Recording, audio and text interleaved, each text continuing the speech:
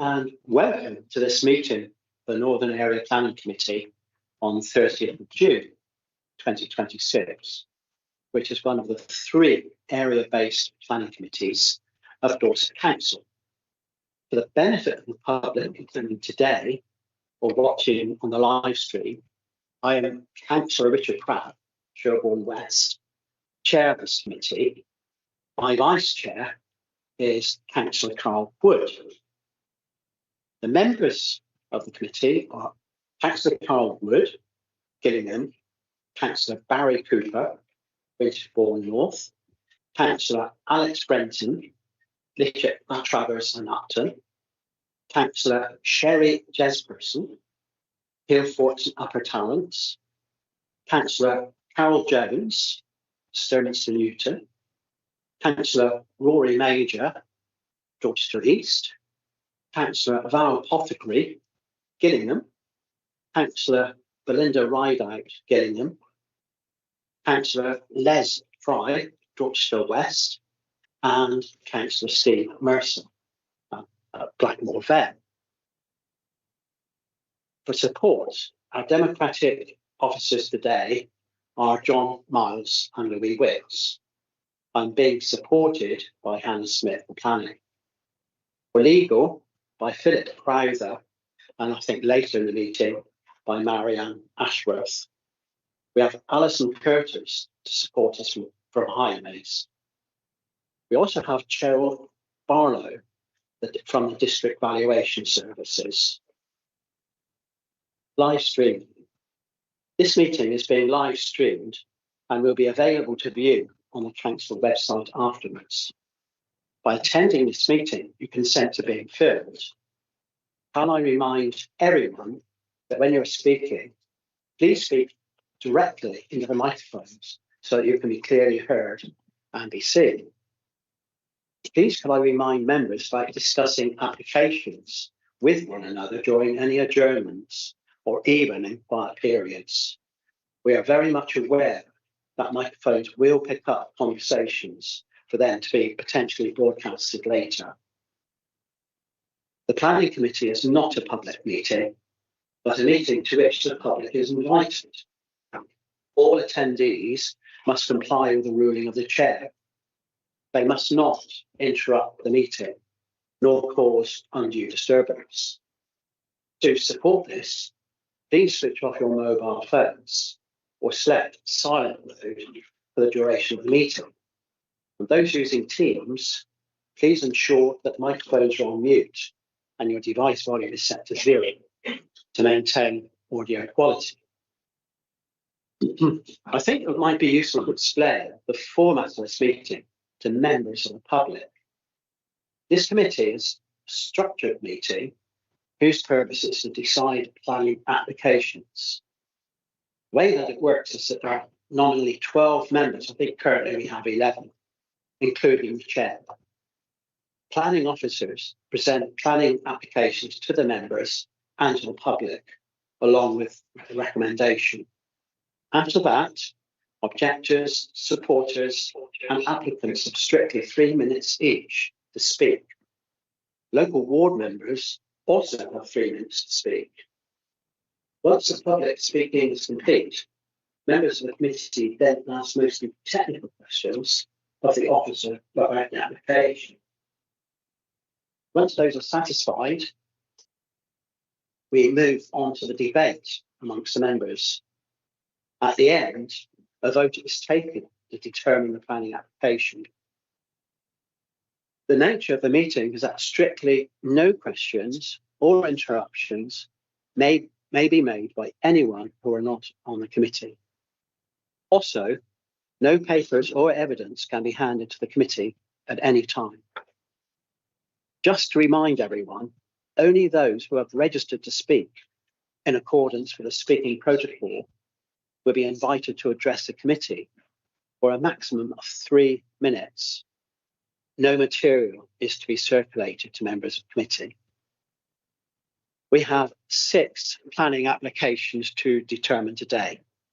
And they are land south of Athelhampton Road, Puddletown, land at the George Albert Hotel near Evershot, a statue at 34 South Street, Dorchester, Black Oaks, Bournemouth Road, Charlton Marshall, a tree preservation order at the Church of the Holy Rood, Shillingstone, the bridge at Kingston Mill Lane, Torrent, Kingston.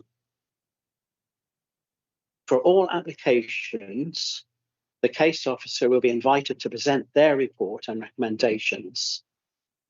Speakers will be invited to speak either in favour or against the application.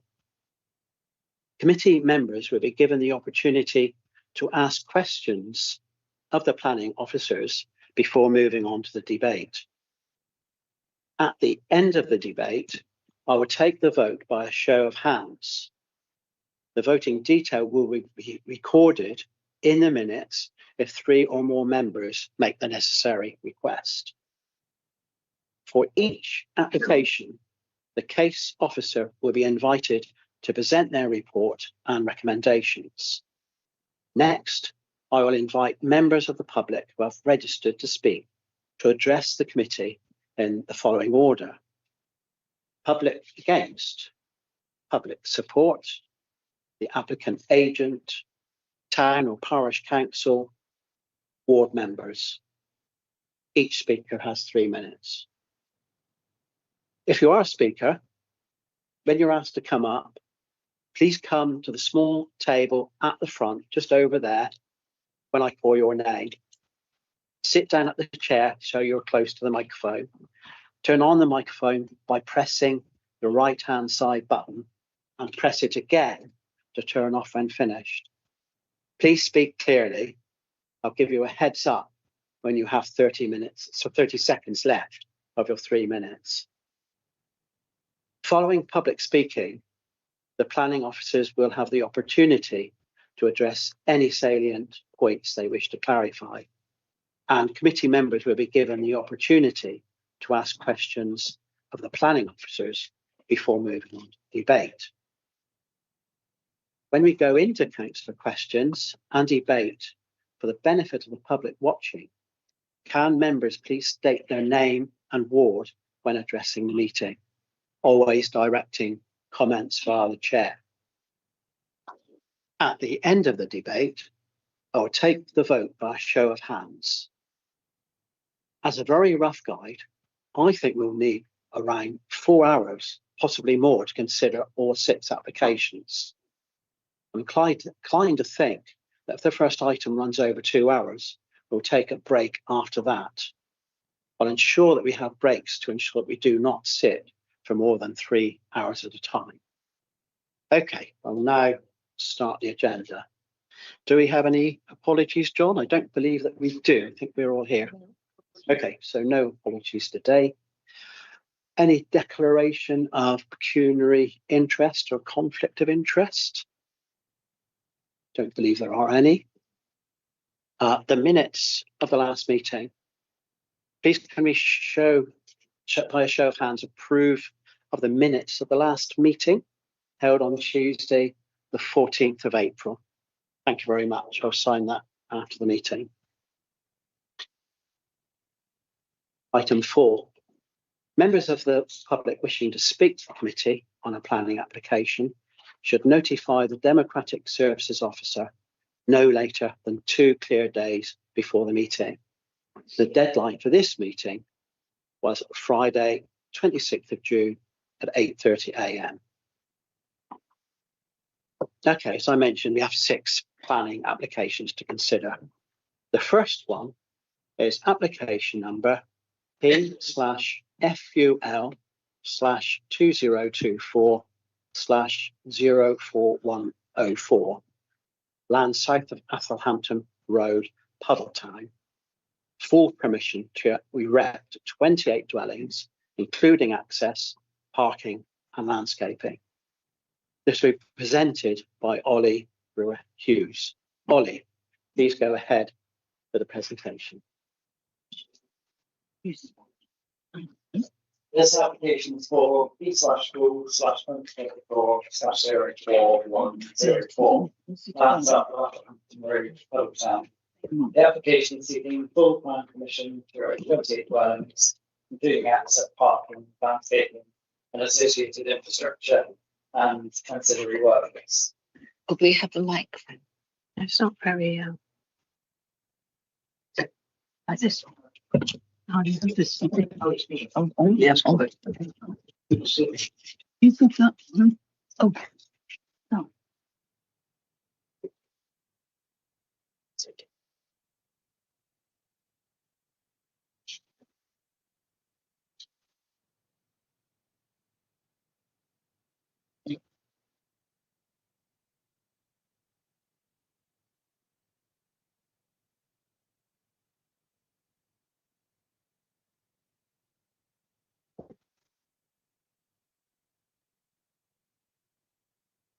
The application site is shown in red and blue line denotes the area within applicant's ownership. The site is situated on the edge of Paddletown, south of Wellington Road, and situated adjacent to Mining Lane, which is located to the west of the site. The Paddleton neighbourhood plan allocates the site for around 18 to 22 dwellings. This shows an aerial view of the site. As you can see, the site is situated in red, and then the village centre is highlighted in orange, and it's within close proximity to the application site, with good walking routes between the application site and the village centre. The doctor's surgery is also located just on the edge of the site to the west, and Little Norcox situated to the south, and Ilsington House, Brady Star listed house situated to the north of the site. This shows it in more detail, and as you can see, the village centre is situated around 5 minutes walk from the application site, and the doctor's surgery adjacent to the application site.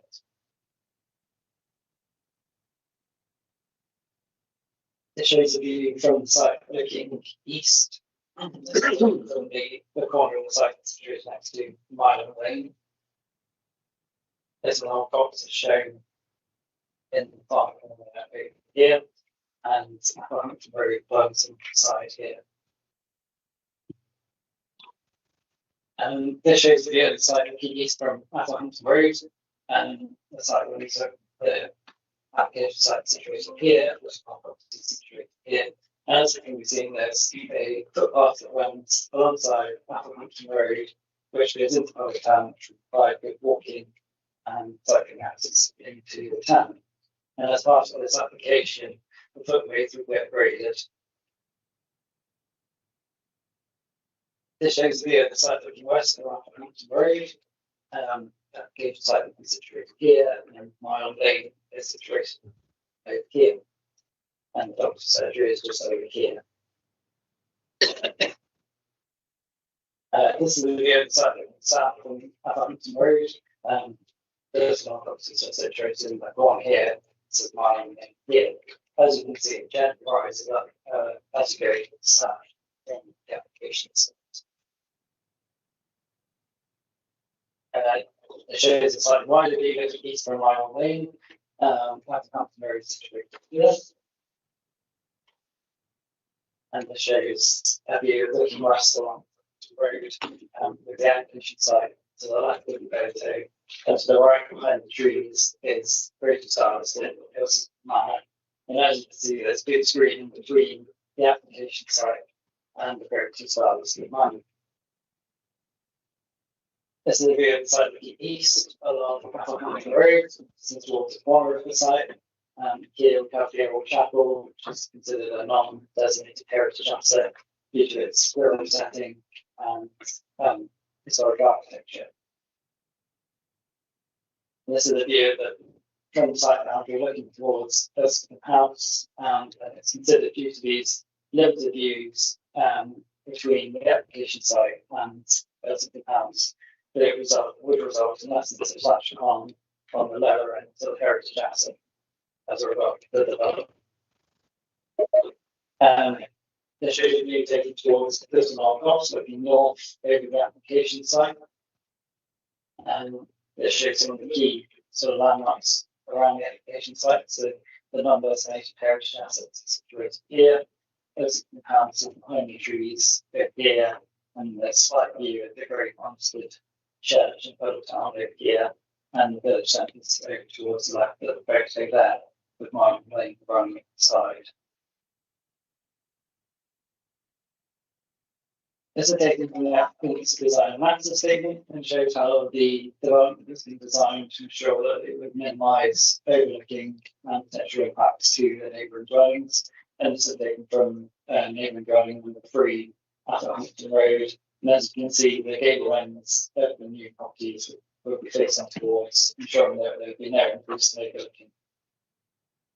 And this is a similar view taken from number 2 at Hampton Road. Showing what the proposal will look like in the back garden, ensuring that there would be no increase in overlooking to the neighbouring dwelling.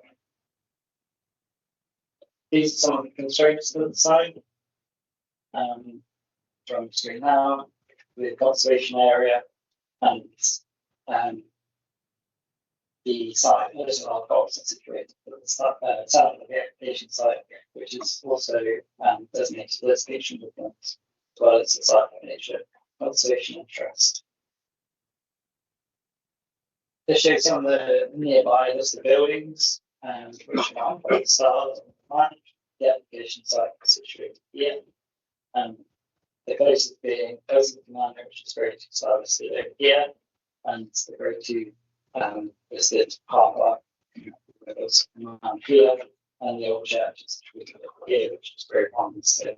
But due to limited views between the application site and heritage assets, it's considered that there would be no harm to the church and less substantial harm in the lower intakes. And this shows the proximity of the conservation area to the application site, and it was concluded that there would be no harm to the conservation area as a result of this development. This shows the proximity of each woodland in respect to the application site. Basically, this and all cottage is situated just to the south here. The development has been designed to ensure that views of this and all cottage from Hampton Road will be maintained, which as required by the neighbourhood plan policy. It shows the nearby public roads, the nearest one along just past the surgery along here. And as you can see, there's limited views between the nearest public roadways and the application site. The proposed master plan is shown. The public open space is situated along the northern boundary, with the 2 sub-points situated here, there is situated here. Designed to ensure that there be kept views of this small box right here, one along here. The plan has rear court parking and driveway parking. Rear court parking is so that allows these bunches to be kept and have the bunches along here, green lines up to the small cops. The parking would be well surveyed with lots of driving overlooking the parking areas. There'll be 40 allocated parking spaces, 27 garage and driveway, and 8 unallocated spaces, which is 7 car spaces, averaging 2.7 car parking spaces per dwelling. The frontage has been proposed along Hampton Road, which we'll show in more detail in a minute, which has been required, which implies would be requirements in the plan. Show the proposed site plan with some of the landscaping proposed, with trees proposed on here, and a buffer to the wider landscape beyond. Bus stops will also be proposed along here and along here, providing further connectivity for the site to the wider areas. So that proposed landscaping plan with hedgerows along here and providing buffers to the landscape beyond and tree planting around the site, forming tree line streets along here.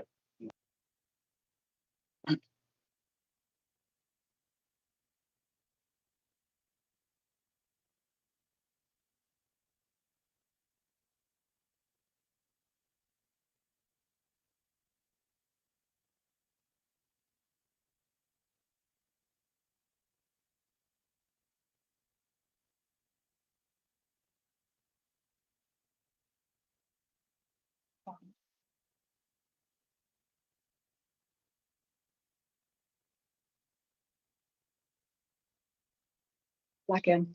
Yeah. Okay.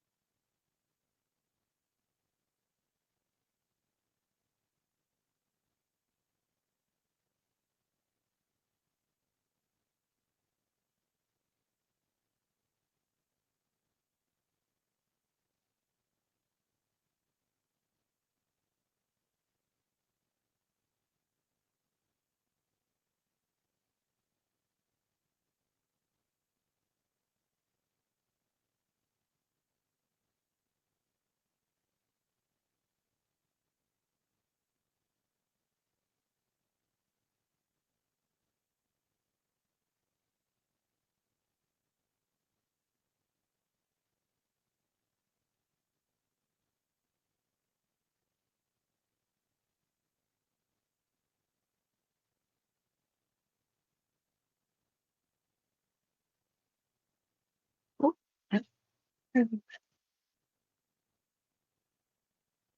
oh,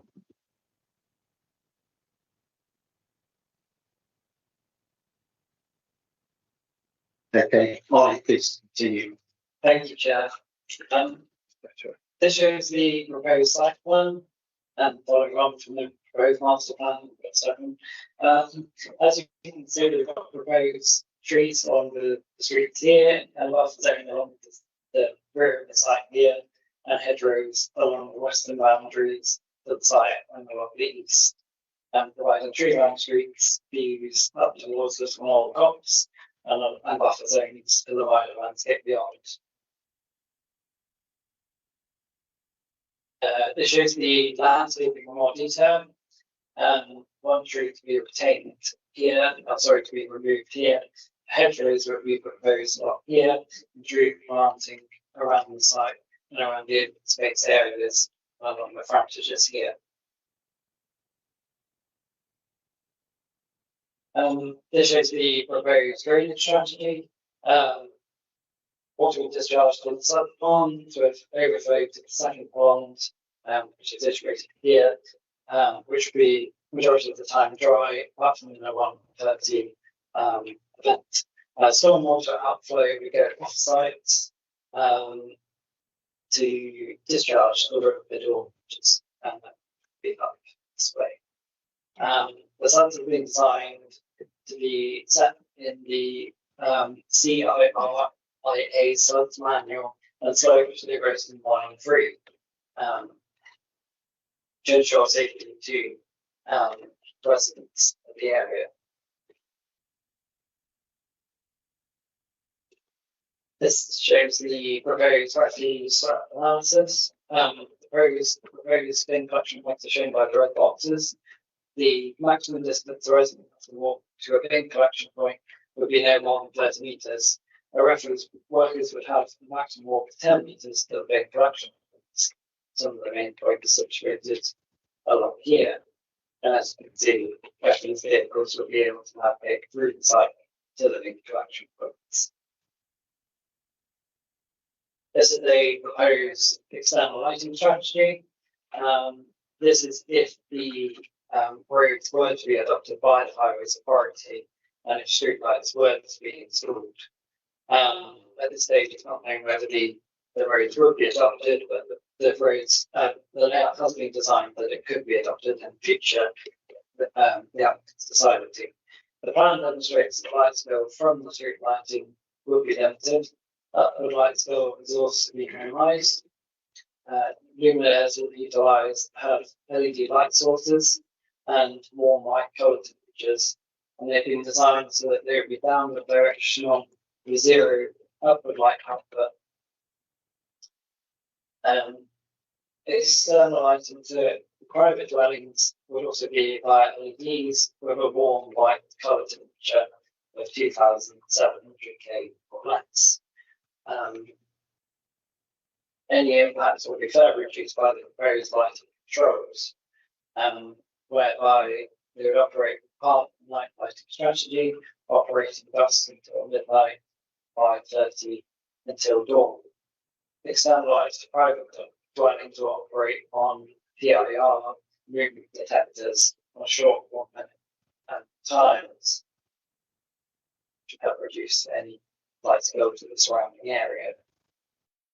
It shows some typical elevations. This is for the 1 and 2 bed apartments, which are situated adjacent to Athelhampton Road, Brighton, the development.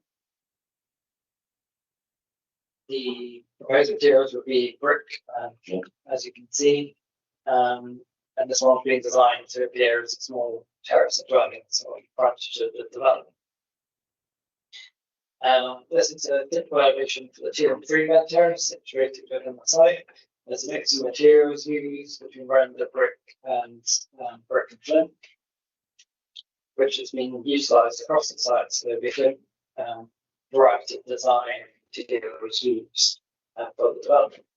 This is a typical elevation for the 2 bed flats over the garages, which have been designed to have an appearance more of a converted agricultural farm. The bottom photo here shows the view from the wider views of the building where the hedge line, the line here demonstrates where the hedge row would be. So from a wider view, these would be relatively limited above the buildings, giving that sort of converted agricultural appearance. This is typical elevation for the 2 bed semi-detached dwellings. This one also had brick D10.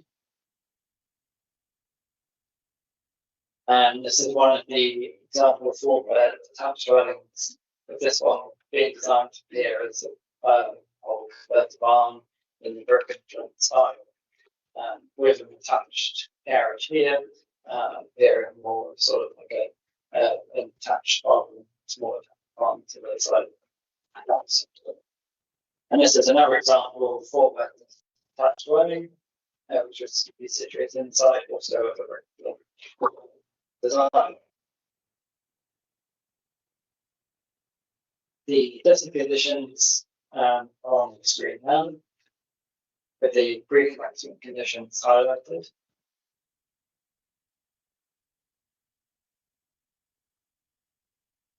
And the informative notes are shown here.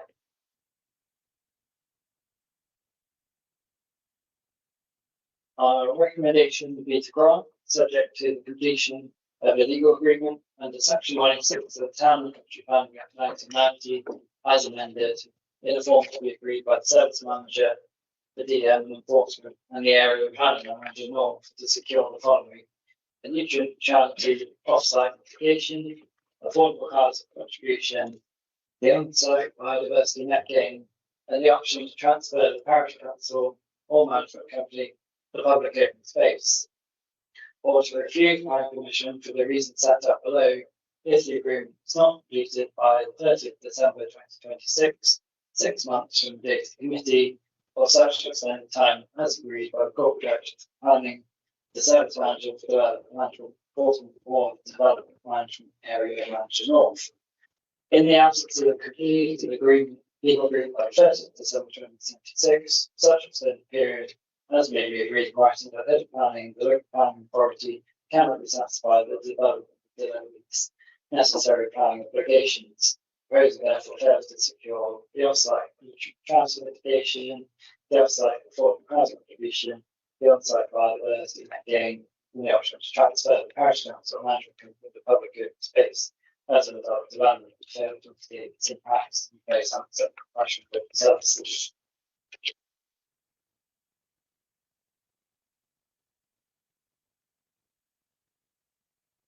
This is subject to the details that are shown on the update sheet that was circulated before.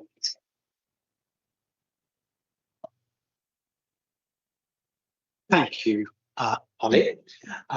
Okay, could I now please ask Steve Clark to speak of Wyatt Homes? Okay.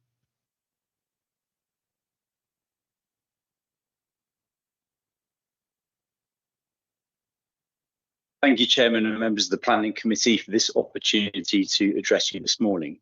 My name is Steve Clark and I'm a Senior Plan Manager at Wyatt Homes. For those of you who don't know Wyatt Homes, we're a Dorset-based house builder with a proud track record of delivering high-quality developments. Our development just down the road from here at Elm Close in Sturminster Newton is a good example. We take the same commitment to design, quality and placemaking across all of our sites, and the scheme before you today is no exception.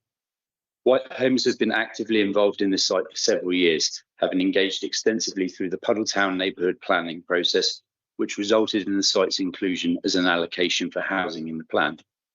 We've worked positively and constructively with the council's officers to respond to their comments, and there are no objections to the application from statutory and internal consultees.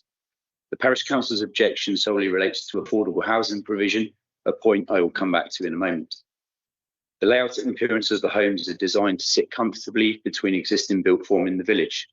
The layout presents an attractive frontage onto Applehampton Road, with dwellings set back behind grass virgin hedgerow.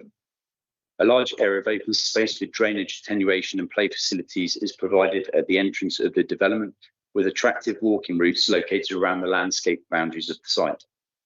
Biodiversity net gain will be achieved with an uplift of 11.9%. Parking is provided in courtyards and garaging, with some visitor spaces provided on streets separated by tree planting to avoid car dominance. Proposal will see the delivery of 28 much needed new homes, meeting the needs of those looking to get on the housing ladder, as well as growing families and those looking to walk, shop and services within the village. Since the time of allocation, we have seen many changes in the planning system, development industry and general economy, which have resulted in unprecedented viability pressures. As a result, it has been necessary to submit a viability assessment, which has been independently reviewed by the district valuer on behalf of Dorset Council. This concludes that the scheme can only viably make an off-site contribution of £72,000 towards affordable housing. The proposal will, however, still provide smaller homes, including 2 one-bed flats, 4 two-bed flats, and 7 two-bed houses, helping broaden the range of housing available locally and provide a more affordable choice where this type of accommodation is currently limited. The development will also generate approximately £498,000 in seal receipt and £50,000 in Section 278 improvement works, which will contribute towards local infrastructure. You have 30 seconds, Steve.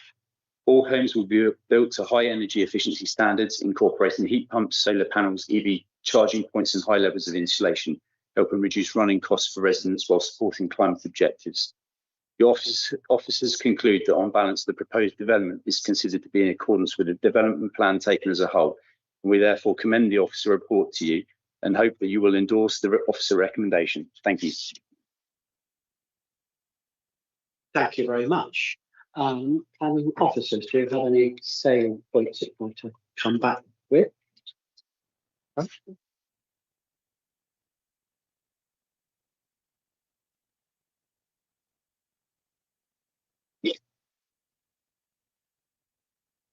I'm Sheriff from the District Highway Service, was in the DBS. We undertook an independent viability review of the viability report submitted by the applicant proposed to mitigate unit residential development. The scheme was assessed on the fully compliant scheme, which included 35% for housing, 26 more 652, and silver contributors of £383,000. It was considered not viable. DBS then undertook further scenario testing and were able to determine that the scheme could provide still contributions of 498,451,000, section 278 contributions of £50,000, and nitrate mitigation contributions of £191,484, which would resulted in a surplus of £72,165, which would be used towards on-site affordable housing. So overall, considered the scheme could not deliver on full policy, but could produce a reduced level of contributions.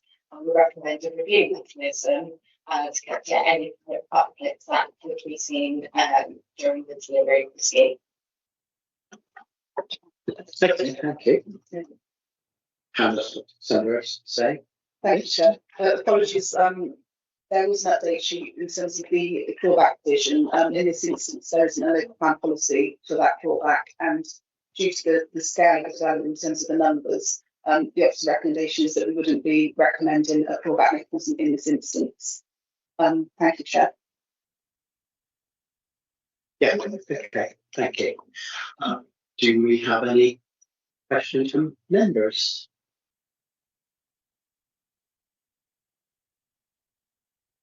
No questions at all. So if we don't have any questions, we can move straight on.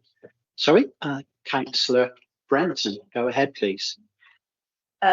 Councillor Brenton, Bishop and Upton. I'm surprised there was no other speakers. That's why I was expecting another Okay. So looking at this site, the site is sort of eminently suitable. I could quite see that. And you've ticked boxes about bus stops, or there's been consultation about that.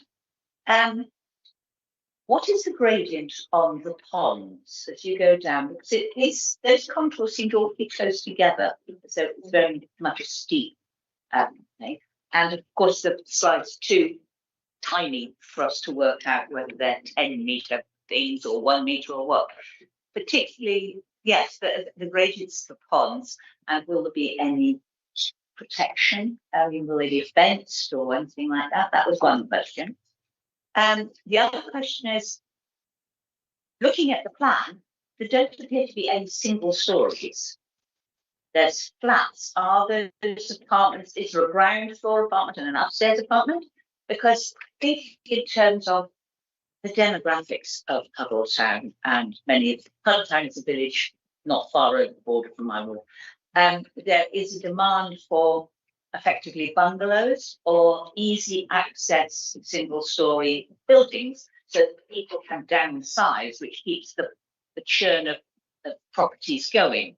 There's a lot of older people sitting in large properties that can't see anything that they would care to move into in the same village. So I just wonder how many of them are disabled adapted or single story easy to adapt, because that would meet the demographic a bit better.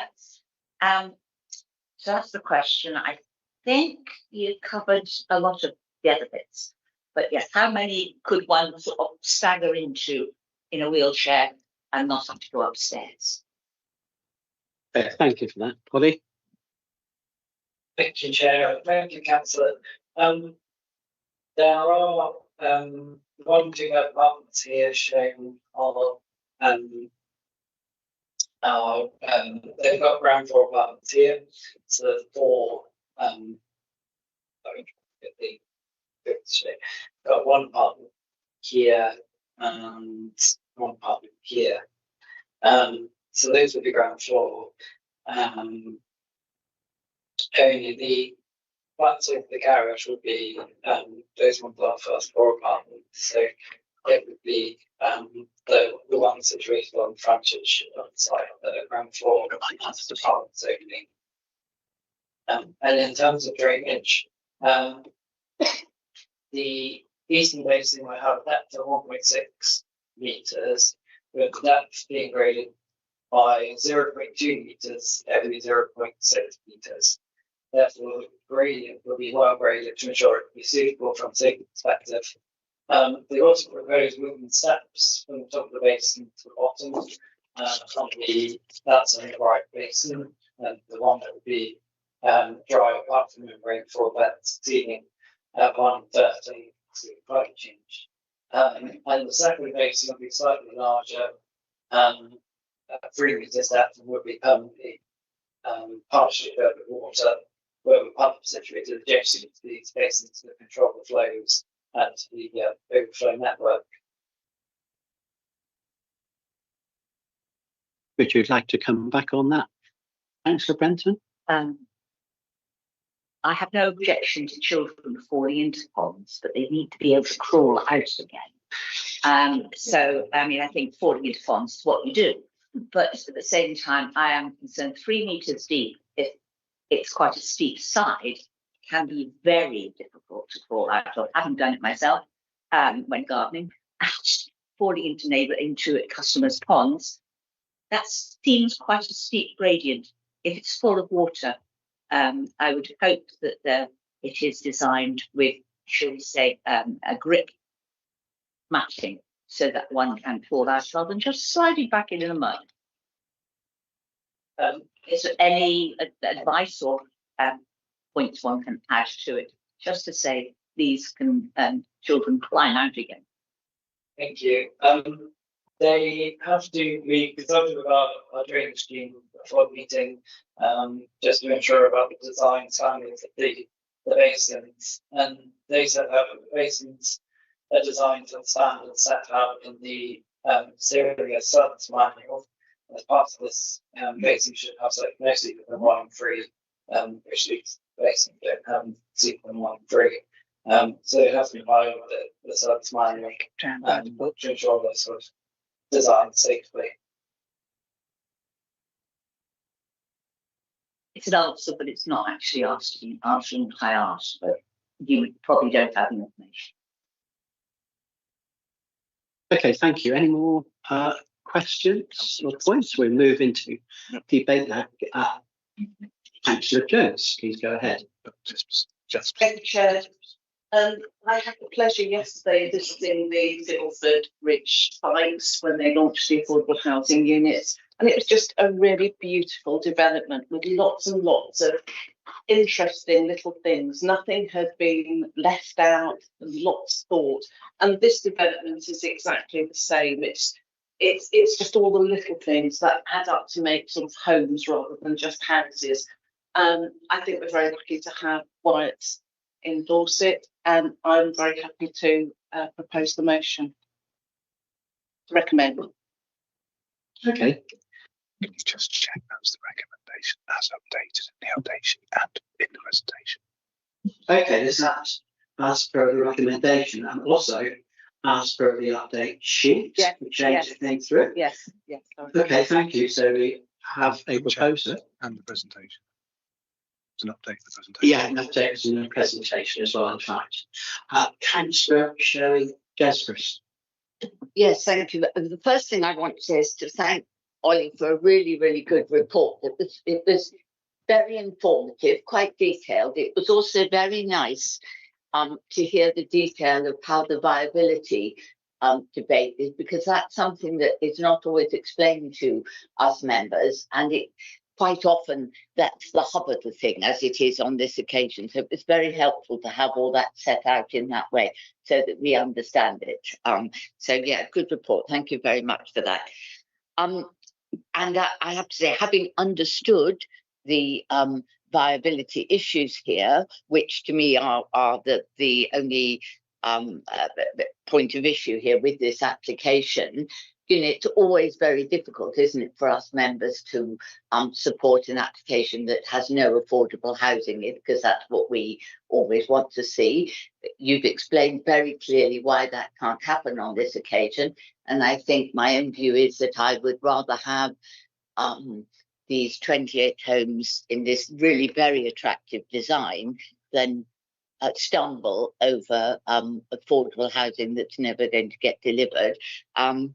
So I think it's a good design. I think it's a good layout. It's attractive. It's place making as opposed to just house building, which is what we're always asking for. So yeah, I have to say, I think on balance, I very much support this, and I would be happy to second Councillor James's recommendation to approve. So are you minded to second this? I have seconded, You yes. are. Yes. Very much. Any other points or questions before we go to a vote? Councillor Belinda Rideout. Thank you, Chairman. Councillor Belinda Rideout, Gillingham Ward. I concur with my fellow colleagues across the table there. I find this a very well thought out and designed application, and sustainable, which is important. But I've got one request. As to provision of bird boxes on new buildings and existing trees, but particularly on the buildings, could we have some swift bricks? Yes. Or swallow nest, please, Yes. as well? Could we make sure they're included? Thank you. Would you like to answer that? Ollie, please go ahead and answer that question. Thanks for Chair. Sorry, we're just double checking the report to see what's proposed. They are providing that was the opportunity to sit down with bird boxes on new buildings and existing trees.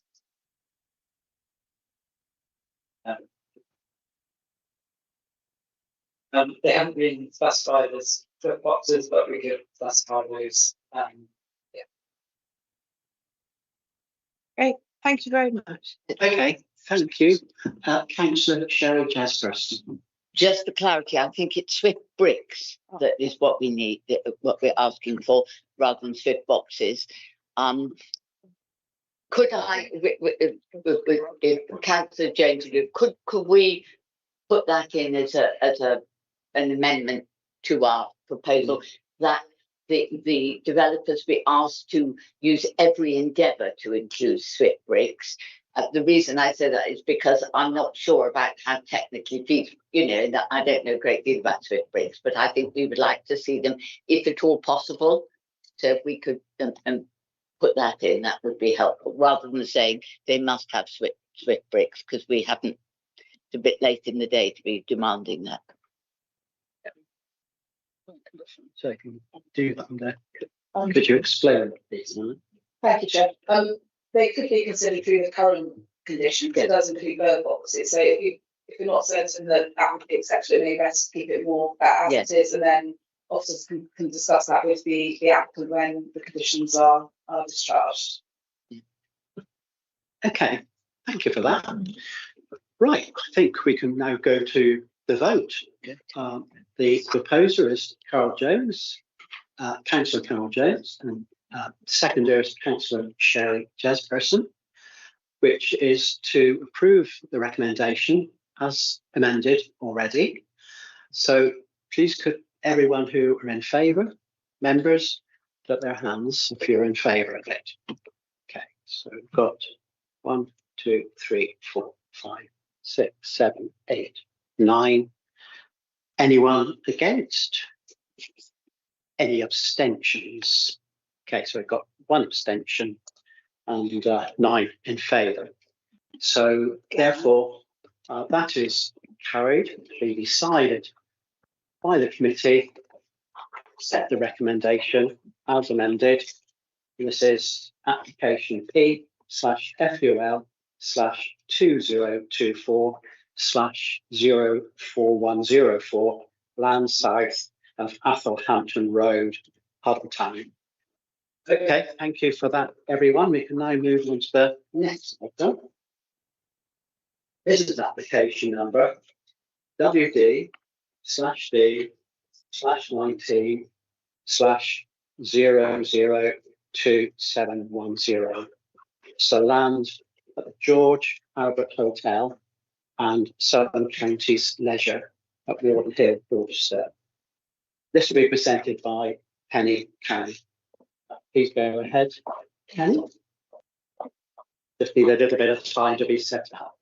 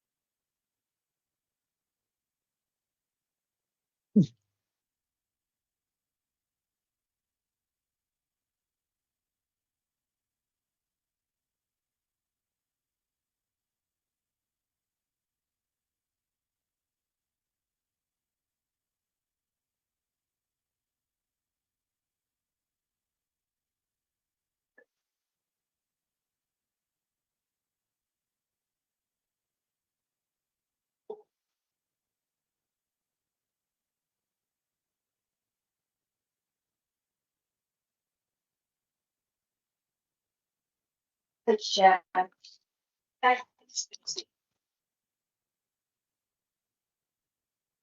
So this is an application that relates to the change of use of the land and erection of 146 holiday lodges, including staff accommodation at the site land at the George Albert Hotel at Warden Hill, site near Seven. This slide shows the site in its rural context. The site goes outside of the settlement. It is directly accessible from the A37. So the site is located, if you can see my cursor, within the centre of that image. And this yellow route that runs north-south is the A37, with Dorchester to the south and Lincoln Local to the north.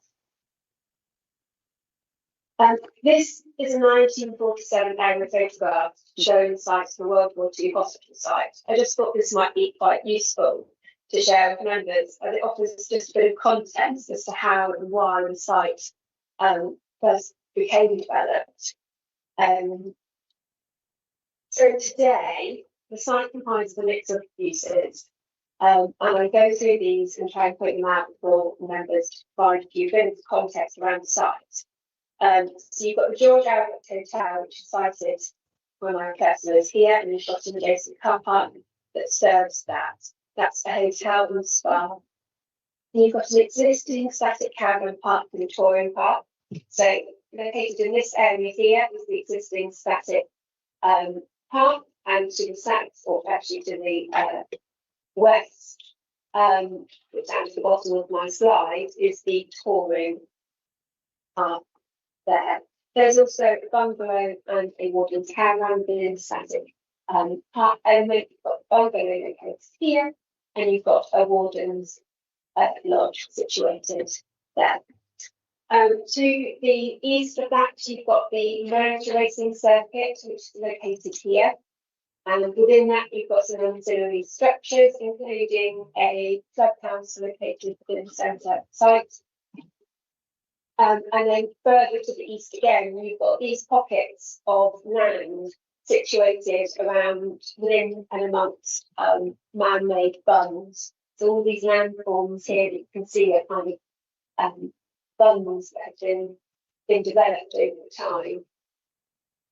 To the south, you've got the shooting grounds here. So that's the historic Clay Pigeon shooting ground, and you've got ancillary structures associated with that to the rear of the hotel. There is extant permission for a solar park on the site of the shooting ground where my cursor is here. That included lands to the east, which is outside this image, where the solar farm has been erected. This has been developed, and that is the extent. There's a parcel of agricultural land to the east that sits outside the application site, or the main body of the Warden Hill site. It is included with this application and is proposed to be used in natural agricultural use and used for as a wildlife area. There are also a couple of telecommunication masts located on site, located here, and one located here. And there's also just adjacent to this water, this telecommunication mast is a water tower located here. There's 3 accesses currently onto the site. You've got this, the A37 that we saw, that main road that we saw on the larger map, and the main access is here, but you've also got 2 additional accesses to the north, one to the static caravan park located possibly here, and one to the motor motor racing track. We've also got a right of way that runs along the eastern boundary of the site along this edge here, and that then continues in a southeasterly direction. This plan is simply there just to show you the position of proposed solar panels, which are expanded to the site. So this is an area to just help you with that context. So I'll go through quickly. We've got the hotel here and the car park. We've got the staff caravans located here, touring park. We've got the racetrack located here, and here are these pockets of land between these funds. Telecommunications market here and here, the water tower, and then this area here is the former shooting ground. I will say, not mentioned, there's a retail element there as well. There's a gun shop, antique store, and cafe located in this building. Yeah, just with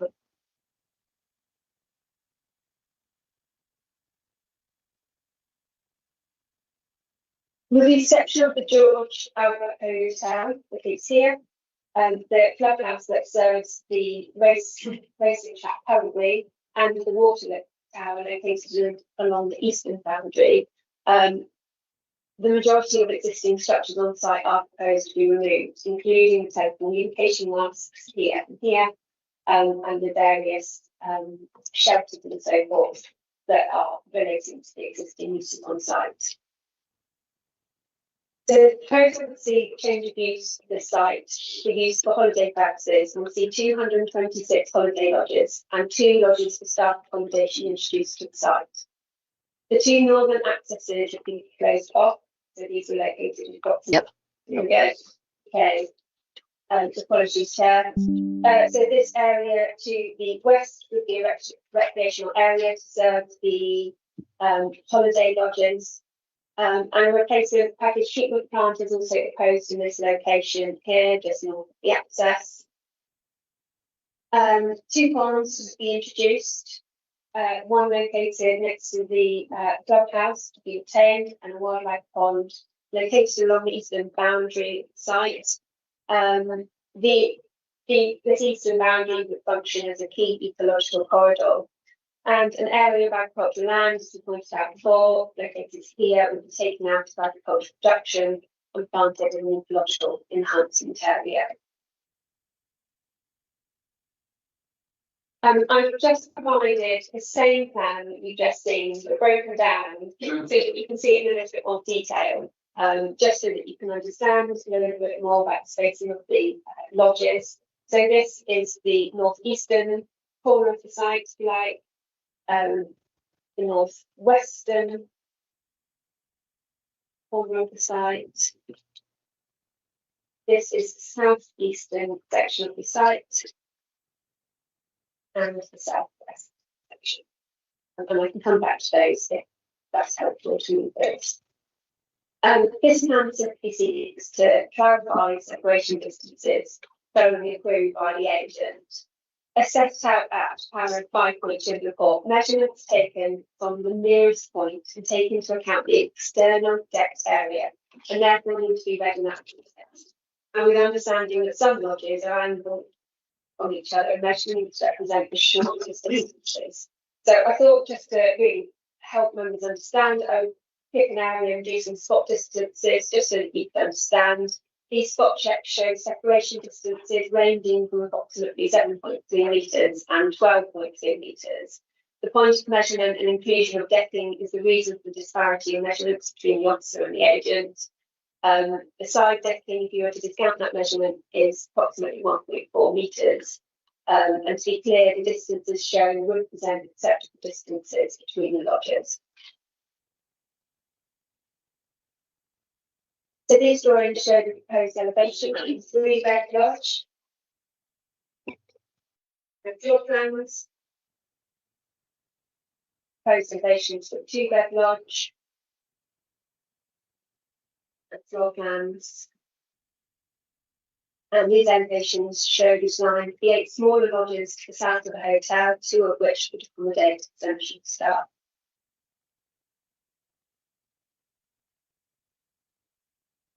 The agent has provided some sections which just help to show the final anticipated levels of the site. When you walk around the site, it's quite hard to envisage because of all the additional funds.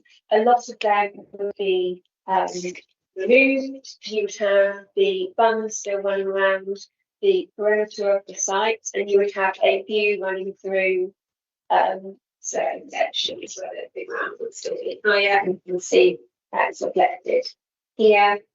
This section 8A runs along this section here, so you can just see that one there is this stretch here.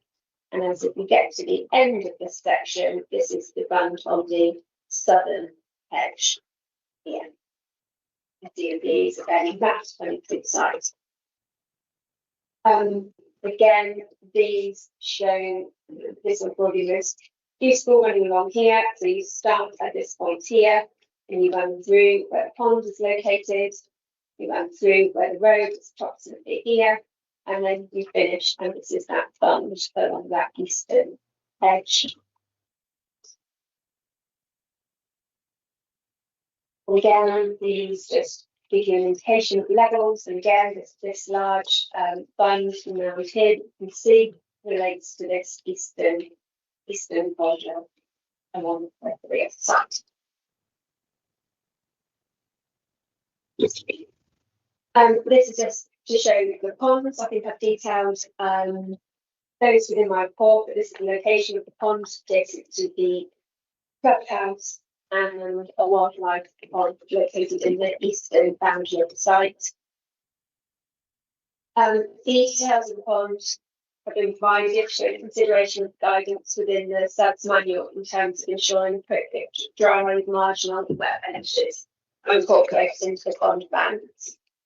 Condition 13 seeks additional 120 sections showing north, east and west banks of each pond that seeks to secure a pond maintenance strategy.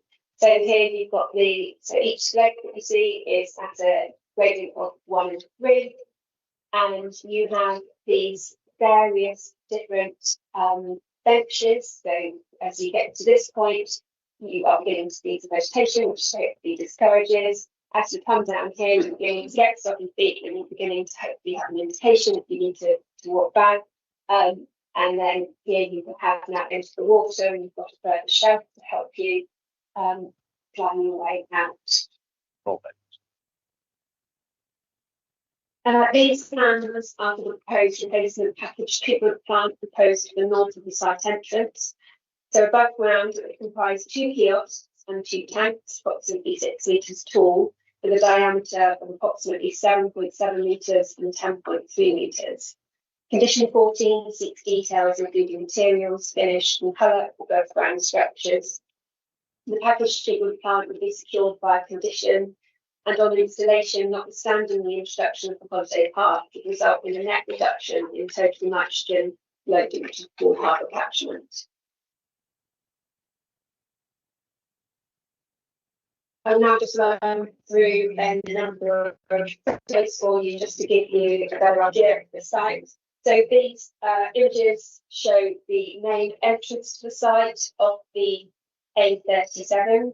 This would be the sole entrance and exit from the site. And along the northern boundary, we have those 2 existing accesses.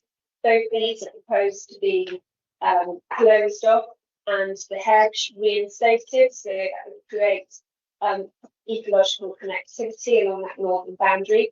So this is the existing access into the static caravan park, where you can see that the views onto the site are possible. And this is the second access, providing direct access to the motor park circuit, which is again visible from the entrance. This entrance would be, as per the other one, closed up and a hedgerow reinstated, and that is secured by condition 9, so consent. These images show the George Albert Hotel and Spa, which would complement the proposed holiday use and vice versa. These images show the existing touring park, this area would remain undeveloped and would offer a recreational space for the proposed scheme. It would also accommodate the package treatment plant. Here you can see the existing caravan park, including Warden's Lodge, just popping into the image there, and the existing bungalows, which you see in the image here. The existing touring units will be replaced by the proposed lodges at park.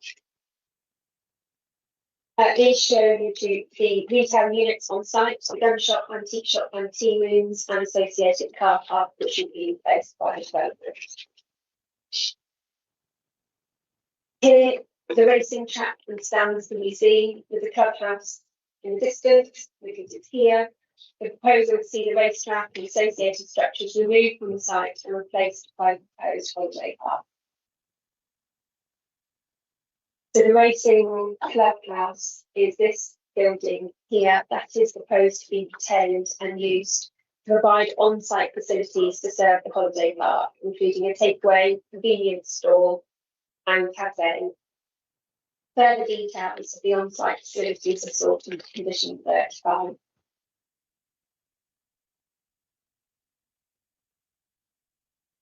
A disused World War II water tower along the eastern boundary of the site can be seen here. It is used as a hibernation roost for the lesser horseshoe bats and a summer roost for at least one greater horseshoe bat.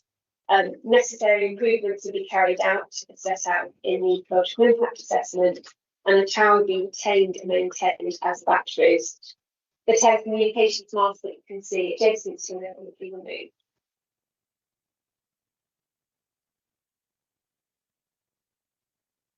So along that eastern area, if you remember, we have these pockets of sort of land in between these bunds. You can see how these intersect the lands and create these kind of little plateaus in amongst them. So this just shows north and eastern bunds at the boundary of the site, as well as internal bunds. So this one is the right of way that we saw along the eastern boundary. That is the other side of this bund here, which is this bund here. And then these are the internal bunds.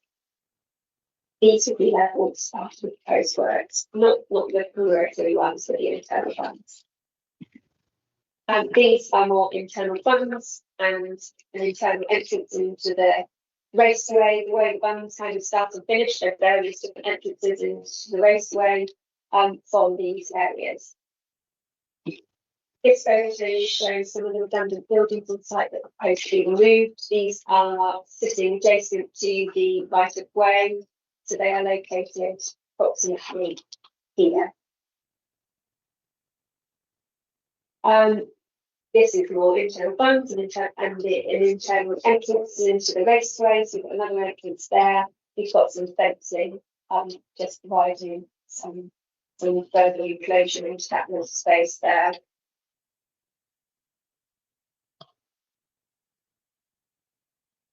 Further telecommunications mast.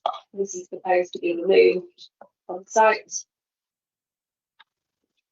These are views from the shooting ground. You can see the raceway distance here, and this is the boundary of the site. It's open towards the former shooting ground shelters with the hotels there. So these are some further views from the showground. This communications mast is quite helpful. We'll look at some wider longer range views soon, and that's a useful indicator as to where the site is situated.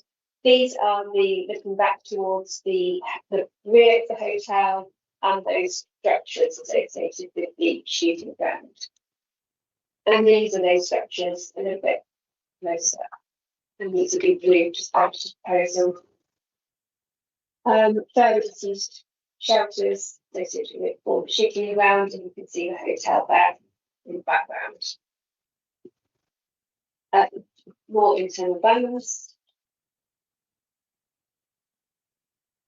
These photos are taken from the public right of way that runs along the eastern boundary of the site, which the site would have connectivity to. So you've got this is This is that eastern boundary of the site, which is also this boundary here. And this field adjacent is the field that actually has the rest of the solar panels on it. These are further views taken from the public right of way. So you've got the eastern boundary here, and we just turn around the corner. This is the southern boundary of the site. Walking further south, this is kind of looking up to the site, and this is that southern boundary and then eastern boundary. So you're looking at the corner of the site there. And this is just a view of the agricultural land that is proposed to be taken out of production, situated next to a copse. This area would be planted for wildlife, and an area would also be made suitable for style. In terms of wider views, I'll run through again. They start off going along this footpath that extends past the site. The site's located here, and it extends past the site. We've got various vantage points here. This is the site. There's that telecommunications mast, which is a useful reference when looking at these photos. You've got the eastern boundary, and then it extends around to the south there.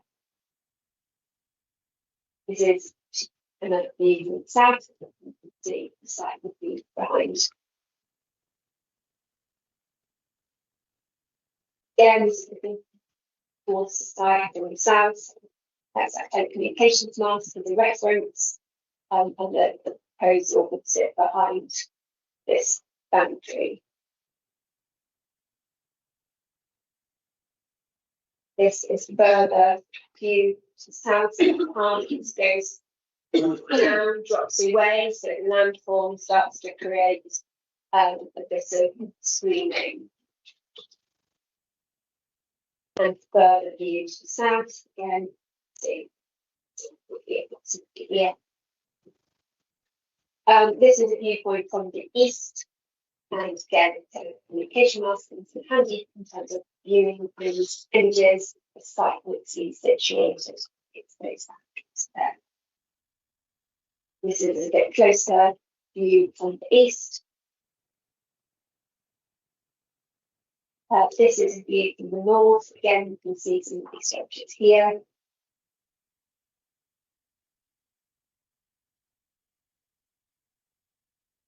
And from the west, you get some vantage towards the point, towards the site, in particular the two-storey element of the George Hotel can just be spotted here. It's a little bit more visible again, where you from various vantage points to the west, you've got that telecommunications mast and the just double that George Albert Hotel looking up there. And again, further view to the west, you can see the George Albert Hotel situated there. Just by seeing telecommunications mast, you don't tend to see the single-story structures. So turning to some of the key issues in terms of siting, subject to impacts policy, substitute and ECON zoning the local plan permits caravan parks outside defined development boundaries where facilities are provided on site and where they form an extension of existing caravan park. One of the big issues in relation to this application is the loss of facilities on site. Relevant policies are local plan policy COM5 and the tests under paragraph 184 the NPPF, and this is considered in detail in the report.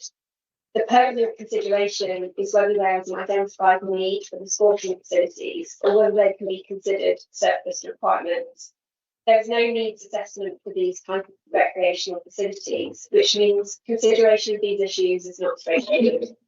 With regard to the play and shooting, the loss has to some extent been accepted through the granting of the exam permission so far, and consideration is given to the fact that the site has been vacant and available for some time with known viability issues owing to contamination. The raceway is a little different in as much as it is still in operation and is clearly a used facility. The landowner has confirmed that the racetrack will be closed at the end of the racing season, and owing to it falling on private land, council could not prevent this, nor could refuse this application. The nearest comparable raceway is in Devon, 69 kilometres away. In the context of raceways, this is considered to be an acceptable travel distance for such activity, and regional access to the sport would be maintained. Taking this into account, it would be difficult to argue that there is an identified need for the facility, such that its loss would be contrary to policy, with little tangible evidence to support need. Also, material consideration is the benefit of removing a use which is less compatible with the existing tourism uses on site and less compatible with the qualities of the national landscape, which makes it special, such as tranquility and remoteness. Your officers have weighed the impacts of the loss of raceway with the benefits of the proposal and have regard to the lack of robust and reliable evidence to clearly demonstrate the need for the facility. This balancing exercise has led to a favourable recommendation. In terms of the staff accommodation, 2 units of staff accommodation are proposed on site. Again, these issues are considered in depth in the report, but owing to the presence of the Warden's Lodge and existing bungalow on site, there will be no net increase, and it's considered that a park of this size could justify 2 units of staff accommodation. As such, no principal objection is raised, and conditions are recommended to ensure that these provide accommodation for essential workers associated with the park. Other issues include highway-related concerns. So concerns have been raised as part of this application regarding impacts of the proposal on highway safety, with particular concern raised regarding the safety of the junction and speed and volume of traffic using the A37.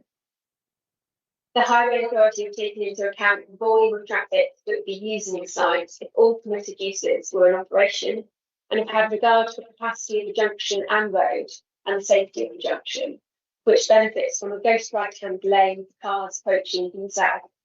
The Highway Authority have also reviewed accident data for the road, having carefully considered the objectives and the objections and proposal. No objection is raised by the Highway Authority. Another critical issue here is the citing of the proposal within the Dorset National Landscape. Critical policy considerations include local plan policy EMB1 and paragraph 190 of the NPPF, which sets out major development tests. These again are considered and discussed in detail in the report. The site is accessible by a major route with facilities to be provided on site. It's a site where tourism provision is an established use and where part of the site is previously developed. Conditions can be placed on consent to secure appropriate landscaping for the site. The site as well contained by perimeter planting, and the proposed scheme would have limited visual impact such that it would not be harmful to the national landscape. Further, the removal of structures and uses that detract from the quality of the national landscape would present an enhancement. Proposed development consequently presents a relatively rare opportunity to support development within the national landscape that does not unacceptably harm the special policies and will contribute positively to the local economy. This is an exceptional circumstances under paragraph 190 of the NPPF and should be given significant weight when heavily in favour of the proposal. On this basis, no objection is raised by the National Landscape Team. As set out in the report, the Landscape Officer has reservations regarding the solicited landscape scheme, but subject to conditions to ensure an appropriate landscape scheme is achieved, which the agent has committed to work on. The principle of development is considered to be acceptable. In terms of other environmental issues, appropriate conditions seek clarity in respect of landscaping, the landscape and environmental management plan, and a construction and ecological management plan. Remediation of contamination land, which is intrinsically linked to the successful establishment of landscape scheme. And construction management plan, which will need to have regard to the remediation scheme of the site. In terms of nitrates, impacts of nitrates on Poole Harbour, together with any impacts on groundwater, is addressed with the package treatment plant to be secured at site. Just a little bit on flood risk. These plans set out the flood risk at the site. The strategic flood risk assessment is the plan located on the left-hand side of the screen. It shows the 1 in 100 year flood risk in green, and that just sits outside the site very different to the plan. There's a little bit there, and there's a little bit just outside the site here. The national flood risk assessment is the plan showing on your right-hand side of your screen, and that shows some isolated pooling of surface water at the 1 in 30 year and 1 in 100 year flood risk. The surface water shown within the national flood risk assessment is associated with depressions in the land, which would be removed post-development through land levelling. A drainage strategy has been submitted relying on infiltration achieved by dispersal of soakaway features, as well as the provision of 2 ponds on site. Sufficient ground investigation and soakaway testing demonstrated that drainage strategy is achievable, and no objection is raised by the Environment Agency or the local flood authority. And further details will be obtained by condition. This is the ecological constraints plan, identifying construction exclusion zones in red. Extremely difficult, I appreciate, on a screen like this to see. They run along the perimeter of the site, and in particular along this eastern boundary, and around the water tower. There's actually a buffer in purple around that water tower. I do realise those good to see here. There's also a Rector donor site in yellow here. It's going around it, and I hope that this helps highlight it, but it's very, I do appreciate it's very difficult on the screen to see. And the reptile receptor area is in light blue. Yeah, this area. Yeah. So the idea is that this ecological corridor along that eastern area would hopefully receive those reptiles on site. The plan would be subject to change following further land contamination investigation works. So flexibility for that is embedded within condition 19. Previously, this land here, which is just outside of the kind of main part of the site, the land, the agricultural land proposed to be brought out of agricultural production, could be an alternative site if, for example, this is no longer suitable following further investigation work. So having carefully weighed up the issues, your officers recommend a grant planning permission subject to conditions as set out in paragraph 16.1 of the report, and the below revision to condition 35, which seeks that the only difference is this kind of sentence that seeks that the facilities in the clubhouse to be converted are provided on site and made available for use prior to occupation of holiday units. Thank you, Chair. Thank you very much, Penny. We now have 8 speakers. The next 3 are in objection to the proposal. Please could I ask Dan Parker to speak, please? Come up to this table. You have 3 minutes. I'll give you a heads up when you've got 30 seconds there. Thank you, Dan. Is that working now? Perfect, thank you. Yes, good morning, everybody, and members of the committee and the chair. Thank you for the opportunity to speak. My name is Dan Parker. I'm the head of Karting and Motorsport UK, who are the national governing body for all 4-wheel motorsport in the United Kingdom. I'm speaking today to raise concerns and formally object to the proposed development insofar of the loss of material restriction of the Clay Pigeon Raceway, which is an established motorsport venue. Clay Pigeon Raceway is not simply an area of land with an alternative potential use. It's a long established motorsport karting circuit with significant community and heritage value. The venue has played an important role in British karting for decades and has supported the development of competitors, officials volunteers, clubs and all their families across the southwest and far beyond. Kart circuits of this type are very specialist sporting facilities, and they are not easy or impossible to replace. They require the layout of land and infrastructure, all of which is licensed by Motorsport UK. To give you an idea of scale, we have around 35 venues licensed in the UK for use, and there's only around 6 or 7 of these which can host the type of events that Clay Pigeon Raceway hosts. If we lose a venue like Clay Pigeon, it's not realistic to assume that another equivalent facility can be replicated elsewhere. Dunkeswell, which has been highlighted as a possible alternative venue, is a venue in its own right, but has significant challenges with planning and use, and basically will become very difficult for the pathway in karting to operate.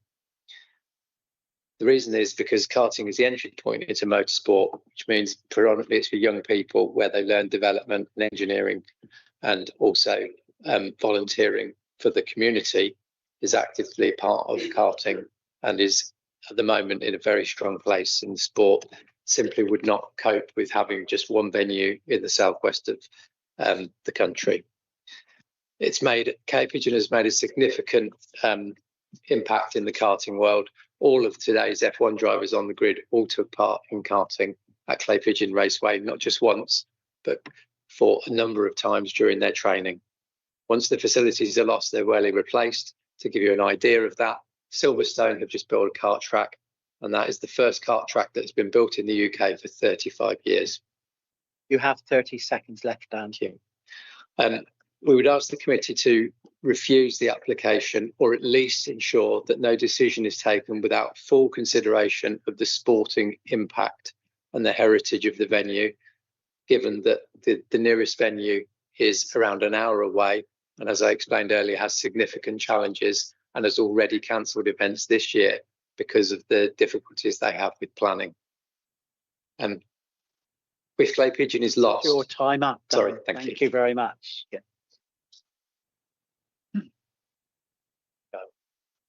Yeah, no, just Fun will come. Okay, please can I ask John and Lucy Hodge to speak?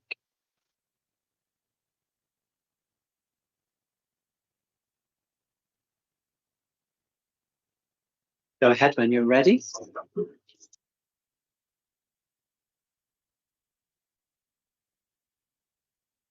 Thank you for this opportunity to speak. Our village, Backham, is less than a mile from the site. This is the wrong scale of development in the wrong place. With no realistic access to public transport, this is an entirely car-based development at a scale which will bring unprecedented rural through traffic and new hazards to the A37. 226 lodges plus staff is equivalent to bringing a medium-sized village to this unsustainable location. Would the planning inspectorate accept this with scant consideration of highways impacts? In terms of car dependency, the nearest public bus stop is over 8 kilometres away. Cycling from the site is challenging, even for confident cyclists. Access to Dorset's attractions beyond local hiking would require a car. In terms of vehicle numbers on changeover days, imagine over 226 cars arriving and 226 leaving, plus vehicles for staff, maintenance, cleaning, online food shops, all through the rural network or via the A37. Even the applicant's own transport assessment acknowledges 470 two-way trips per day during weekdays, increasing to 558 at weekends. In terms of rural traffic, Google Mapping will direct visitors from the northeast, such as London, to leave the A303 early through villages. Visitors seeking local attractions, such as in Sherborne or Bedminster, will use rural routes. The highways response is lacking and calls into question a safe decision today. Why hasn't independent transport modelling been sought?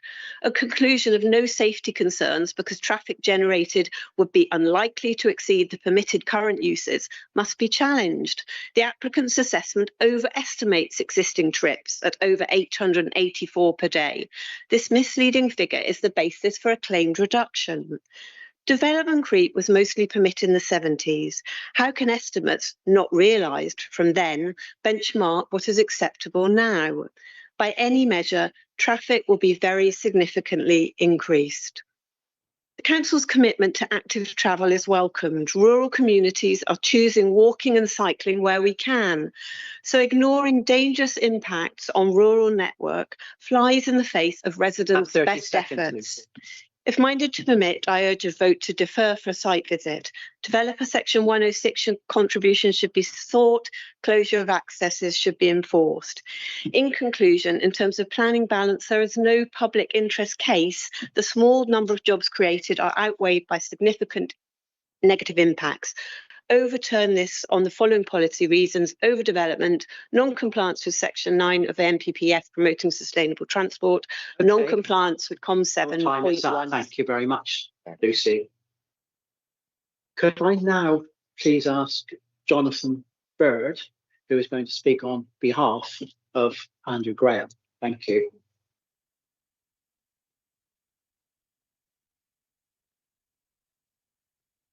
Is Jonathan Bird here? No? Okay, in which case, move to public who are in support. I'd like to ask Nick Sanson to speak.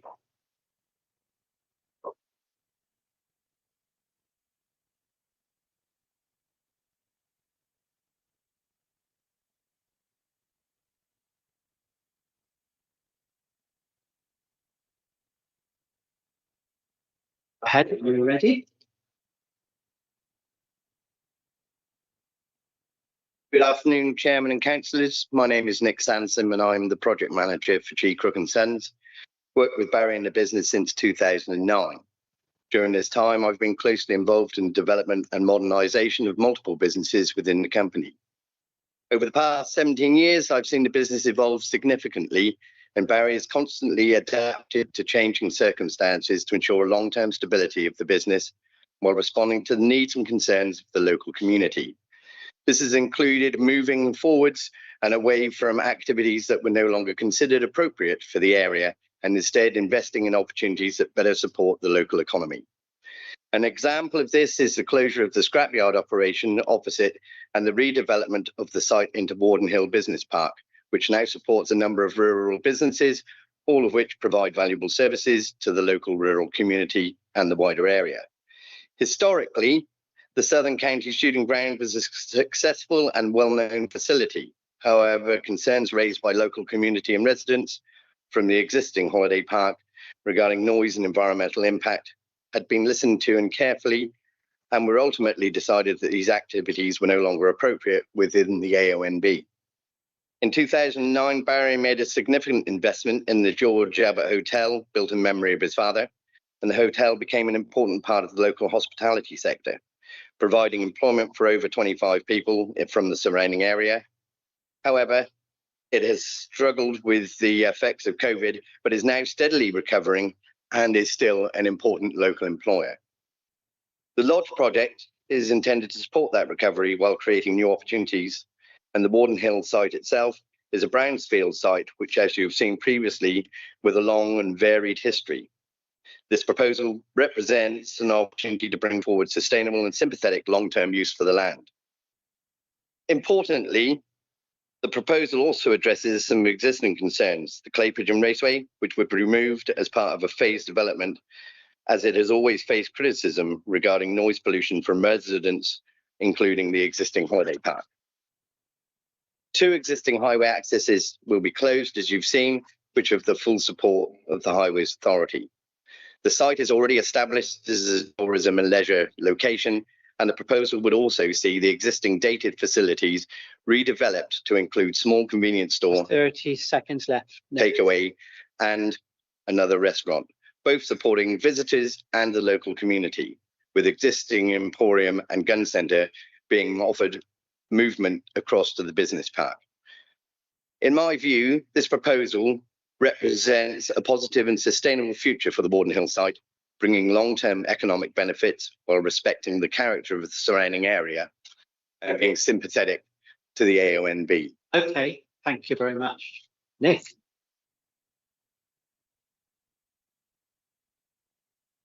Could I now ask Bradley Newton to speak?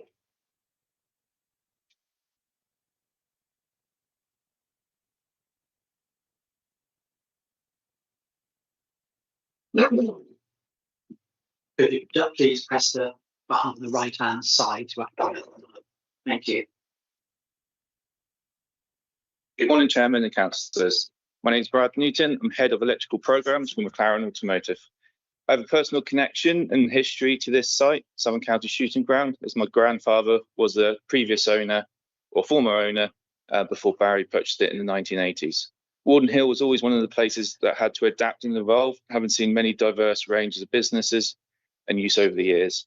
However, for long-term stability and sustainability, a site now requires a new, fresh vision, one of that respects the surrounding and making the most of an exceptional location.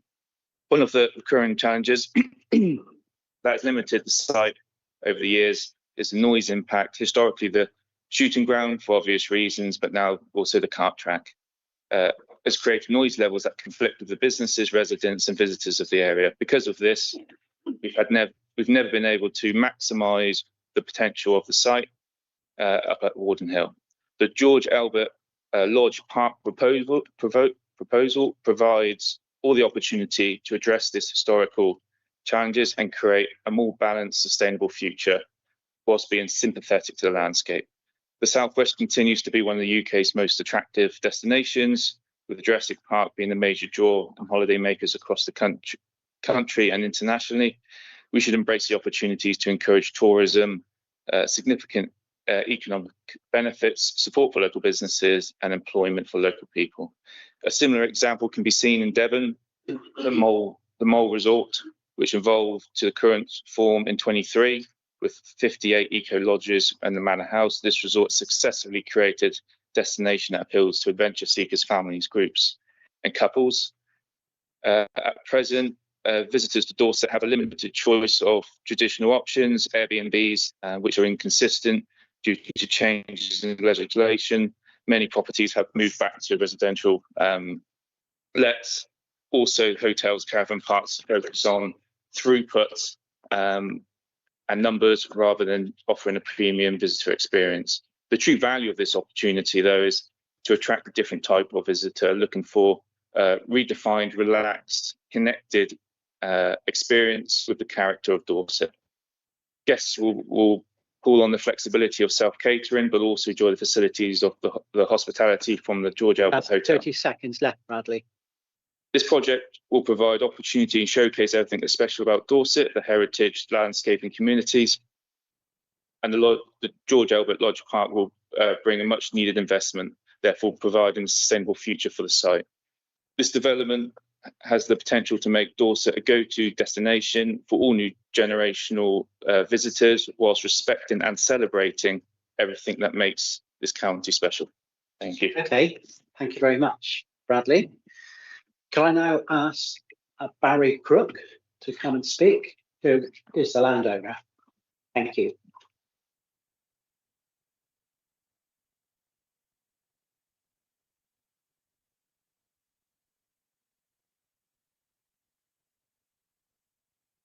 If you press the button on the right-hand side to activate the mic. Thank you.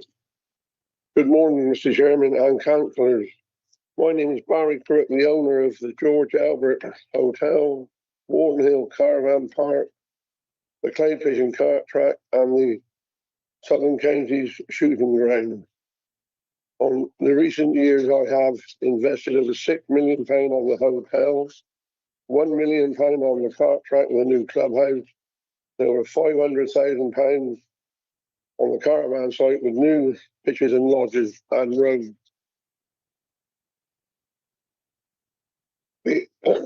We have 60 pitches on the caravan site already, and with the new planning, it only adds 166 new pitches.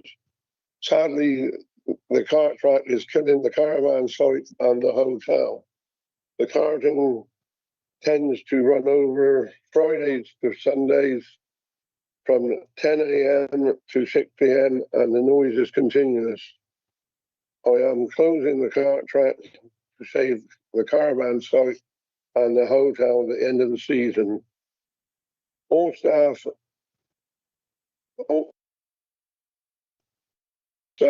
jobs on the park will be offered other employment in the group. The new lodge development will tidy up the old shooting school, and the cart track clubhouse will be used in the new lodge development.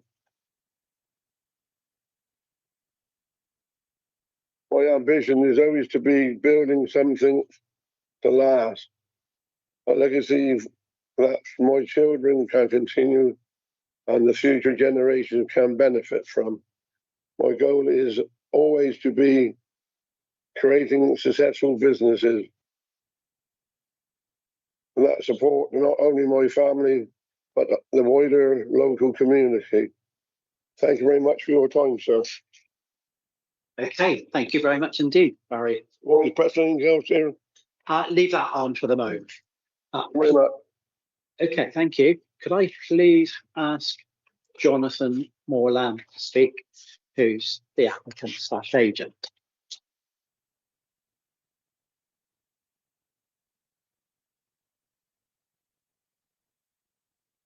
Go ahead when you're ready. Thank you. Good morning, Mr. Chairman and councillors. I'm Jonathan Lamb of Land Planning and Design, the agent for the applicant.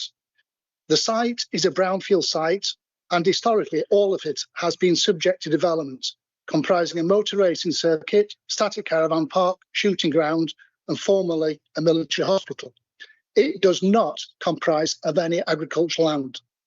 The motor racing circuit will be closed in any event, as it generates significant noise and is not compatible with the AONB location, local residents, or the existing hotel, where guests expect peace and tranquility. The existing caravans are run down, highly visible, have a detriment. Up to 60 caravans are permitted, and this proposal merely seeks an increase of 166 over a much larger area. The numbers of lodges have been reduced by 27%. The required separation distances for holiday lodges is 20 foot between units. This development far exceeds that at between 30 to 50 feet between lodges. This is a unique opportunity to replace the undesirable land uses with a luxury holiday park with lodges in muted environmental colours. There are 6 dedicated recreation areas interlinked by informal paths which exceed 5 acres of recreation space. To give further context, there is in excess of 6.5 acres of open area in the site's northwest corner. We have worked closely with the LPA and the statutory consultees over the last 6 years to ensure that any issues were addressed. This has resulted in no objections from Highways, the Environment Agency, or any of the other statutory consultees. A new package treatment plant will provide a significant betterment over the existing system. A discharge consent has been approved by the Environment Agency. The Dorset National Landscape Team are supportive of the proposals and consider the development offers a rare opportunity to achieve a new tourist facility within the AONB using previously developed land and removing detracting features. The site is broader level and surrounded by high berms and mature expanded hedgerows and tree cover. It is exceptionally well screened with virtually no views into it from without. All existing boundary trees and hedgerows are retained and supplemented with expanded buffer planting. You have 30 seconds. This is an existing tourist site which is merely being upgraded to provide higher quality accommodation. It would contribute to the local economy, support other local attractions, public houses, restaurants, stores and shops. It is not a greenfield site and is not agricultural land. The existing uses are inappropriate to this AONB location, and this scheme is a one-off opportunity to create significant planning gain, improve the AONB and provide a luxury facility. Thank you. Your 3 minutes are up. Thanks very much. Can I now ask Councillor Christopher Cook to come and speak from High Stoy Parish Council?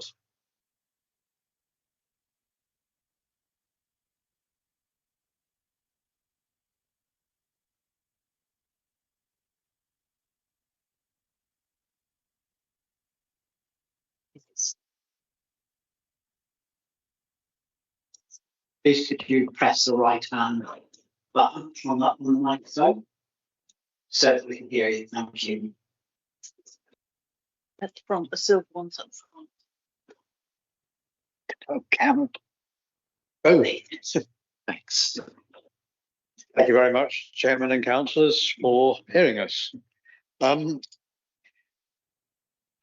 Chapter 8, paragraph 2.2 of the National Planning Policy Framework refers to the necessity to promote healthy and safe communities.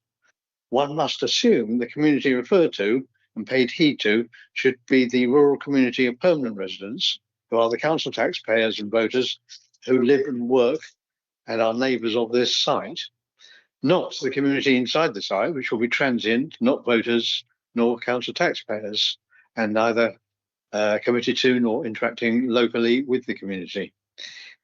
The claim for full employment and value added for the local community takes no account of the job losses from the existing businesses at the site, nor of the potential evictions of the present occupants of the mobile homes on the site. The report states that the site is deemed unsuitable for settlement, quotes, as a consequence of its remote location from any settlement and being of high environmental value, close quotes. It also refers to owners and occupiers, so the proposal effectively plonks a quasi-residential site, a dependent village, a settlement 7 times the size of any of the nearest 3 settlements on a totally unsuitable location on a busy A road with a limited local lane network and the nearest town, supermarkets and visitor attractions 10 miles away, with the traffic consequences and dangers of that. The proposal does not begin to clear the bar in terms of meeting what is set out in the National Planning Policy Framework. It also fails to explain properly the realistic local requirement for a 5-star holiday park of this size, which again is more than 10 miles in any direction from any town and more than 25 minutes drive from the nearest coast. The planning application for the George Albert Hotel concluded that, again, in inverted commas, it was not appropriate to promote cycling or walking at this venue, close inverted commas. That was paragraph 6.5. The development will therefore be almost entirely car-based, so will overburden the local lanes with unmanageable and potentially dangerous, damaging levels of vehicle, foot and cycle traffic. The highways assessment. You have 30 seconds. Fails to mention that the unlit entrance and exit to the A37 is on a bend that is particularly dangerous, as evidenced by the fact that there is a police camera van there routinely sighted 150 miles, apologies, 150 metres from the entrance. I'll say thank you. Okay, thank you very much indeed. Okay, that's the end of our speaker list now. Can I now ask officers whether they have any say in weights thrown up? And also, could I ask Jonathan Curtis about access to the site?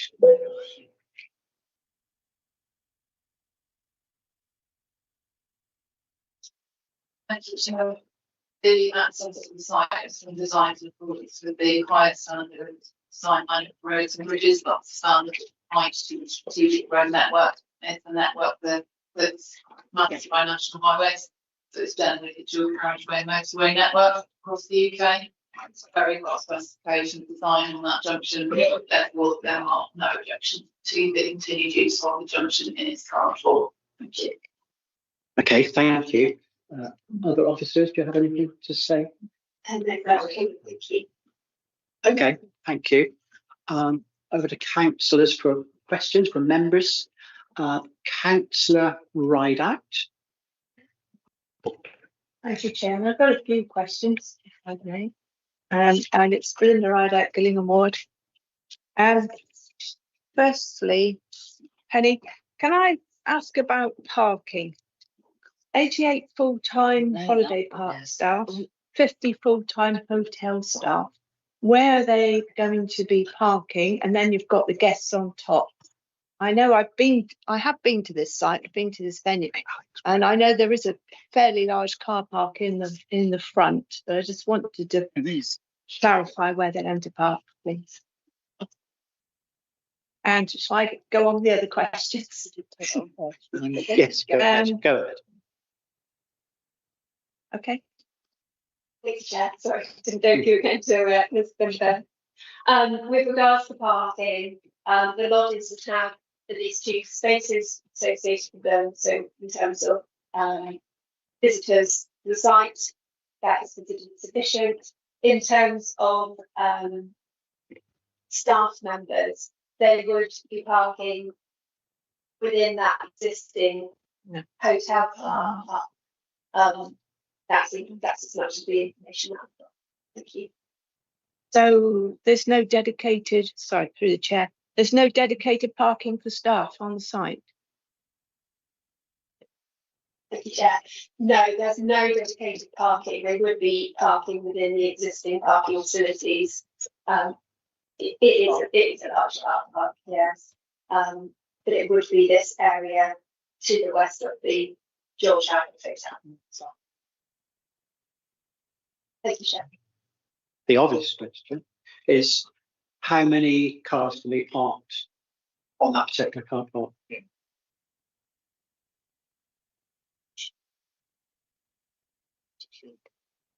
I don't think I've got that information, Chair. I'm sorry.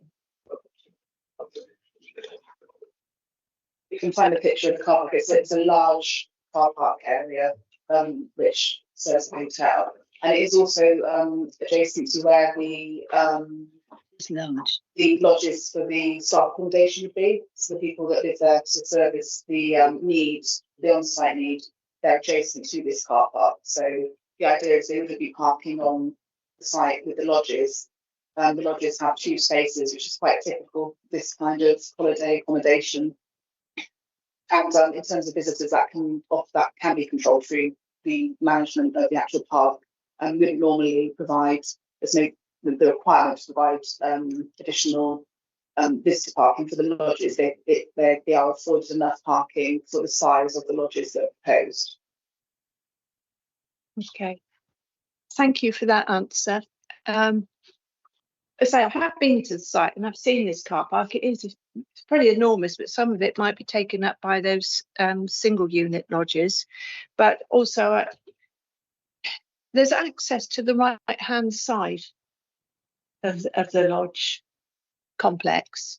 I mean, how do visitors or people coming to use those lodges have to then go through that car park to access those lodges? There's no clear route, is what I'm saying. And if it's going through a car park,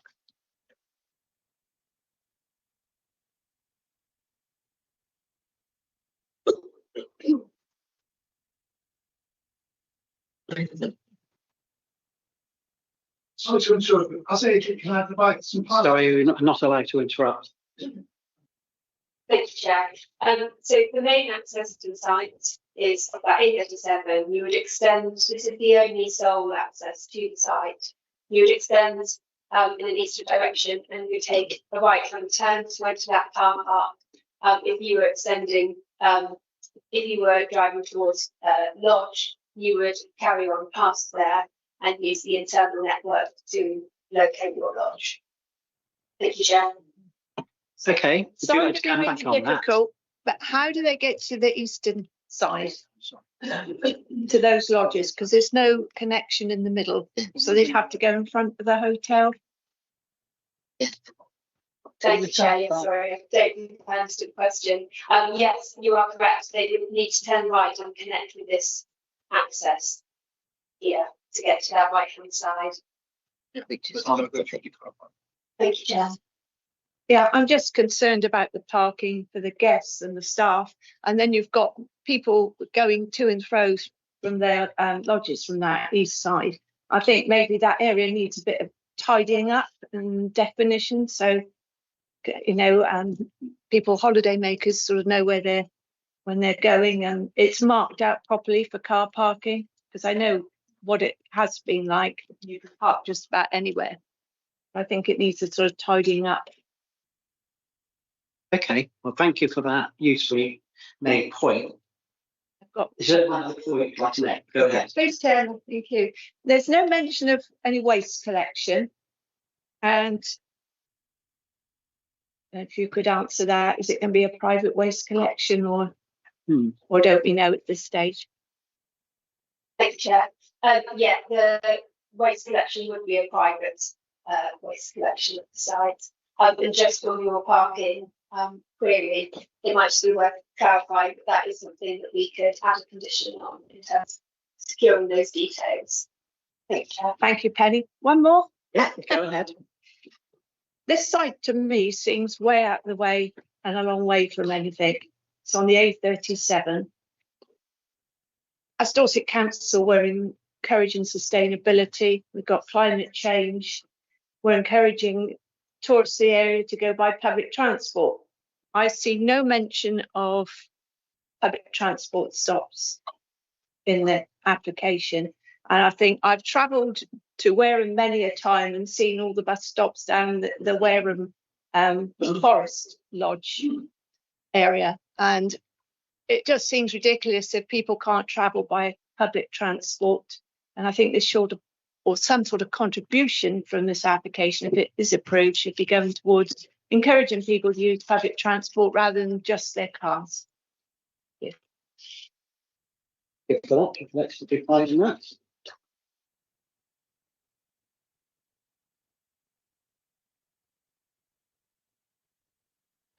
So there is a ghost bus stop. It's a request bus stop only at the site. That a normal route wouldn't necessarily stop at that access, and a lot of the routes that run along near to the site actually run through the villages as opposed to the A37.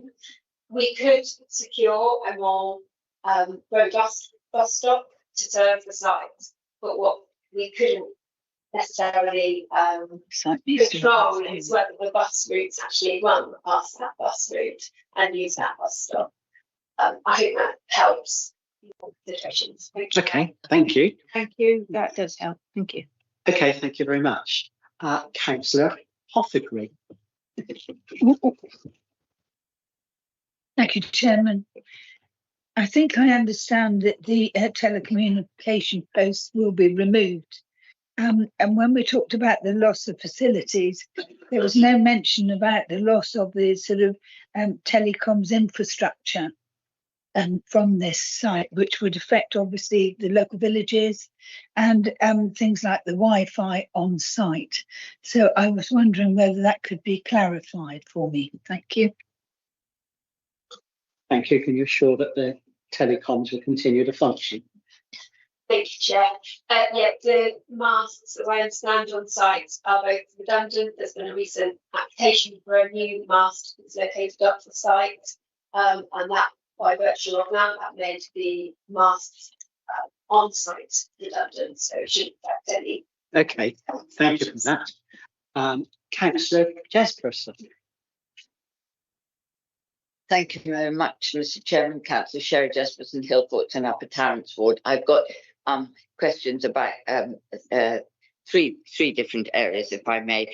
I'll start with the national landscape. I think the case has been well made in the report that this development could be seen to be leading a net improvement to the national landscape overall, and I think we would welcome that. That's in line with our statutory duty to further the objectives of the national landscape. So that's a good thing. And I'm not making light of the loss of the racetrack, but nonetheless, that is an advantage to the national landscape. What I would like to just raise there on that is the question of the lighting. This site is in a prominent position on the national landscape. It's very widely visible, and I think we must take great care now that we don't that we take every opportunity not to make the site to damage the landscape in a different way by having a big well-lit site that can be visible from far and wide, because that's not what we've got at the moment. We've got a site that's, when it's in use, you can probably see it from a distance, but it's not going to be in use anything like the same as it is now. So can I ask what's the absolute most we can do with a lighting scheme? And I'm hoping that the lighting scheme will include controlling the downlighting of the lit, also some controls over the lights that people can put outside their own individual cabins, and also possibly something about the lighting on timing it so that it turns off at midnight or something like that. So could I have some information first about the lighting scheme and what we can do?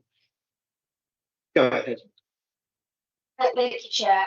Yeah, this was a matter raised by the National Landscape team, who were concerned about the saving patterns.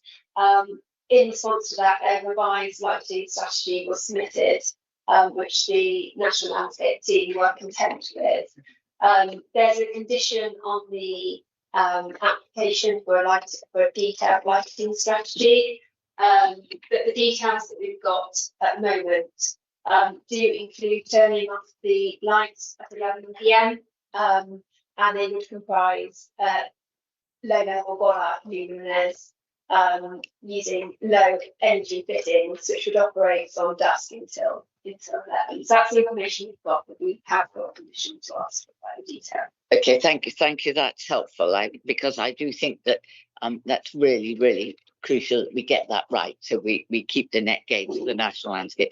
For my next question, then, it's again a small question, then I'll come to the big one next.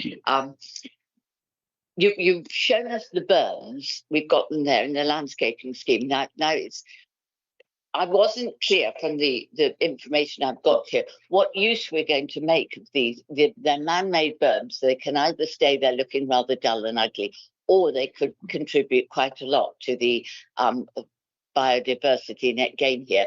So could you just say a little bit about what the plans are in the landscaping scheme for the berms? Because they could be really good for lizards and things like that. Thank you, Joe. Yes, so a lot of the internal berms that run kind of inside the sites in this sort of area, we've got quite a few up here. A lot of them would be removed from the site, they would go. The berms around the edge of the site, these are quite significant, in particular along that eastern area. They would be, this is the key ecological area for the site, so they would be contributing to that wildlife corridor. We've also got some higher level where the berms were locating, running that north-south line along there, and we've got some along here where they are generally planted up. Because of the high contamination of the site and the history of the site, quite a bit of investigation still needs to be done for a berm needs to be removed if it's contaminated, and fresh, non-contaminated topsoil brought onto the site. So there is a combination of conditions recommended on the application in relation to land contamination, earthworks levels, and all of that. So in terms of the details that will be drawn out from those further investigations, but I hope that's provided a bit more information for you. Thank you, Chair. It has, yes, that's very helpful, thank you. So my final question then, Mr. Chairman, is around the development itself and the chalets and future-proofing them. Generally, I think with caravan parks, we limit the planning permission often to 20 years, but there's no time frame in this one. So this can be there for longer than 20 years. The being wooden chalets, they will inevitably, even with the best level of maintenance, they will deteriorate over time. And I'm presuming that they will be able to be bought by private owners on a leasehold. So they will be in the leasehold ownership of a whole range of people, not just the owner of the site. So my concern would be that we'd no forward plan here for the maintenance of these chalets in the future, and for clearing the site. If what I'm looking forward to is 30 years, or looking forward at is 30 years hence, when this business has run its course and been very successful and the world's moved on, and we've got a site full of decaying wooden chalets, and we have put nothing in place here that I can see about the time scale, the life cycle of this site. So is it possible to have some, what can we do about, should we be doing something about that? We would if it was a caravan park, I think. Okay, you come back on that. So, Penny or Hannah? I'm not for the moment suggesting that the site is going to be neglected, but these are wooden chalets and they can't be made to be stay there forever and ever, is what I meant. Thank you, Chair. We wouldn't normally condition the development's temporary unless there's a specific requirement for it to be temporary. So I don't think we could justify the temporary period here. In terms of the maintenance, it's a use of the land that we're granting. So if a unit needs to be replaced at the end of its life, as long as it's replaced in a similar way to what plans for the mobile units showed, then they could do that at the end of its life. And normally this kind of thing would be dealt with through lease agreements and through the management of the site overall. I think if we're looking for a condition on that, we'd have to sort of identify what the planning reason would be for that and to make it acceptable in planning terms. Doesn't mean that one might not be we might be able to draft something like that, but whether it's necessary to make the development acceptable in that context, and in terms of being a use of the land, and generally people would maintain the park for people to sort to go there. I think that's what we need to consider if you're going to look to a condition there. Thank you, Chair. Thank you. Go ahead. I would like to just leave that on the table then. I think because I think that might be important. The other reason it might be quite important is that if there was some kind of condition limiting or controlling the lifespan of this would give a lot of reassurance to local people who I know have some concern that in the fullness of time, these will become permanent residences and it will become a park home. And if it was time limited, then that would be much less likely to happen, and that wouldn't be such a concern, because obviously if this were to develop into a park home, that would of course be with people living here mostly full time, that would be a very different proposition. So could I leave that on the table for us to come back to and see yes, if we Hannah's can just going to formulate that on. Condition. Thank you very much. Thank you, Hannah. Just in terms of the temporary or not nature of the site, this is proposed to holiday accommodation, and there's conditions to control that. If it was being used permanently as a residential property, that would be until change of use. I understand that, yes. So we're not anticipating that people would permanently live on the site. It would fall outside of the scope of the commission. I think in terms of the condition, if you wanted to look at one in relation to the appearance of the buildings and potentially requiring a maintenance schedule for them, how they're maintained, a reason may be because of its location in the national landscape. Yeah. So if you're thinking about why you might want to look to do that here, because it requires that they're replaced in a certain way, it'd be down to the operator to manage that. But if there was a concern that the appearance of the mobile structures might detract, then that's something you could potentially look at. And in terms of if the use was to ever cease for an actual stop for any significant amount of time, so it had to properly cease, then you could potentially look at a condition to say that any mobile structure needs to be removed from the land should the use permanently cease. Yeah. Thank you, Chair. Yeah, thank you. Okay, yes. Thank you very much for that. Councillor Cooper.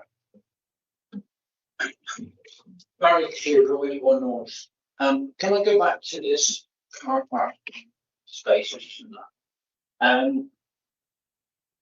think we should know what the capacity of that car park is, really, because I know my concern is coming out from the development on the right hand side. and going through the car park, you know, the car park would be for staff, it would be for hotel staff, it would be for conferences, because they hold conferences there as well. And my concern is that, that on a safety issue, coming through that car park to access that solar development, you know, we need to know the capacity of the car park. Really, I believe so. So that's the one question. The bus service, do we know what the frequency of bus service is at all? And then also,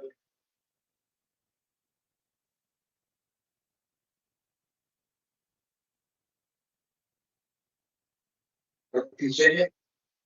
Yeah, sorry. Then also the nearest town, how far is the nearest town? Because my concern is the transport, you know, people getting from there to the nearest town, to the nearest attraction, all those sort of things. But the car park is a concern to me. Okay, thank you for that.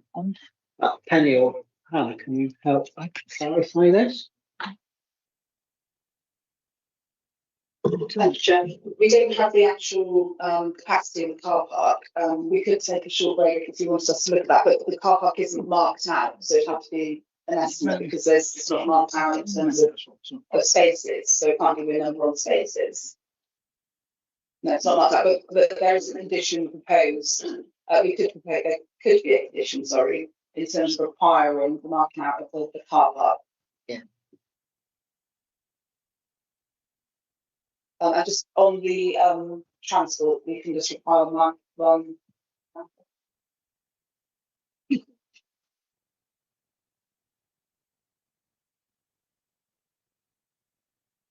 Thank you, Chair. Yeah, so there are two bus routes that run alongside. There's one that runs Dorchester to Bedminster, and there's one that runs Yeovil to Dorchester. They are both school routes. I presume you can, as a member of the public, still use those routes. No, maybe not. We would need to check that.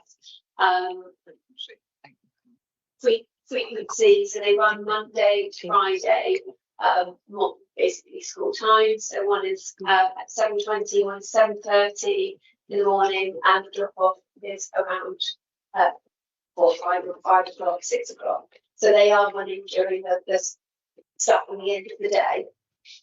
Thank you, Chair. Okay, thank you for that. I just want to confer with Hannah a second. Do you think you want to do that? Yes, you can get 2 minutes.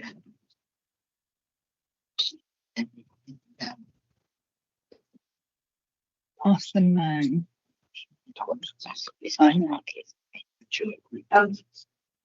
Hannah's just going to talk to us a bit more about I think we don't have that information to hand because, as I said, it's not marked out, so it would only be an estimate. So I think we have to consider the area that's afforded there, which is a significant area. It does have to provide parking for the hotel and conference centre and the staff accommodation, but not the lodges because they are all provided with their own individual parking. So we have not got that information in terms of how many cars are physically fit in there because it hasn't been marked out. We could, if broadly looking at the amount of area there is satisfied with the level of parking, that could be conditioned to ensure that it is marked out and in that way. Okay, thank you for that. So I wasn't totally clear before that parking can be actually at the lodges as well. Absolutely, yes. Okay, that's really important. So every lodge has at least 2 spaces allocated to it. So we're not anticipating, and that could be controlled through the management of the park in terms of not, some park don't allow extra visitors to go onto the park, to go through some, they don't want their park to be completely filled up with people trying to park. So there's controls that could be put in place around who, having visitors, but that's still outside potentially the planning process.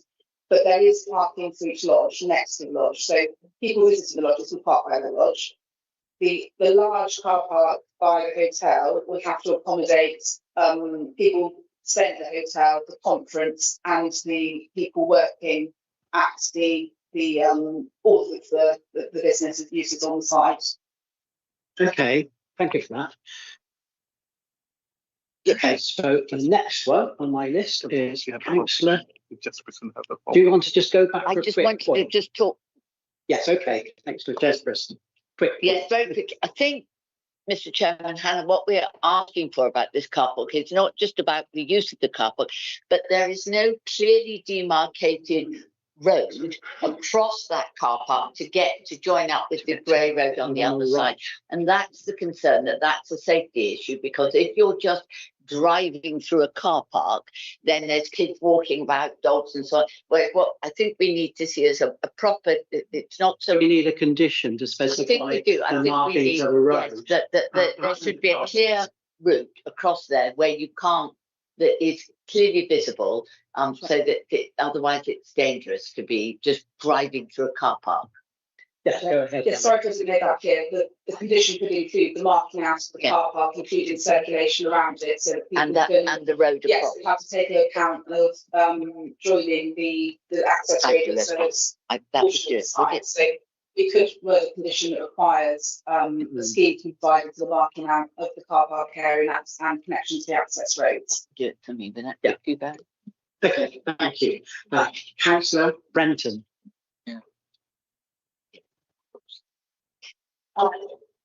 Thanks. It does seem that my colleagues mopped up virtually all the questions that I've got jotted down here. My only other query is these lodges, wooden lodges, look fine. Definitely an improvement on the caravans that are getting a bit tatty at the site, and you can see that the place needs modernising. As part of modernising and our sustainable issues these days, and it's going to be a solar park, or is a solar park at the back, and perhaps another one nearby by the sounds of it.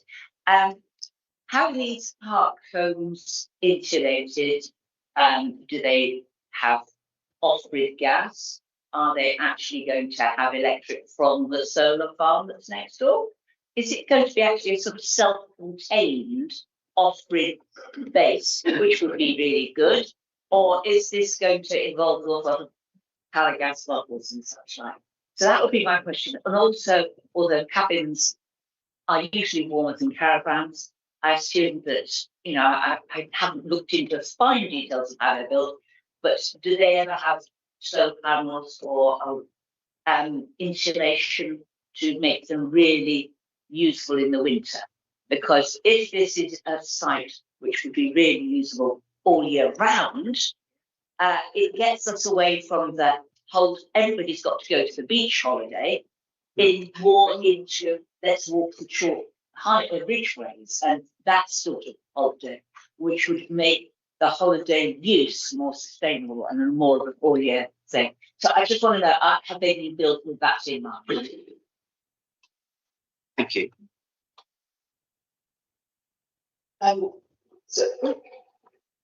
You might say gas drop off as one of the social. We don't have the information of how lodges would be supplied, and there's no details of solar panels on the lodges. Don't have any information about solar panels, and we can't confirm whether it would be energy from the solar park or not. Okay, thank you for that. Councillor Mercer, please go ahead. Thank you, Steve Mercer from Blackmore Vale Ward. Can I make some observations, first of all, about the report? There are some very bold statements made, and also by some of the objectives. The future use of the site has been determined by the landowner because he's going to close it. But the one comment that I would like some help to, where it is, it's 15.7.4. Insufficient demonstrable need. Can you help me with that? Because we have a representative from motorsport organisation is saying that there is a need for it. What research or how have you come to that conclusion? I accept that the landowner, it's a hypothetical question, but I do think we need to be careful the comments we make in reports if we can't back them up. How have you come to that conclusion? So I understand why you think about that, because I've got a company which. Thank you, Chair. Yeah, so the policy that deals with recreational facilities, typically what we see come forward are things such as play fields and things like that. And we have various needs assessment that relates to them in different villages. We have data behind sort of tangible information about the needs within various areas. Because of the uniqueness of this facility, there is no evidence that we have that we could use at appeal to kind of identify a need in this particular area for that. So that's what that kind of comment is trying to set out. I think that's something that we need to weigh up. There's obviously third-party comments that have been submitted, and we've had representations from UK Motorsport and other clubs, and they feed into the process. But in terms of sort of substantiated evidence before us to rely on, we don't have any needs assessment as per se to fall back on. Thank you, Chair. Right. Would you like to come back on that, Councillor Mercer? Sorry? Would you like to come back to that? Yes, please, and I've got a couple more questions as well. So I think we need to be careful about it. We've got no evidence I tried to find the audited accounts to see if I could see actually whether there was a business trading or to see what the level of trading was. You could have asked for that before making a comment like that. The plus points of this application is, for one, that it puts to a very viable use of contaminated land on a site which is my second question is about location. If you're dealing with leisure, just like you're dealing with housing, it's all about the location, isn't it? If we look at this site, it's remote. It's very flat on top of the hill. It doesn't look outwardly attractive. It has really good views. I accept that. If I look at the plan of the site, the density looks very, very intense to me. What I'd like to understand is what landscaping is going to go on in this place to turn it from a flat plateau into an attractive leisure venue, because at the moment I remain to be convinced about its viability.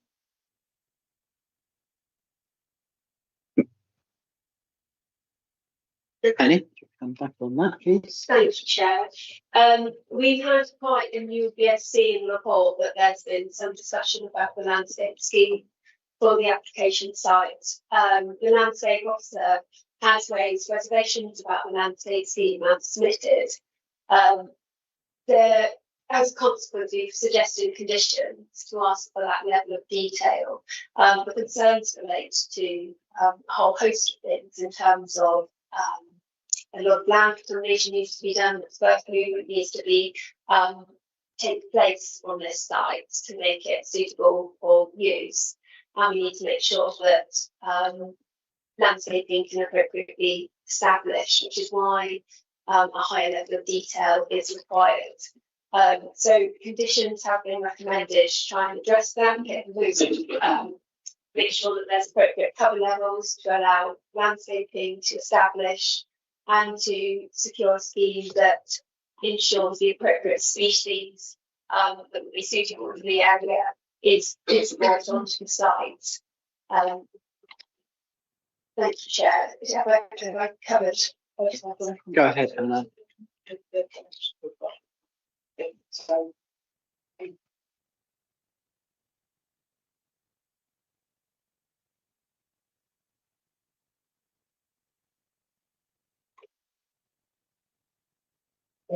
Thank you, Chair. Thank you for the question. Could I just ask, I think it does look like a lot of lodges are looking at that scale.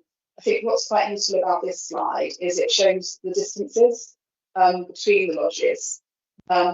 So I think if you're thinking about what would be like to holiday here, and if it's a concern about the quantum of lodges, you can see that the minimum distance are around 8 metres. This is only like a snapshot, so it varies. They're set at angles to each other.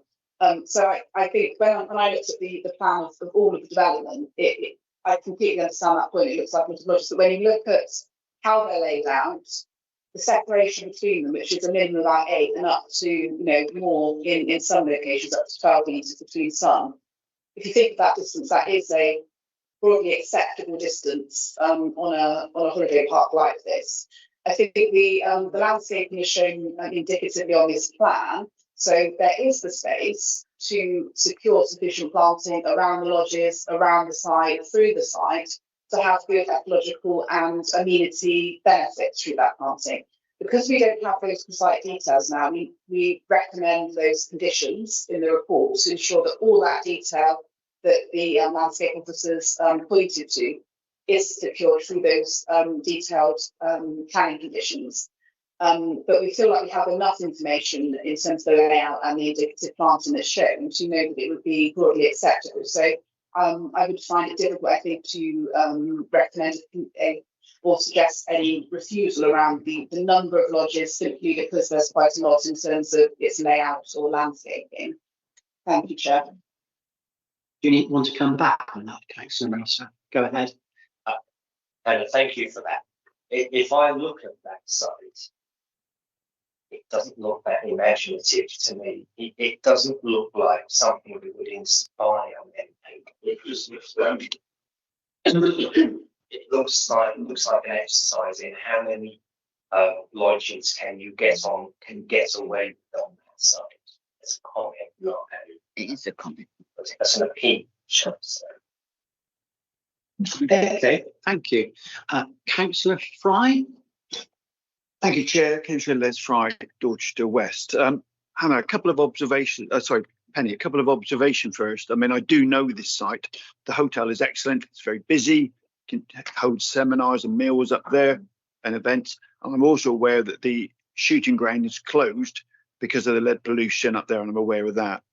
Hannah, I note this is a 2019 application, Penny, and there's also comments through the report that lots of comments, but not all the information has been obtained.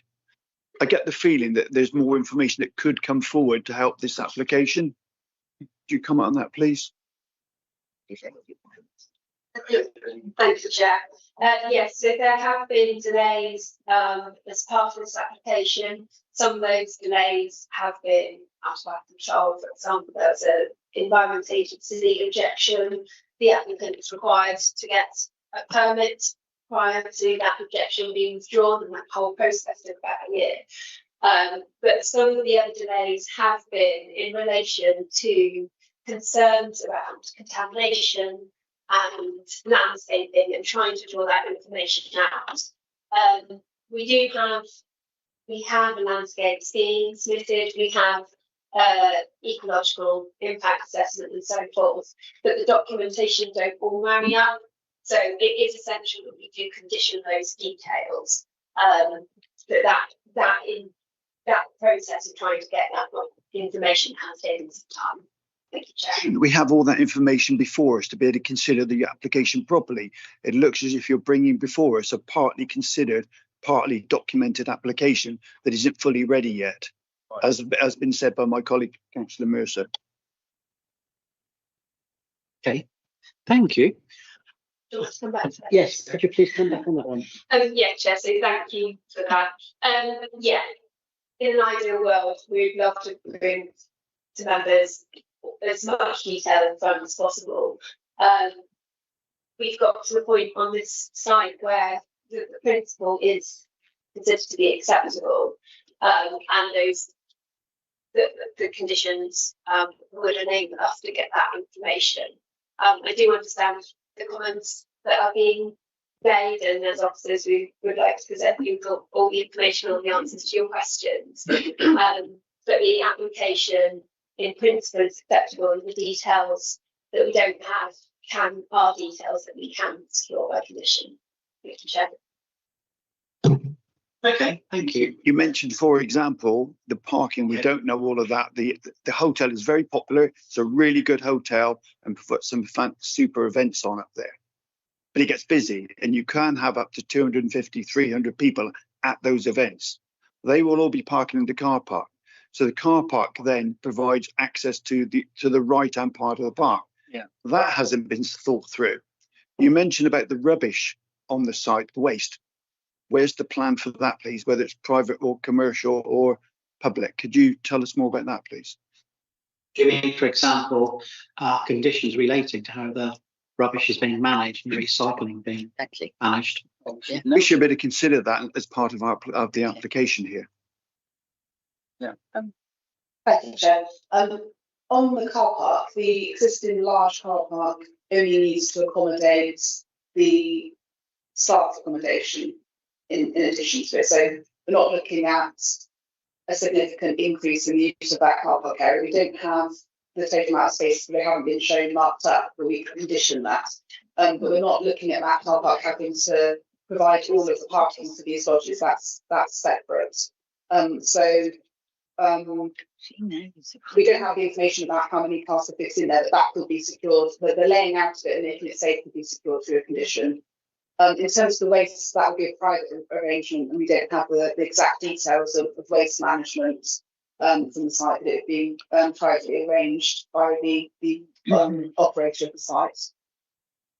Thank you, Hannah. I accept what you're saying about the parking, but if you've got a seminar on at the hotel with a lot of people, up 250, 300 people, I don't know where it goes, plus the staff parking there, how are the visitors going to access across the site to get to their destinations? We don't know that information at the moment. I think, just to be clear, we have parking at each of the lodges. There will be a condition put on, as we discussed, to put lines across the car park so that cars can drive from the access to the individual lodges. I believe that's correct. So would I be right in thinking that that's taken care of? Councillor Cooper. Chairman, I don't think we're questioning the parking of the lodges because there's 2 spaces for each lodge. I think what I'm really concerned with questioning is the capacity of the car park in front of the George Hotel.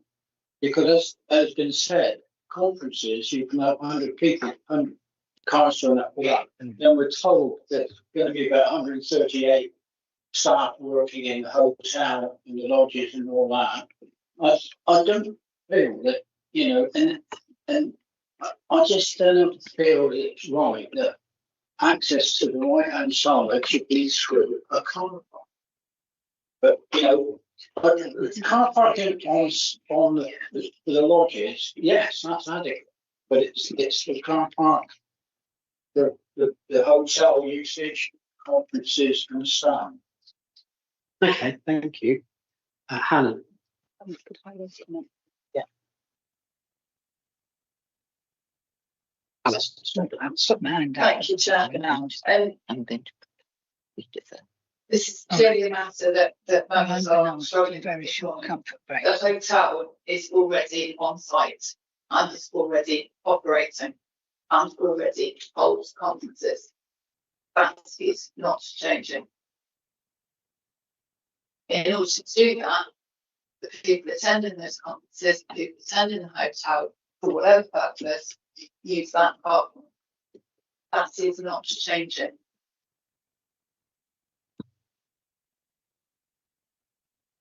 Okay, thank you. Sorry, I think the point is being missed completely.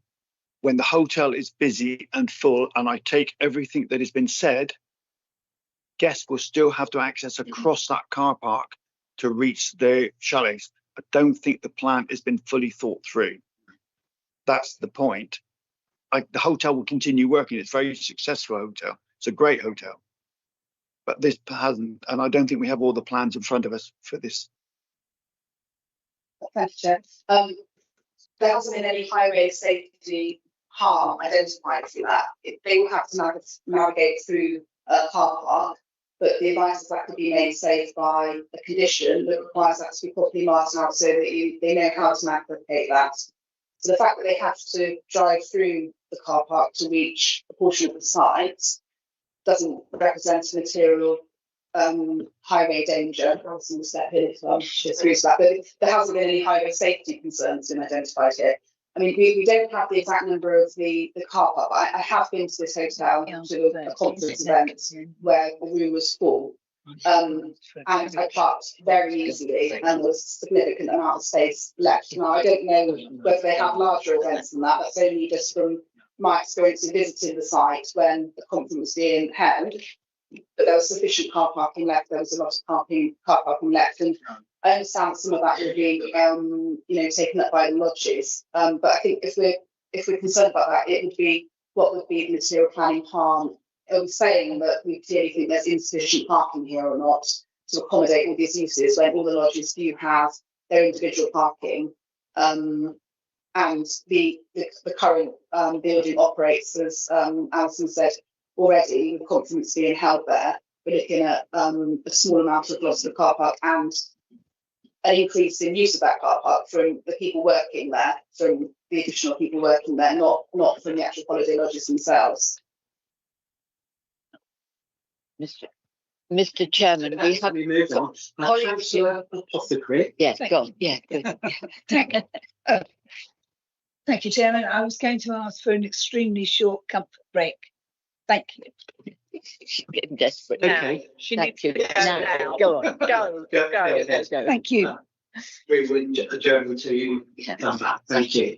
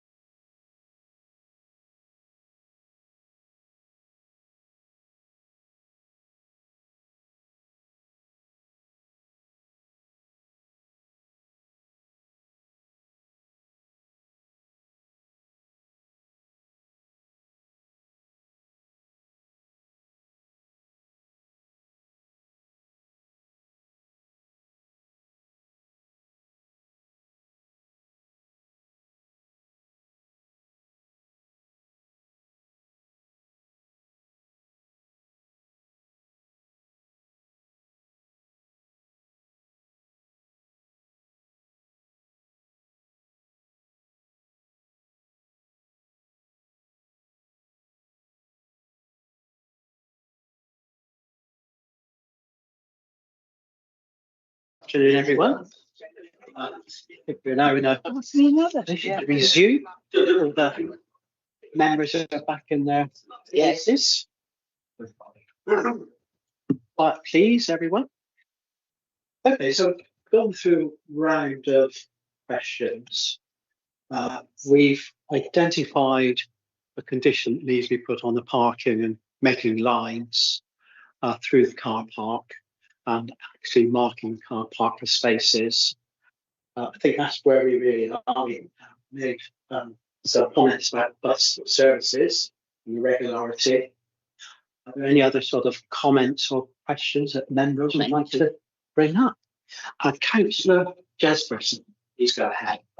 Yes, thank you, Mr. Chairman. Well, we've given this a good look, this application. It's quite complex, but it seems to me when you cut to the chase, I haven't heard and I haven't seen in the report planning grounds on which we can refuse this. But what we have said as a community, a lot of concerns about information that's not available to us and that we're a little bit anxious about. So it seems to me that the committee now, as I see it, I personally feel we have just two options now. We could, if we felt that the information that we're short of is so crucial, we could ask for a further deferment of this application, specifying what it is we'd like to come back. Or failing that, I think we need to move to a proposal to approve, because I have seen absolutely no grounds. That would be my option. So I'm not going to propose to approve unless in case somebody wants to propose to defer. But if nobody does, then I will propose to approve. Thank you. Councillor Sherry Jesperson. Hannah just wants to, I think just before Hannah speaks, I just want to say I'm very conscious we're running close to 3 hours. So we need a vote imminently to continue this debate or to have a break first. So I propose we have that vote now. So those in favour of continuing beyond the 3 hours, that's all carried. Thank you very much. Hannah, please could you speak? Or Penny. Thank you, Chair. I just didn't know whether it was helpful to give members a quick update.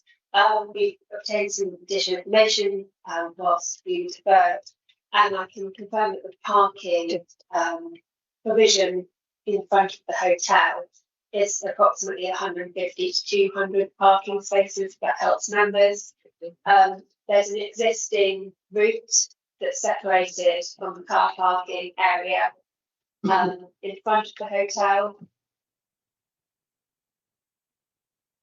There's actually a route that runs to the front. Now it ends approximately where my cursor is, so we would still need those details of connecting all the way up to this point, but it would be something that could be achieved from that perspective. I also have been informed that the electricity supplied would be from the adjacent solar farm, and I have also been informed that waste is dealt by a private commercial contractor currently. The intention would be to continue with that private contractor and expanding provision on site where necessary. Thank you, Chair. Okay, thank you for that. Councillor Cooper. I was going to sort of say, as it brought to be deferred, in that sense, I still feel that we don't know enough on the design of the what's in front of the hotel. Yeah, it's not the width or anything. And also, you say that, but I think it's still going to be tight. Can't in that hotel, a bit of conference in and how is it going to be how is it going to be managed? Because if the conference is full and the staff come in, where are they going to find? You know, thinking is I think it should be deferred. Philby, clear, Councillor Cooper, whether you're saying you would like to see it deferred or not see it deferred. I think I would like it to be deferred. More detail on especially the car parking and the access to that side, because pedestrian safety is so important in all these things. I know we're talking about highway safety, but pedestrian safety is so important. And if that hotel is very busily used and people will cross the car park into the hotel, and there's a lot of traffic going into that part of the site, yeah, I think it should be deferred. Thank you, Councillor Cooper. Councillor Rideout. Chair, Linda Rideout, Killingham Ward. I have the similar feelings about this. You say the car park may accommodate 150 to 200 spaces. I'm sorry to keep on about this, but with 138 full-time staff, it's not going to leave many spaces for any functions, 60 odd spaces. So we need to know where all these people are going to park. And I would second the deferment until we've got all those details. Okay, thank you. Councillor Fry. Yeah, I note my colleagues, it's Councillor Les Fry, George to us. I note what my colleagues have said. I think little bit's been said about the loss of the racing circuit. We all moan about the noise and the place of having, but this is in a pretty good location. It's remote. The noise goes around there. Many people watch motor racing on TV, and these prospective drivers have got to start somewhere. We start taking about these. Where are people going to socialise? Where they're going to go? What they're going to do? If you take out all the baseline of learning to do the driving, how are they going to qualify? How are they going to learn their skills? We haven't seen the value of the racetrack and the use of that. I know it's hard to do, but it must be quantifiable somehow. I know that the site up there, the shooting ground, is a waste ground. It is contaminated, and what is proposed is an ideal solution on that part. I'm not so convinced on the other part. The loss of that, and that could be valued somewhere. Thank you. Councillor Mercer. Yeah, could I just ask, when you look at, when the applicant looks at the car park layout, what I'm not clear on is when people join the site to check in, get the keys to their lodge, where do they do that? Where is the reception? Because these two sites, coming back to the car park issue, are not linked, are they? Other than via the car. Wouldn't it be a lot easier just to tidy that up for people joining if the reception area was at a position there that you could actually access both sides of the park at one time? Yeah, I think what you're saying is, why not redraw the plan and get it to make more sense? Have a reception area where people drive past and make the thing a bit more logical. Would that be right?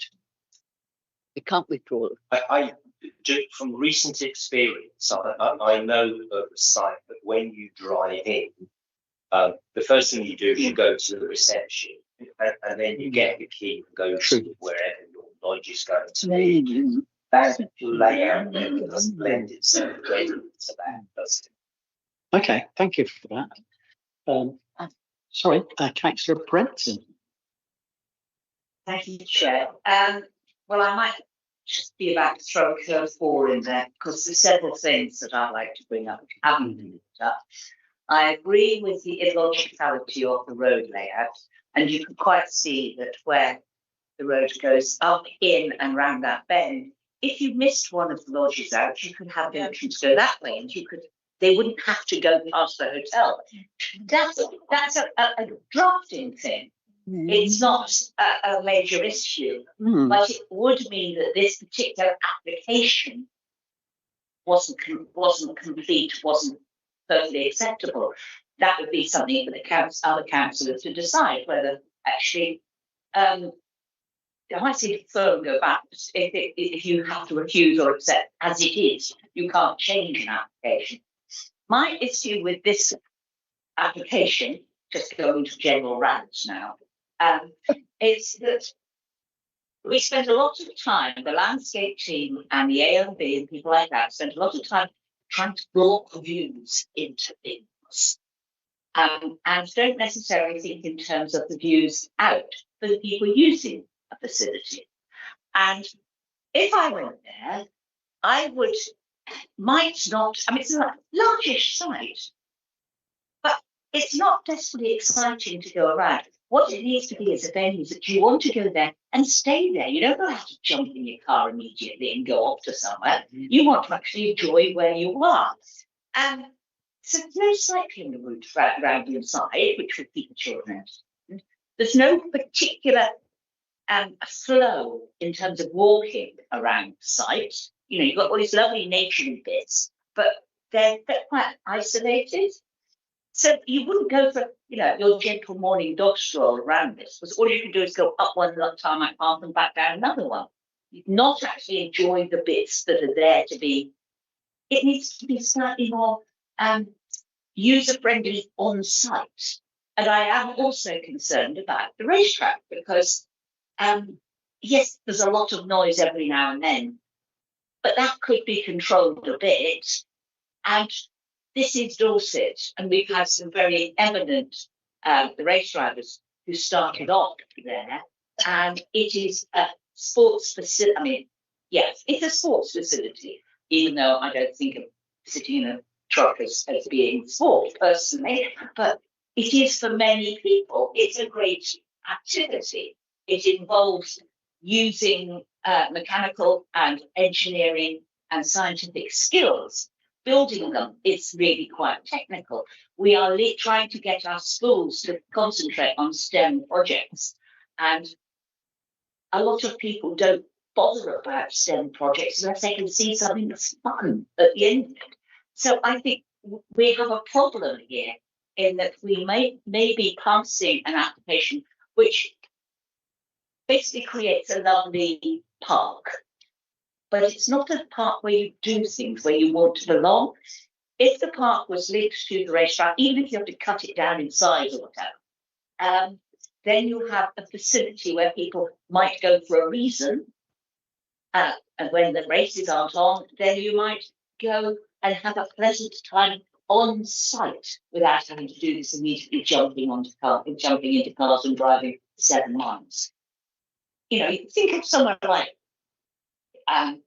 you know, the big Euro parks. They have cycle tracks and such like on site. So you don't have, and then you can link it out to wider footprint. But you have somewhere to enjoy it at the time. So even though I think it's a great thing to redevelop this site, I don't like this application. So I personally, even though everybody's going to hate me, would what's the word, not vote to pass it. Can you actually put in you have to sort of put in a proposal to pass it and then vote against, or you could put in a proposal to reject it. That's just me. Okay, thank you for that. Councillor Major. Morning, Major, Dorchester Street. On the outline of this whole proposal, I don't see there's anything really material planning reasons for us to say no to it. There are lots of concerns, and I share some of those concerns, but most of those smaller things can actually be remedied with a condition, as has been said. So I can't support deferring it. I don't want to propose it to the group because I do see that loss of that racetrack. Having taken groups of youth there years ago from the youth club in Dorchester, it was well used. But that is up to the site owner whether they want to continue with that or not, and they've indicated they're not. But I think that's also irrelevant, sadly. So I would put a proposal forward to approve. We've had a proposal to develop first. Okay, thank you, Councillor Major. Yes, so Councillor Major made a proposal to accept this recommendation. Do we have a second? Had a proposal to defer, Mr. Chairman. can't take a new proposal until you've taken a vote on the proposal to defer. Okay, yeah. Okay, so we've got a proposal on the table to defer. Do we have a seconder for that? Yes, Councillor Rideout. So I think first of all we need to take a vote on that. There's no more debate. Is there no more questions or comments? Councillor Potherbury. Sorry, I don't mean to be irritating. I understand everyone's concerned about the racetrack, but actually, as I see it, that's a commercial decision entirely taken by the owner of the property here.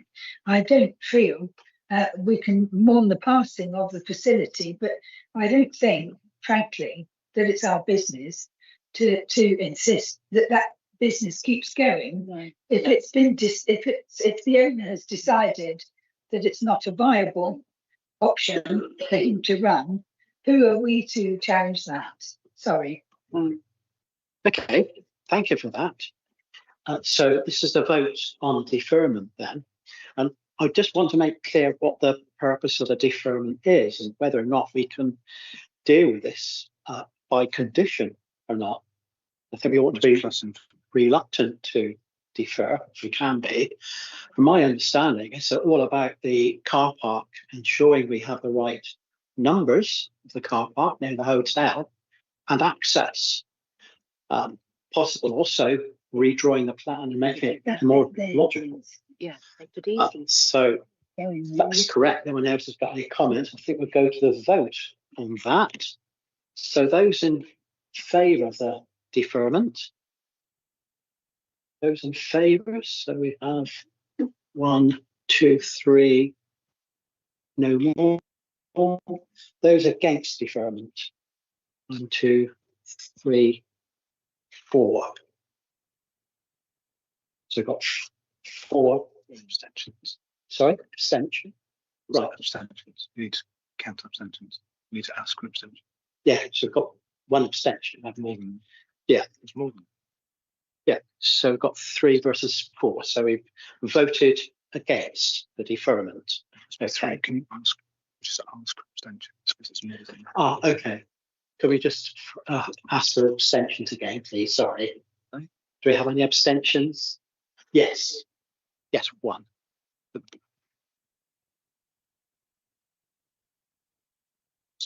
Okay, come in. Yeah. Sorry, Chair, I don't mean to be pedantic, but I made that as only 8 members have voted, and unless I can't count, there's 10 of you here. So you all need to vote either for or against or to abstain. So on that basis, could I advise the Chair that you take the vote again so we can make sure all members have voted? Okay, sure. All of those in favour of the deferment? 3 in favour of the deferment. Those against deferment?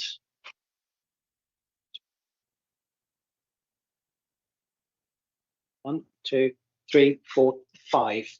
Okay. And 1 abstention. Okay, that's adding up now, isn't it? So therefore the deferment has been rejected. Okay, so the next proposal been put forward by Councillor Major to accept the recommendation of this planning application. Is there a seconder? What does the proposal with the conditions? The actual condition. Yes, I thought it would be conditions. Yes, yeah. So we just need to clearly state what those conditions are. So Hannah's going to say that right now. Thank you, Chair. So in terms of the motion to grant as per the recommendation, can I just clarify what conditions that would include in it? So we have various conditions mentioned, such as a condition that requires details of the marking out of the car park and access through it. There's also mention of conditions that may require removal of the lodges if the use was permanently ceased. And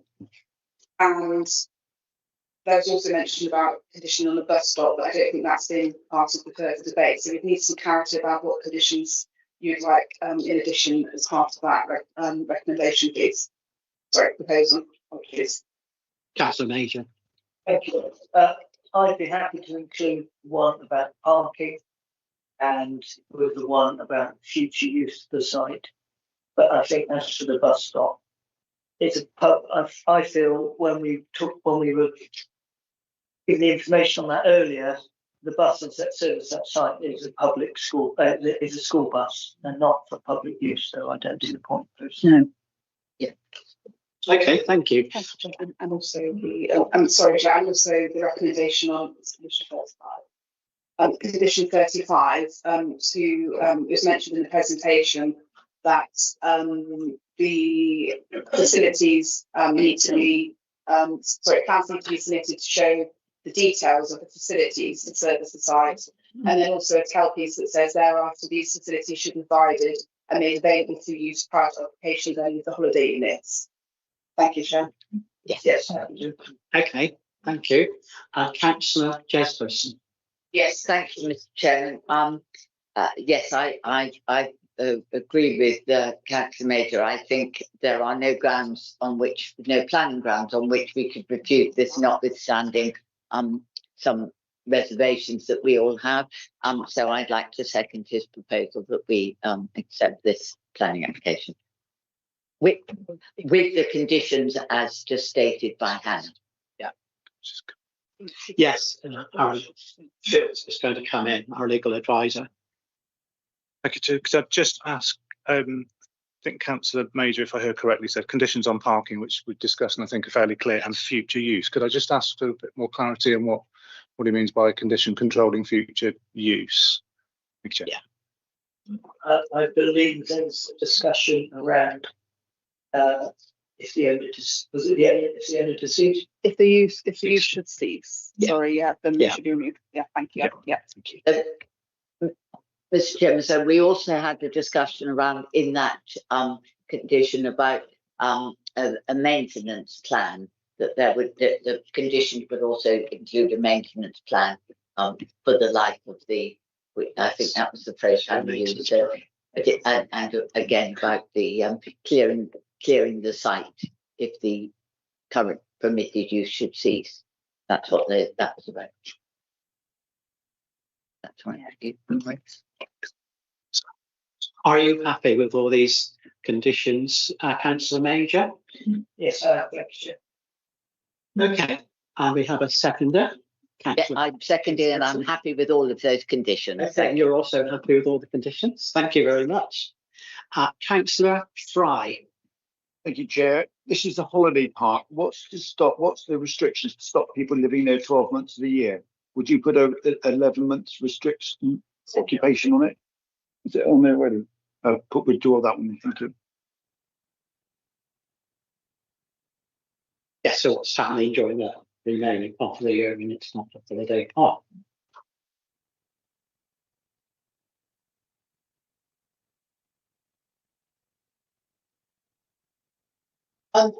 Thank you, Chair. So it would be used as a holiday park all year round, but there's condition restricting it to holiday uses. So there wouldn't be a requirement for the use of seats. It would just be seemingly more in use than other times of the year in terms of numbers on site, but it would remain throughout the year holiday use. Thank you. Any more questions or comments? No? Okay, I think then we can go to the vote. So those in favour of the recommendation?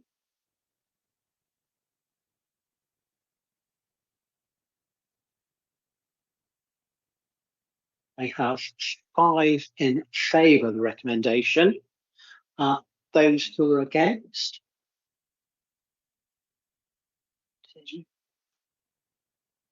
I have 2 against. 3, sorry. 3 against. And abstentions. Do we have any abstentions? 1 abstention. So we have 5 in favour, 3 against, 1 abstention. I therefore state that this decision has been carried. We're going ahead with the recommendation along with the conditions that we have specified. Okay, thank you very much for the completion of this agenda item. I think that now we should take a break for 40 minutes, which means that we'll be back at 13:47. You might as well call it 10 minutes to 2. Okay, so we'll see everyone back here then, and we'll discuss the 4 remaining applications.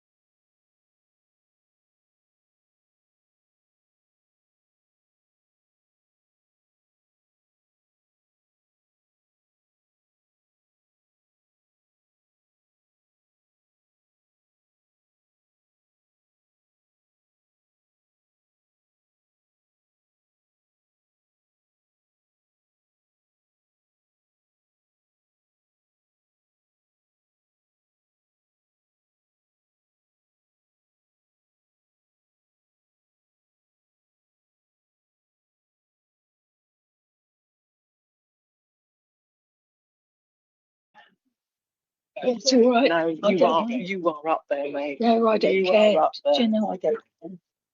Okay, I think we are ready to go ahead. This is item 7 on the agenda, application number P/FUL/202//01516, 34 South Street, Dorchester. It's going to be presented by Jane Green. Go ahead, Jane. Thank you. Yeah. So yes, it's outside Julia's house, character shop, which is 34 South Street, and it's a site of the statue depicting Susie the cat on the blue. So the police report has given a little bit of background on how this has come about, but I thought a little bit of an explanation to members here so that they understand who Susie is.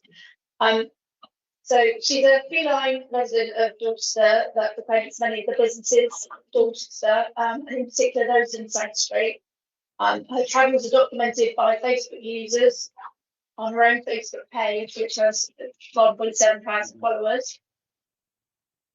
And it's book written by a local charity called Not Lost, Susie the Dorchester Cat, and there are other souvenirs purchased for charity. And the statue has been commissioned by a private benefactor to celebrate Susie with a piece of accessible art and to link to the Roman history of the town. So as a way of an update to the published report, I have a couple of representations received as follows. The community highway team advised that their intention to license using the Dorset Council art statues and monuments on the highway policy 2021, and I had an email from the applicant referring to that and effectively agreeing that that was okay. And also on Friday, comments came in from Dorchester Access Group in relation to the location of the statue. Members of the group were concerned about the height of the statue and that it might represent a trip hazard, especially to someone with a visual impairment. Members were also concerned that it blocked an access point between the planters, and they questioned what might happen if the planters were removed. It is considered the published report adequately covers these points raised. So the actual site location is here in South Street, on the west side, which is obviously Dorchester Town Centre. Site contacts here is the location of the site is here, and there are listed buildings represented by the stars, red stars. Scheduled monuments here, which are the walls. Where the walls are in red, and obviously the whole area is conservation area. And the pink lines are public right of way. Constraints of the site, pretty much as I've just explained. There's the buildings, the rights of way, and the conservation area, what covers, and the nearest scheduled monuments, which are some distance away. So the photographs of the site give you an indication exactly where the statue will be located, approximately here. See my cursor there. There's planters and seating outside some of the shop fronts, and these are maintained by Dorchester Town Council. And the statue will be maintained by Dorchester Town Council in 2 years' time, which has been confirmed by them. So this slide is giving an indication of the part immediately adjacent to the shop fronts, which is the south, and to the north. Shop front is about here, again back here. They're generally kept clear of obstruction, as you can see, and the statue would be in line with the timber and planters and seating. So this passage and this passage, either side, is kept very generally.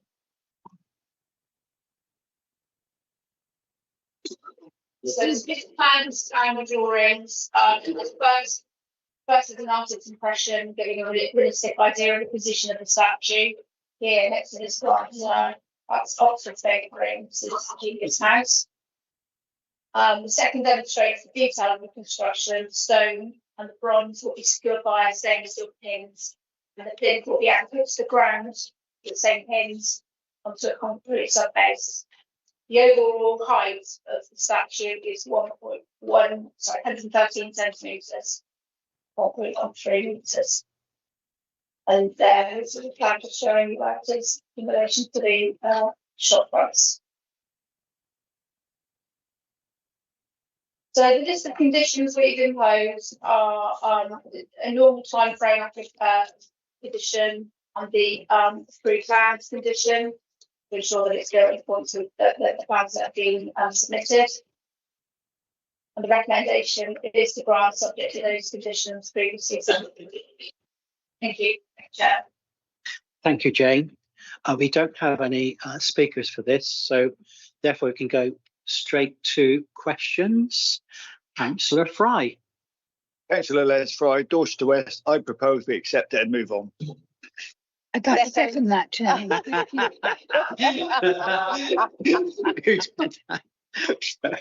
think that was Councillor Jones. So it's been proposed by Councillor Fry and seconded by Councillor Jones. So are there any other questions or comments? Councillor Mercer.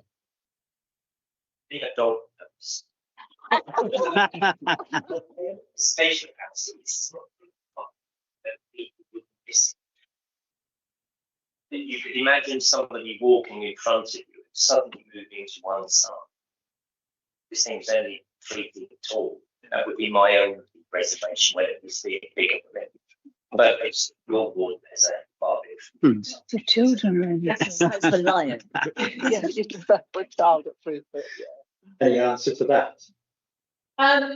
We have considered the fact that it could potentially be a trip hazard. The fact that it's located next to the planters and seating, that's going to be maintained both by the town council, that gave further protection.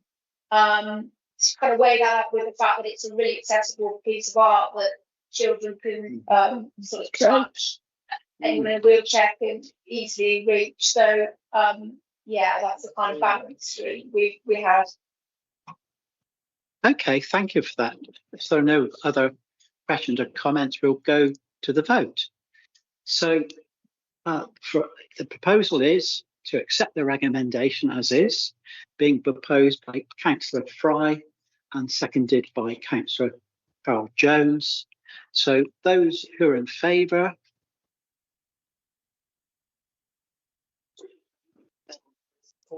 None in favour, I guess there's none against them. That's unanimous. So thank you very much for that.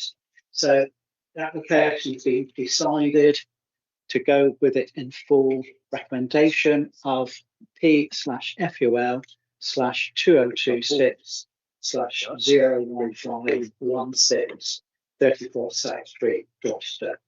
That is, decision has been made to approve that application. Okay, the next item is item number 8. That's application number P/HOU/2026/01352. It's Black Oaks, 301 Bournemouth Road, Charlton Marshall. To be presented by Claire, if you're ready to go ahead. Also, we have no speakers for this application. Thank you.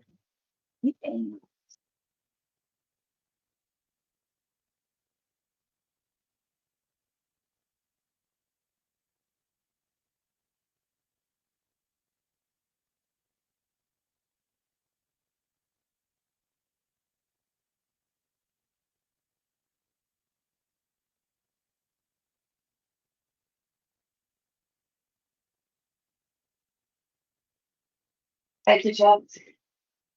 So this application, which seeks to erect a garden from house within the residential personage of Black Oaks in Charlton Marshall, was referred for a committee decision by the chair following scheme delegation referral, and this was due to consultation responses received from Charlton Marshall Parish Council and local ward councillor in objection to the proposed scheme.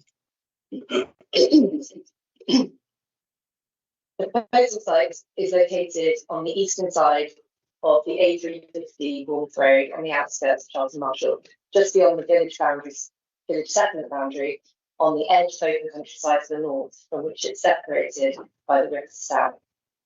The site is accessed by a recently adapted driveway off Ork Road that was established following planning approval for the new dwelling. To the east side, the property lies adjacent to Palmer's Lane, which is an unadopted private road. The western boundary is shared with the Grade 1 listed Church of St Mary, and the site falls within the Charlton Marshall Conservation Area. There are further residential buildings to the immediate south, the Curtilage, and to the east on the opposite side of Palmer's Lane. However, the majority of the village settlement lies to the south and west, where historic and modern development is concentrated largely on the south side of the A350. The ownership boundary, shown in blue, extends to cover a wide area of paddock land which wraps around the residential curtilage and extends predominantly north and east towards the river and Grade 1 listed church grounds. The dwelling, which gained planning approval in 2022 and later was amended by variation in 2024, occupies a relatively small curtilage on the southeastern corner of the wide site, accessed via this long driveway off the main road. When excluding the driveway, the main dwelling occupies approximately 1/3 of the remaining curtilage, leaving garden amenity spaces wrapping around the northeast and southeast facing elevations of the house. The garden summer house and outbuilding is proposed to occupy approximately half of the garden area to the southeast, as shown on this plan. In terms of site context, this photograph shows the access driveway to the west of the site of the A350. From this aspect, the main dwelling and proposed site cannot be seen because they are beyond this tree. On the other side of the site is the access of the A350 onto Palmer's Lane. Again, the site cannot be viewed from this aspect. And then the right hand photograph is a view towards the site from the end of the main part of Palmer's Lane, which partway down Palmer's Lane turns into a grassy area. The proposed site is on the left hand side here. And then closer to the site itself, got the grassy Palmer's Lane, and the site is on the left. And the right-hand photograph shows you the dwelling, which has now been constructed behind hazel fencing. And this area here, where there's a temporary greenhouse, that's approximately the location of the outbuilding. The other building that can be seen on the right-hand side is a temporary outbuilding, which was used during construction, which is supposed to be. So the site has a number of constraints existed here. So drawing out the most relevant constraints in this case, it is outside the settlement boundary. However, development within the curtilage is allowed under Policy 28, subject to the scrutiny of a household planning application. It falls within the protected conservation area, and it shares a boundary with Grade 1 listed church, and therefore requires consideration to any harm that might result to these heritage assets. The site is subject to flood risk, but any demonstrable risk is concentrated at the rear of the site close to the river and does not impact the proposed development site. And there is a Wessex Water main spout drainage pipeline running through the site, which is owned and managed by Wessex Water, and that has a direct impact on the siting of any development within the remaining curtilage, which is key to this proposal. So the proposed building comprises one large rectangular structure standing 3.75 metres to the ridge with a shallow dual-pitch roof. Front elevation with its two pairs of glazed doors and additional window and access door will face directly towards the main dwelling. The blank face rear will abut the boundary fence adjacent to Palmer Lane, and the two gabled ends also do not propose any glazing, with the southwest side facing down Palmer's Lane towards Foreman's Road being this blank face elevation, and the northwest facing side having a large solid roller garage door will face onto the rear garden and towards the large paddock. Containing all the required glazing in one elevation ensures there's no harm to neighbour amenity or privacy. And by facing directly onto principal windows and glazed doors of the main dwelling, the proposal has a clear and direct ancillary connection to the main house that allays any concerns the building could be used as a separate dwelling or any other unauthorised use. Floor plan of the proposed development is very simple, with the larger space designated as a sun house and the slightly set back end designated as a store. There are no internal services proposed other than an electrical connection shared with the main dwelling. The applicant has confirmed in writing that they do not propose any internal services that would require piped water or sewerage, such as a kitchen sink, toilet or shower. One of the concerns raised by officers and consultees was that the initial plans proposed a building of excessive mass, height and scale.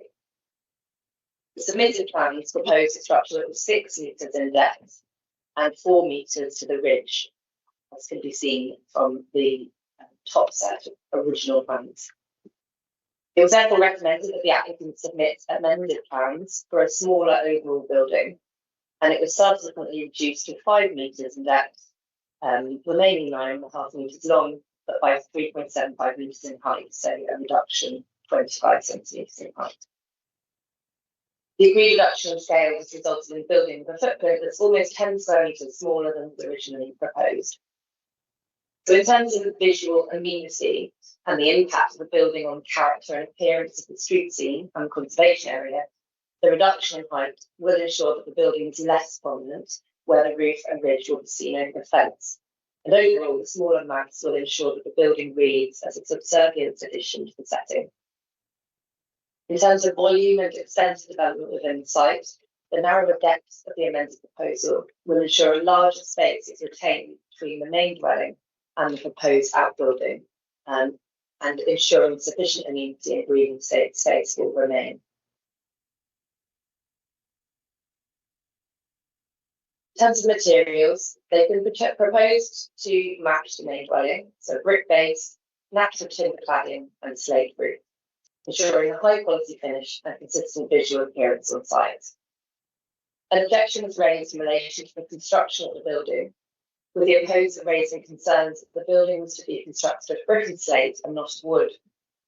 A further objection raised similar concerns regarding the erection of a building of permanent and substantial nature, incorporating brick construction with timber cladding designed to affect the main dwelling. That comment goes on to say the form of construction, together with the scale and the footprint of the building, suggests a structure that is neither incidental nor subordinate to the principal dwelling.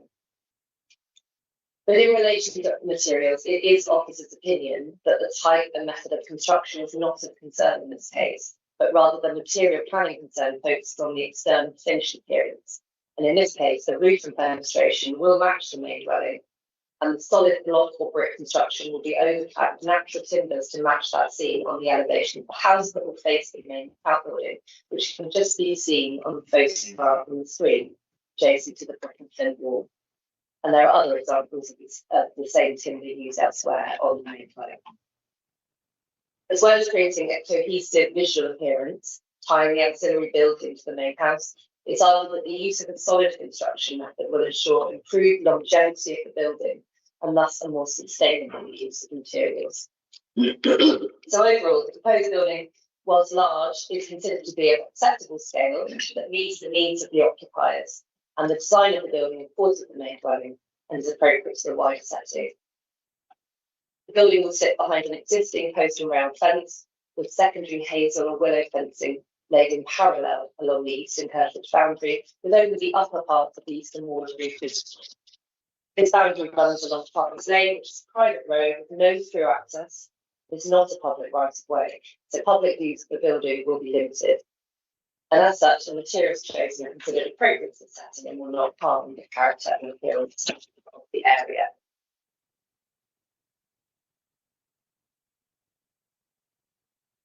In terms of impacts on the living conditions of the occupants of Black Oaks, the main dwelling was originally designed to fit in a moderately sized rectangular curtilage, taking account of constraints including a requirement of access from Bournemouth Road only, not from Palms Lane, surrounding mature trees with large root protection areas, and an existing main sewer running under the north of the site. There is a substantial easement area around the main sewer that cannot be built over, which is indicated by the blue cross hatching on the left-hand plan. The right-hand plan is being provided to show the extent of garden more clearly that will remain to the north and the east. So the total area of the curtilage, including the driveway and the footprint of the existing dwelling, is approximately 842 square metres. If we remove the long part of the driveway, which is about 212 square metres, and the footprint of the house, which is about 150 square metres, that leaves remaining amenity space in the region of 480 square metres, which is over half the curtilage. Of that, approximately 190 square metres is constrained by this easement to the north of the garden, resulting in total remaining amenity space suitable for development of just 290 square metres, the majority of which is to this southeast side. Therefore, whilst there is more than adequate garden amenity space remaining to serve the needs of the occupants when including the easement area, which can use garden furniture, temporary structures, etc., only the area southeast of the dwelling remains unconstrained for the development of permanent outbuildings, and therefore remains that this is the only suitable option for siting of the proposed development. And due to the land being Article 2.3 conservation area, this area to the southeast side of the dwelling house can't be developed under current permitted development legislation because it fails Class E2, where it states that outbuildings cannot be situated to the side of side elevation of the dwelling, and therefore requires an application for planning permission. But otherwise, it meets the remaining criteria of Class C of the legislation in terms of height, mass, and scale. It's considered that the 190 square metres of garden in the easement area and the further remaining land between the house and the outbuilding to the southwest provides sufficient remaining garden amenity space for current and future occupants. And the fact that the easement cannot be built over acts as security against any further development of permanent outbuildings and subsequent loss of garden space under development rights. As such, it's considered that construction of the proposed outbuilding adequate garden amenity space will still remain, and therefore it accords with the local plan and the NPPA.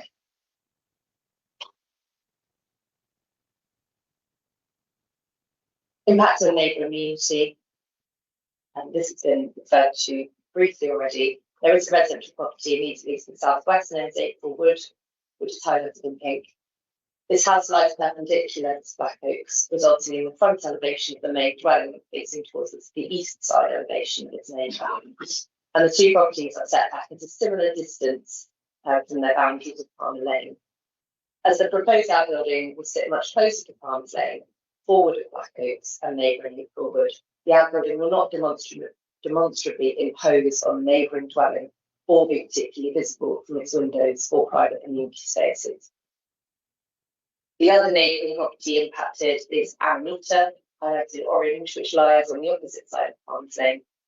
At its nearest point, the front elevation of the neighbouring dwelling is 17.5 metres away from the proposed site, with existing fencing, foliage, hedgerow, and a large tree forming the active screening. So, in relation to the potential overlooking and loss of neighbour privacy, the east elevation of the summer house proposes a solid upland garage door which faces the rear garden, and the only glazing is on the north elevation. There are no windows proposed to the east or west, where the outbuildings are placed towards the above-mentioned neighbouring properties, and therefore there's no demonstrable harm to neighbour amenity. The final material consideration is the impact on heritage assets. There are two heritage assets impacted, first being the conservation area. Views into the site from within the conservation area are limited due to the extensive mature trees and vegetation, private status of the Palmer Lane to the east, and there being no nearby public rights of way. However, the design materials proposed are considered to accord with the character and appearance of the conservation area, and so where it can be viewed, there's no demonstrable harm to this heritage asset. And the second asset is the Grade 1 listed St Mary's Church. Whilst the paddock shares a boundary with the curtilage of the church in the far west, the actual proposed outbuilding will be located on the opposite side of the site, over 150 metres from the edge of the church curtilage. This significant distance, combined with the existing dwelling house sitting much taller than the proposed outbuilding and therefore blocking any potential views towards it, means that the proposed development is not considered to have any demonstrable impact on the setting and significance of the church and the associated listed buildings within its grounds. And these images on the screen show that there are trees blocking in views towards the development site. The house itself, which is already approved, can be glimpsed from the church, but the outbuilding proposed would not be seen.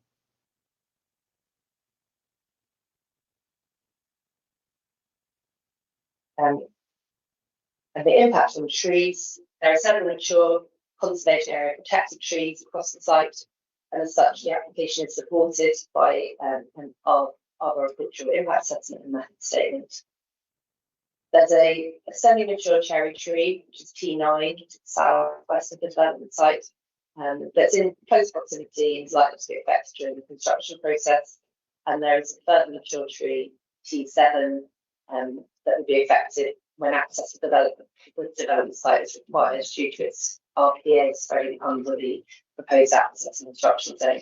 So there is a protective tree fencing method statement that's been proposed and secured by a pre-commencement condition.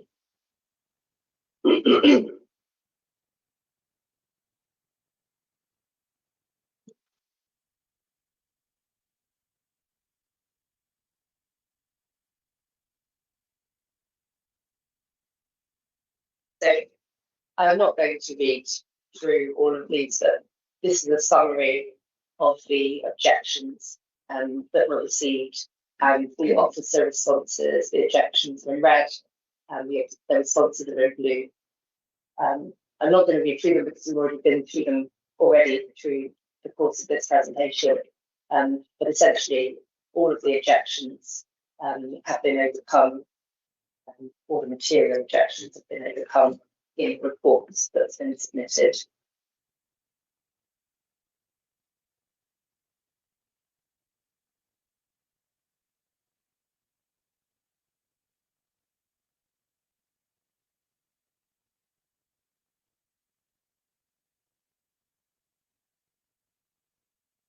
And finally, there's an assessment under policy 28, which confirms that this outbuilding accords with countryside policy 28 for development within the curtilage of an existing residential dwelling.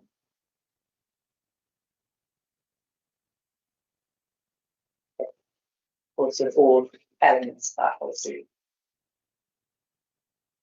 So the list of recommended conditions, it's standard conditions on timing and plans, and then the condition relating to the arboricultural impact assessment and method statement, condition on external materials so that we can check that they're satisfactory for the development is undertaken. The surface water drainage strategy for connecting into the existing surface water drainage scheme on site, and then a condition which confirms that the building must remain ancillary to the dwelling known as Black Oaks 301 Ball Road, Charlton Marshall. And the recommendation is to grant permission subject to these conditions. Thank you, Chair. Thank you, Claire.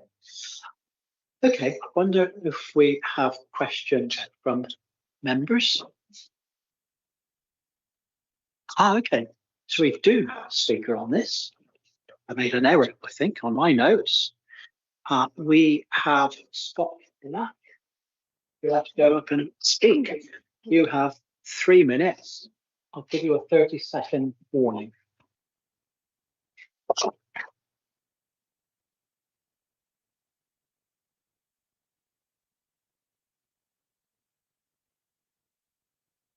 Afternoon, everyone. My name's Scott Black and I'm the applicant. We are very lucky to have built our dream home, and with this house has come 3.5 acres. But as you can imagine, with adults, children, push bikes, paddle boards, kayaks, we need the storage. We also have a small tractor to cut the grass and other general maintenance tools. We currently don't have any storage at all on site, so we are using temporary storage, which is not ideal. I took verbal advice from a conservation officer in regards to matching the outbuilding to the house, and I agree the building in cedar and slate would look much better than a traditional flat pack shed with a felt roof and would require repair in 5 years' time. I've kept the size of the outbuilding under permitted development guidelines and within the house's curtilage. The main objection to the house application was the house would be visible from the Grade 1 listed church and the main road. Therefore, I took this and placed the outbuilding totally out of sight around the corner, which you can't view from the church or road. The only way it is viewed is from the unadopted dead end track, as mentioned in the plan officer's report. If you look around the immediate area, there are lots of houses with outbuildings, some 2 or 3, some just as large, but on smaller plots. We didn't receive any neighbour objections, just a couple of comments from the councillor and the parish council. We wanted to keep the outbuilding. One of the comments was the store is usually adjoined or in the main dwelling. We wanted to just keep this as an outbuilding and not an extension to the house. The other one was the position of the garden house is in the corner with no outlook towards the River Stour. We didn't want to have a view of the River Stour because there's lots of trees and stuff in the way, but we will be able to view the sort of 200-year-old oak trees from the windows. Any concerns in regard to the outbuilding being used as an annex or separate dwelling can be covered by planning officers in reports via conditions. Thank you very much. Thank you. Do we have any questions or comments, members? Councillor Ryder. Thank you, Chairman.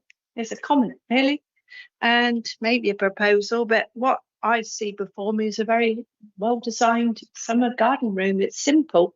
It's just designed for what it's to be used for. It's glazed openings face the house, and we've had an explanation from the applicant, so I'm happy to approve.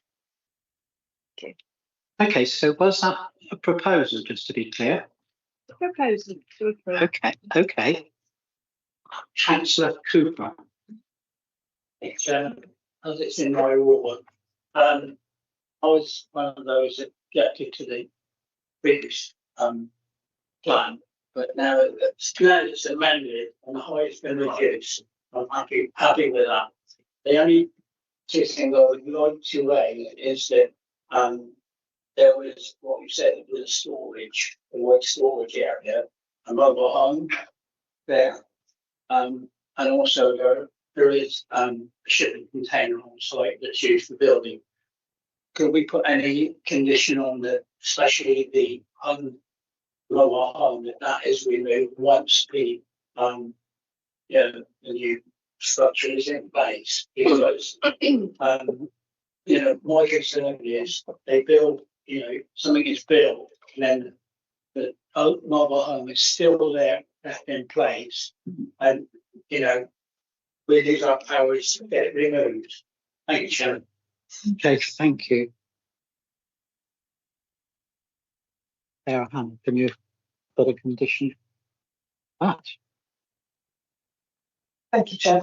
I think if you're conditioning, there'd have to be a reason why it needs to be removed. I think if it was being used for construction of the house, and that's its sole purpose, then it would need to be removed anyway once the construction is finished. If it's being used as a use of the land ancillary to the house and was mentioned use, unless there's some material harm, it will be getting produced through it anyway. So I think we'd have to be careful about why the condition is removable.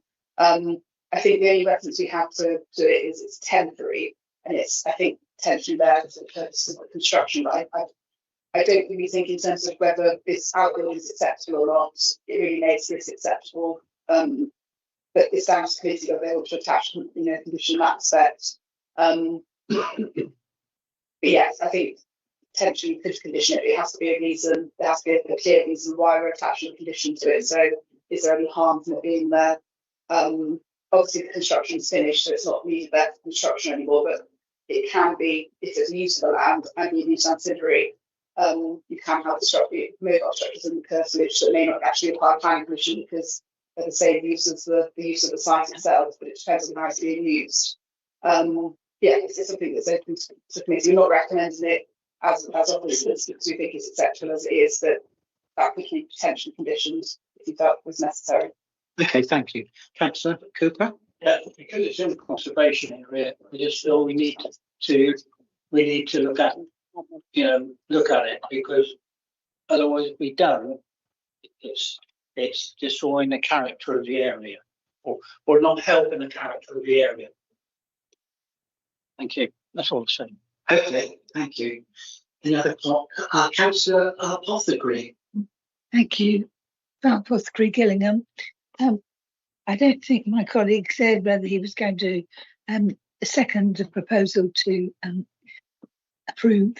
And if he didn't, I'd like to. Thank you. I'll approve it.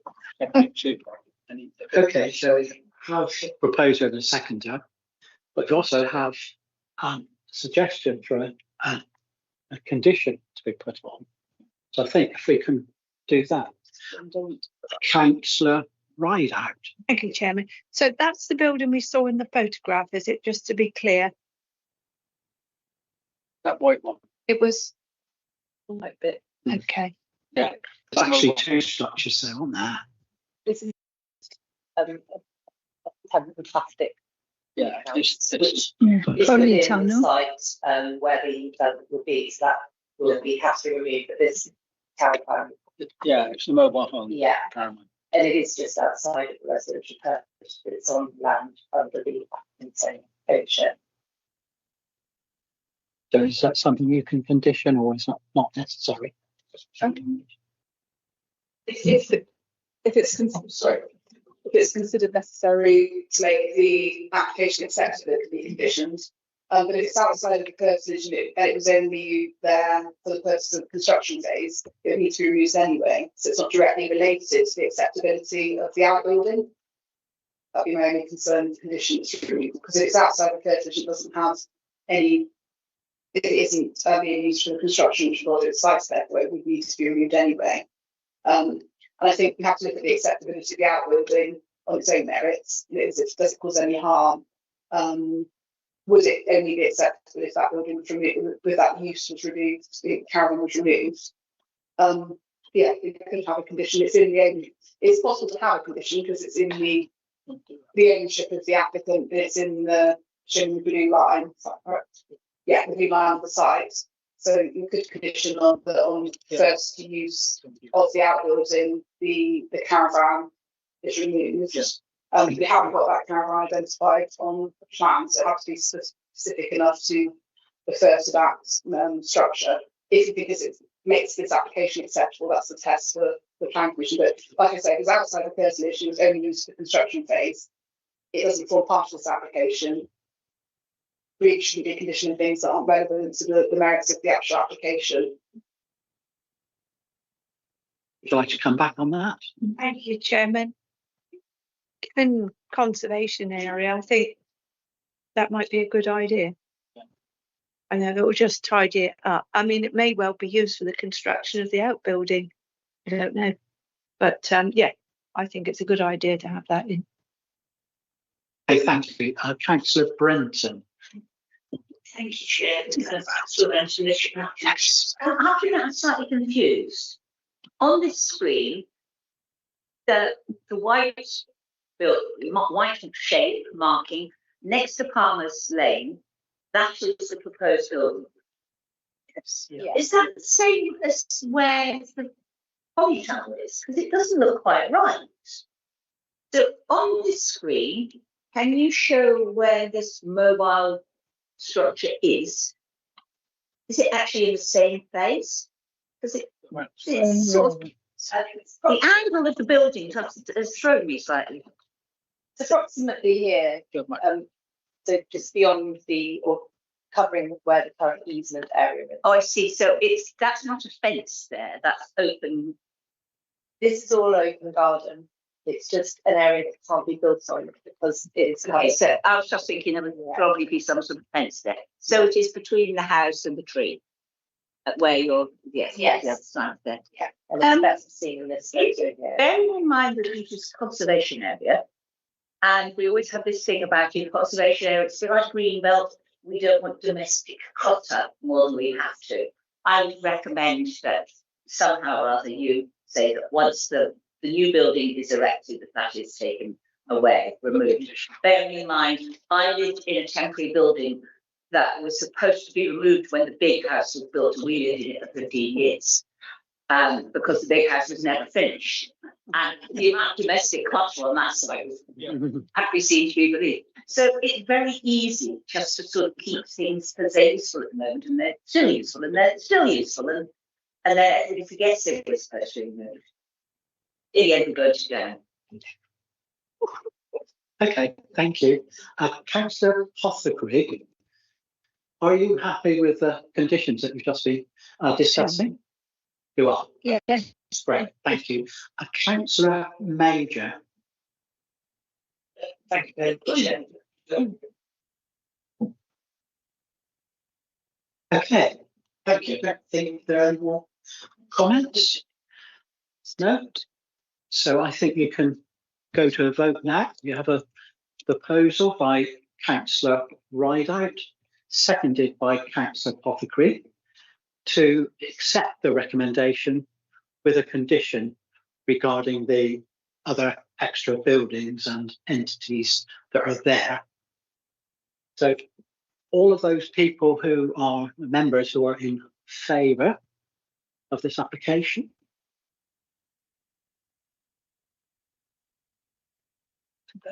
I believe that's unanimous. So this has been carried then. This is application P/2026/01352 Black Oaks 301 Bournemouth Road, Charlton, Marshall. The committee has decided that this application be approved subject to a condition. Thank you. So, Councillor Mercer, I'm really sorry I just missed you there. Let's make a general comment. You know, yes, most welcome. When we get, this is my first time here, so I've got this wrong, please correct me. But when we get the officer's report, can we have photographs as well? Because they may not understand that much easier. It saves us all going into Google or whatever to try and have a look at it. I must confess, I do take your point. I would like to see colour photographs, especially of finishes, how things will look like afterwards, as opposed to grayscale. Yes. Thank you for that comment. That's what you meant, isn't it? Good quality photographs. No, I want. We don't get photographs with the report. Okay. On the day. Right, you want it in the report. I understand. That would also be very good. Can we discuss this outside the meeting? Yeah, thank you. Okay, so we'll now move on to the next application. That is TPO/2026/004. Church on Holy Rood, Church Road, Shenstone. That's to be presented by Welsh. Councillor Mercer, you're going to be speaking as the ward councillor. So would you like to sit at the public? So just for this one item, you'd be outside debate, that makes sense. Okay, so both, you could please go ahead. Thank you.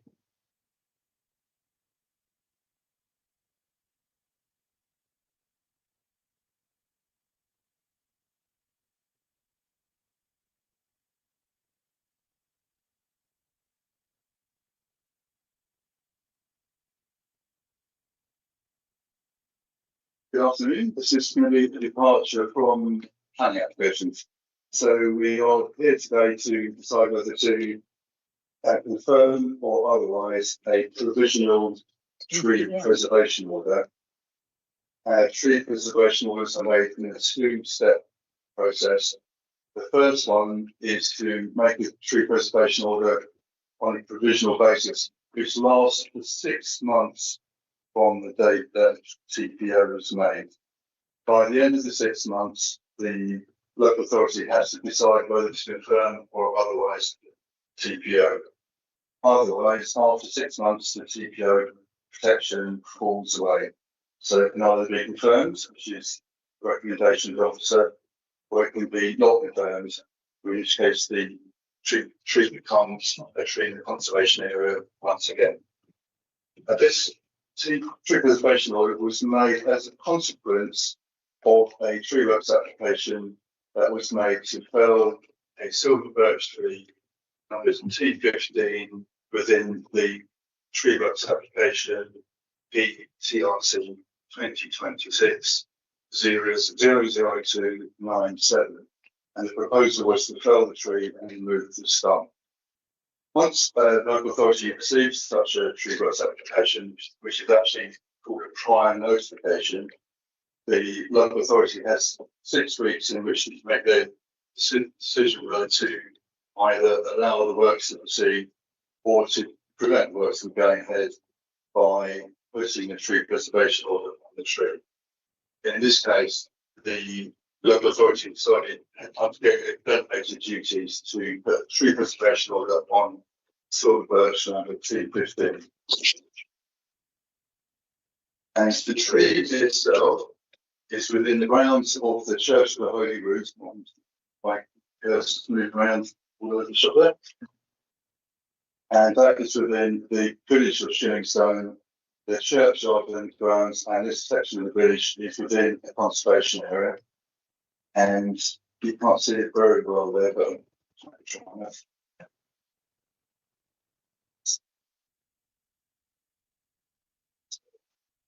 So I start moving around all over the place. On the right hand side, we can see an icon, which is an emblem of a tree with a number T1. That denotes the silver birch that we're discussing, which is subject to the tree preservation order. And that silver birch tree is situated in front of the church to the south side of the main part of the building. Give you some context about the relationship between the tree, its position in the churchyard, and the building, which is a Grade 1 historically important building.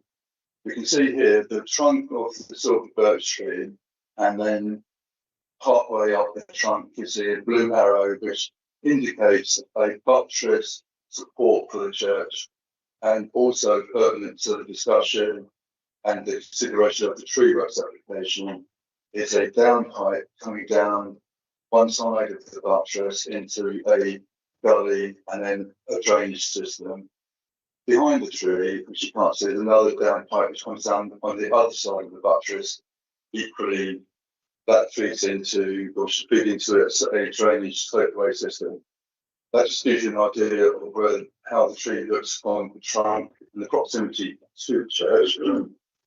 The surrounding area and the churchyard is here seen from an aerial photo, which I've shown the tree itself with a blue arrow demarking the silver birch tree, and it gives you a good idea of the number of trees that there are around the churchyard.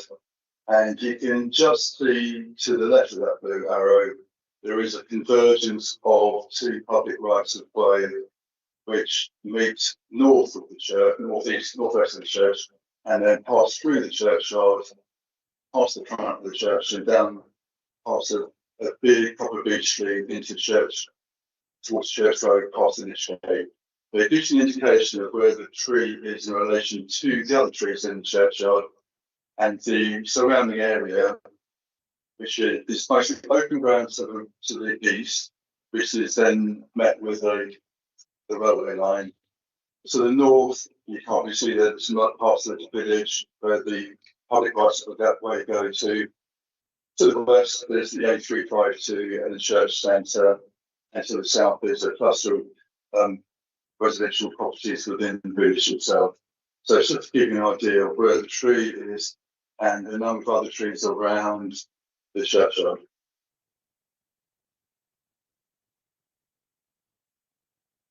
Here's another view of the tree in front of the church as you're looking towards it from south facing north. So if you're walking through from Church Road in a northerly direction, you'd be passing through the Lich Gate, and then you would see silver birch virtually directly in front of you, and then the church behind it, and with the repair works that have been going on for some time. To the right of the church, as looking at the eastern elevation, there is a very, very large Lawson cypress tree, which is not the subject of the tree preservation order because it hasn't been involved in the tree works applications to fell the birch. But that is equally a tree with some significance within the churchyard itself.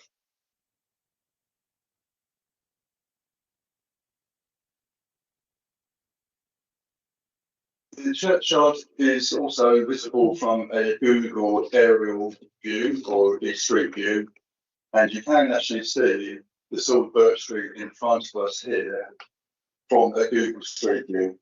So that is something which is recorded from Google's cameras, and that shows you where you enter the churchyard from the north by the public footpath N50/7. So it gives you context that the tree is visible to the public who are accessing the churchyard from the north. It is accepted that there are not far-ranging views of this particular silver birch tree because of the other surrounding mature trees, the distance away from any other viewpoints, and also because of the church itself. But I think this photograph gives you a good idea of a public view if you were approaching that tree from the north. Some of the objections to the tree preservation order are based on that very thing, that the tree has got no public immunity. And just to give some context to when Dorset tree officers make tree preservation orders, they have to use a systematic and structured approach to assessing whether a tree has got value and whether that immunity value warrants making the tree preservation order. So this is called the tree evaluation method for preservation orders. It's a widely accepted mechanism for evaluating trees and their importance. It is a scoring system and it is based on some subjectivity, but professional tree officers would use any system that uses an evaluation of trees in a fair and consistent manner. Without getting into all the ins and outs of tempo, what we're looking at really is the bottom hand score, which you may not be able to see, which gives a total score of 17. For a tree preservation order to be made, a tree has to achieve a score of a minimum of 12, and it is based on a number of factors, and they are quite fair to say they don't deviate. So we had things like the tree's health and its structural condition. So if the tree is healthy and in good order, then that gives it a better score. If the tree is if the tree has got a long life ahead of it, it gives it a higher score. If the tree is in a high visibility area or it has got other special factors, it gives it a higher score. And then the tree officer has to combine those scores to achieve just a minimum. And then beyond that point, they have to decide whether or not the tree has got merits, which make it worthy of the tree preservation order. And if it doesn't make the grade, then we have got no reason to put a tree preservation order on the tree. The phrase expediency comes into play here because we have to ask ourselves, is it in the public benefit? So expediency means, is it in the public interest to put a tree preservation order on any tree? So for argument's sake, if the tree was very small in in decline and it wasn't visible to the public, would you put a tree preservation order on that tree? Probably not.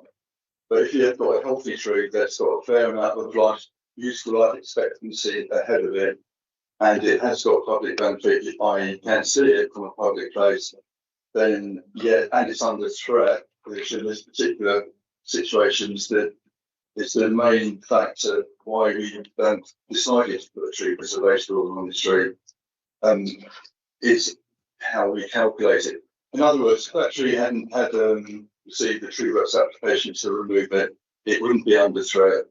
It would be considered to be under good management.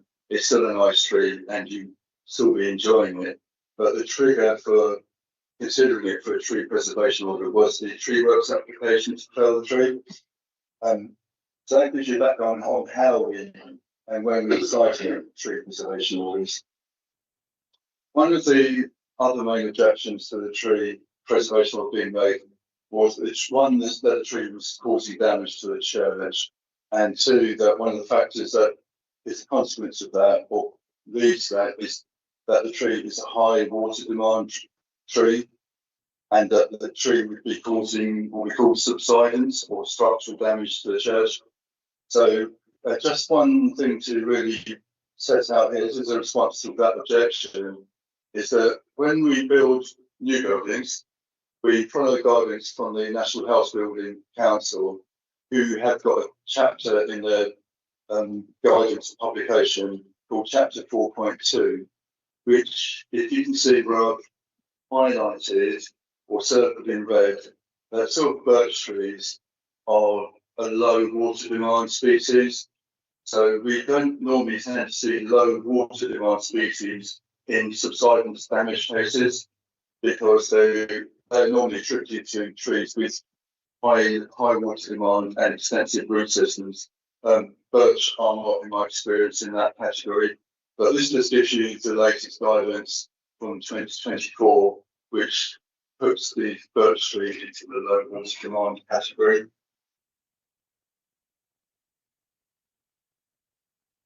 And I think that's really sort of speak out here is that the damage being cited to the church and attributed to the tree has been described as being structural damage and subsidence damage. So if a tree is brought into play or cited as being causing structural or subsidence damage to a property or a structure, there has to be a number of factors that are relevant to understanding whether the tree can play a part in the damage. And I didn't create a list, it's in the committee report. So in this case, it's the church is damaged, and there are two likely causes according to the structural engineer and to the quinquennial report from 2022, which I think went into great detail into the damage that the church has suffered. And two probable causes or potential causes were leaking drains, and the other was tree root activity. So the drainage report that's been cited in the committee report does say that the recommendation was to repair and replace the drains, and water leaking into the ground could cause a weakening of the substrate of the bearing soil underneath the buttress foundations of the church. And let's go back a little bit to the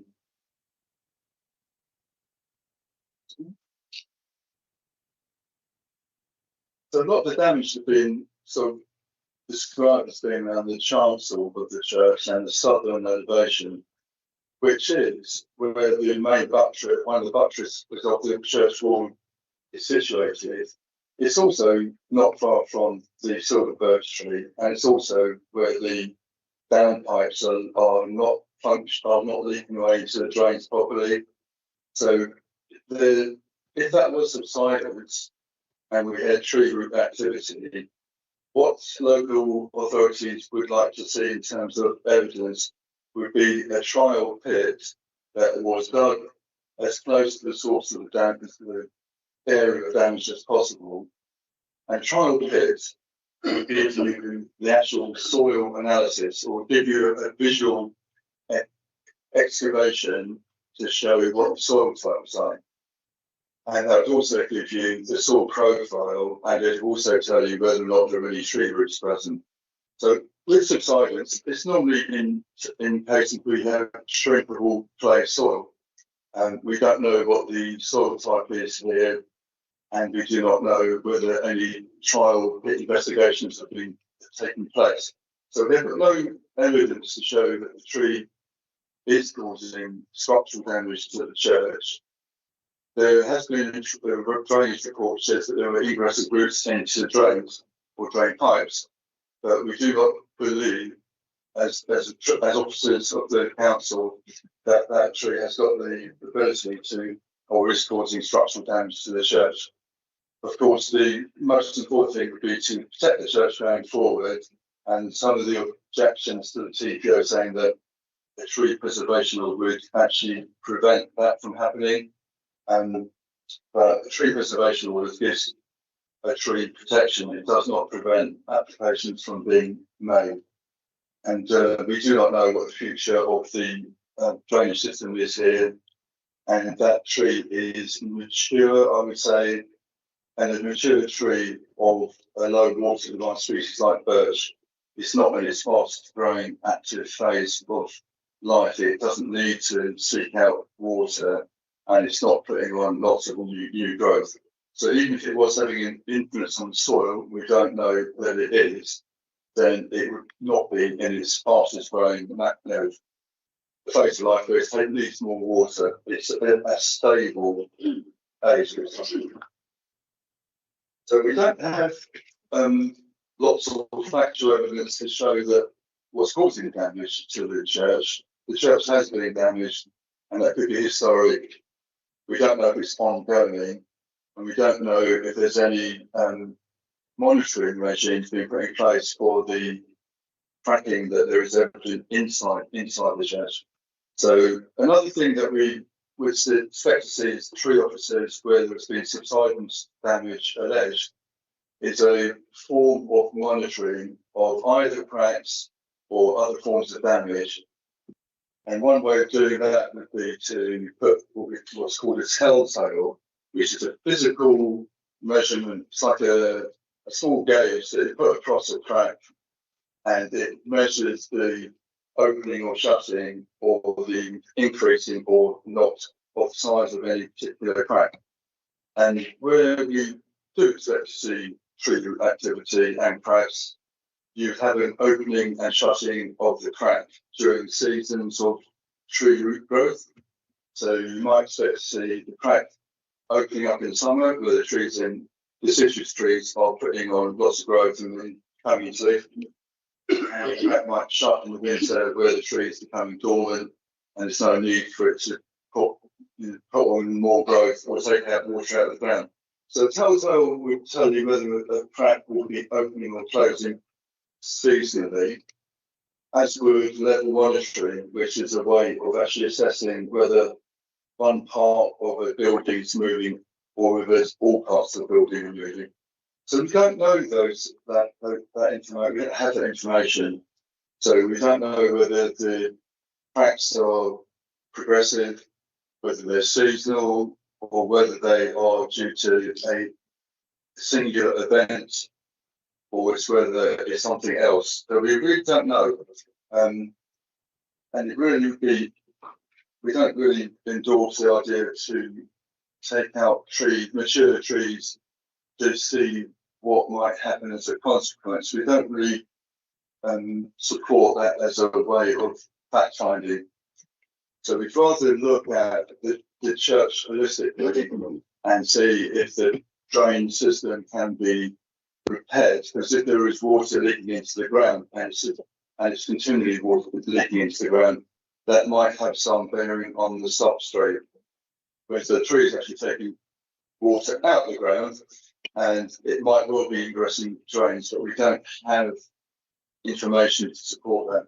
So the tree preservation law does give us some tools by which we would require further information to support the suggestion that the tree is causing damage to the church, and that damage is only going to get worse over time. but we can't require that through a conservation area tree works application, and we can require that through the TPO tree works application. And that does not mean that no works can be carried up to the tree. It just means that we would expect to see some evidence that could support any tree works application. So we do not think that it's necessary to remove the tree in conservation area just to see if the church suffers any further damage. We'd like to see a better, a more holistic approach, especially if we don't really endorse the removal of trees with amenity value without justification, and we don't feel that the information that's been provided to date has been robust. Thank you both. Can I now please ask Howell to speak? Just at a desk over there. Please press the right hand button to turn on the microphone. You have 3 minutes and I'll give you 30 seconds heads up towards the end. Thank you. Good afternoon, Chairman and members of the committee. My name is Anne Powell and I'm speaking on behalf of the Church of the Holy Rood in objection to the proposed tree preservation order on the silver birch located adjacent to our church. I want to begin by making it absolutely clear that the church does not take the removal of any tree lightly. We value the contribution trees make to biodiversity, the environment and the churchyard. Since 2020, we have pursued a green space and wildlife plan in the churchyard, and for a second year are delighted to have kestrels nesting in the tower. However, as custodians of a 900-year-old Grade 1 listed building, we have a statutory duty to protect and preserve one of the nation's most important heritage assets. The application to remove this tree was not submitted without evidence. It followed concerns regarding cracking within the church, particularly to the medieval chancel arch. A conservation architect recommended further investigation, which led to a structural engineer's report. That report identified this birch tree immediately outside the chancel arch as a possible contributing factor to the structural movement and recommended its removal alongside other remedial works and ongoing monitoring. 3 years ago, part of the church roof collapsed and it became clear that the entire church needed re-roofing.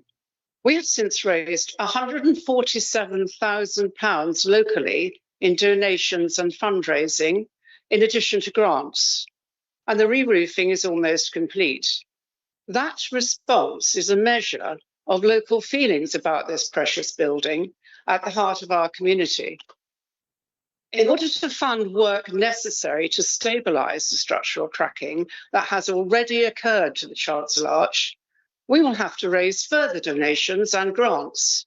If we're not able to remove this tree and instead allow a possible cause of that damage to remain in place, we will find it impossible to obtain grants from heritage bodies and we will be unable to save the building from further deterioration.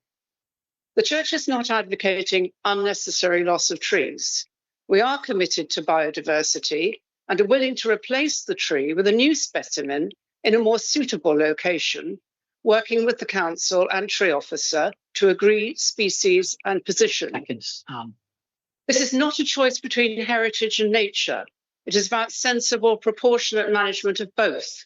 It cannot be in the public interest to protect a single replaceable tree at the potential expense of a nationally significant Grade 1 listed building. Thank you. Thank you. I now please ask Councillor Steve Mercer to speak. Steve, you have 3 minutes.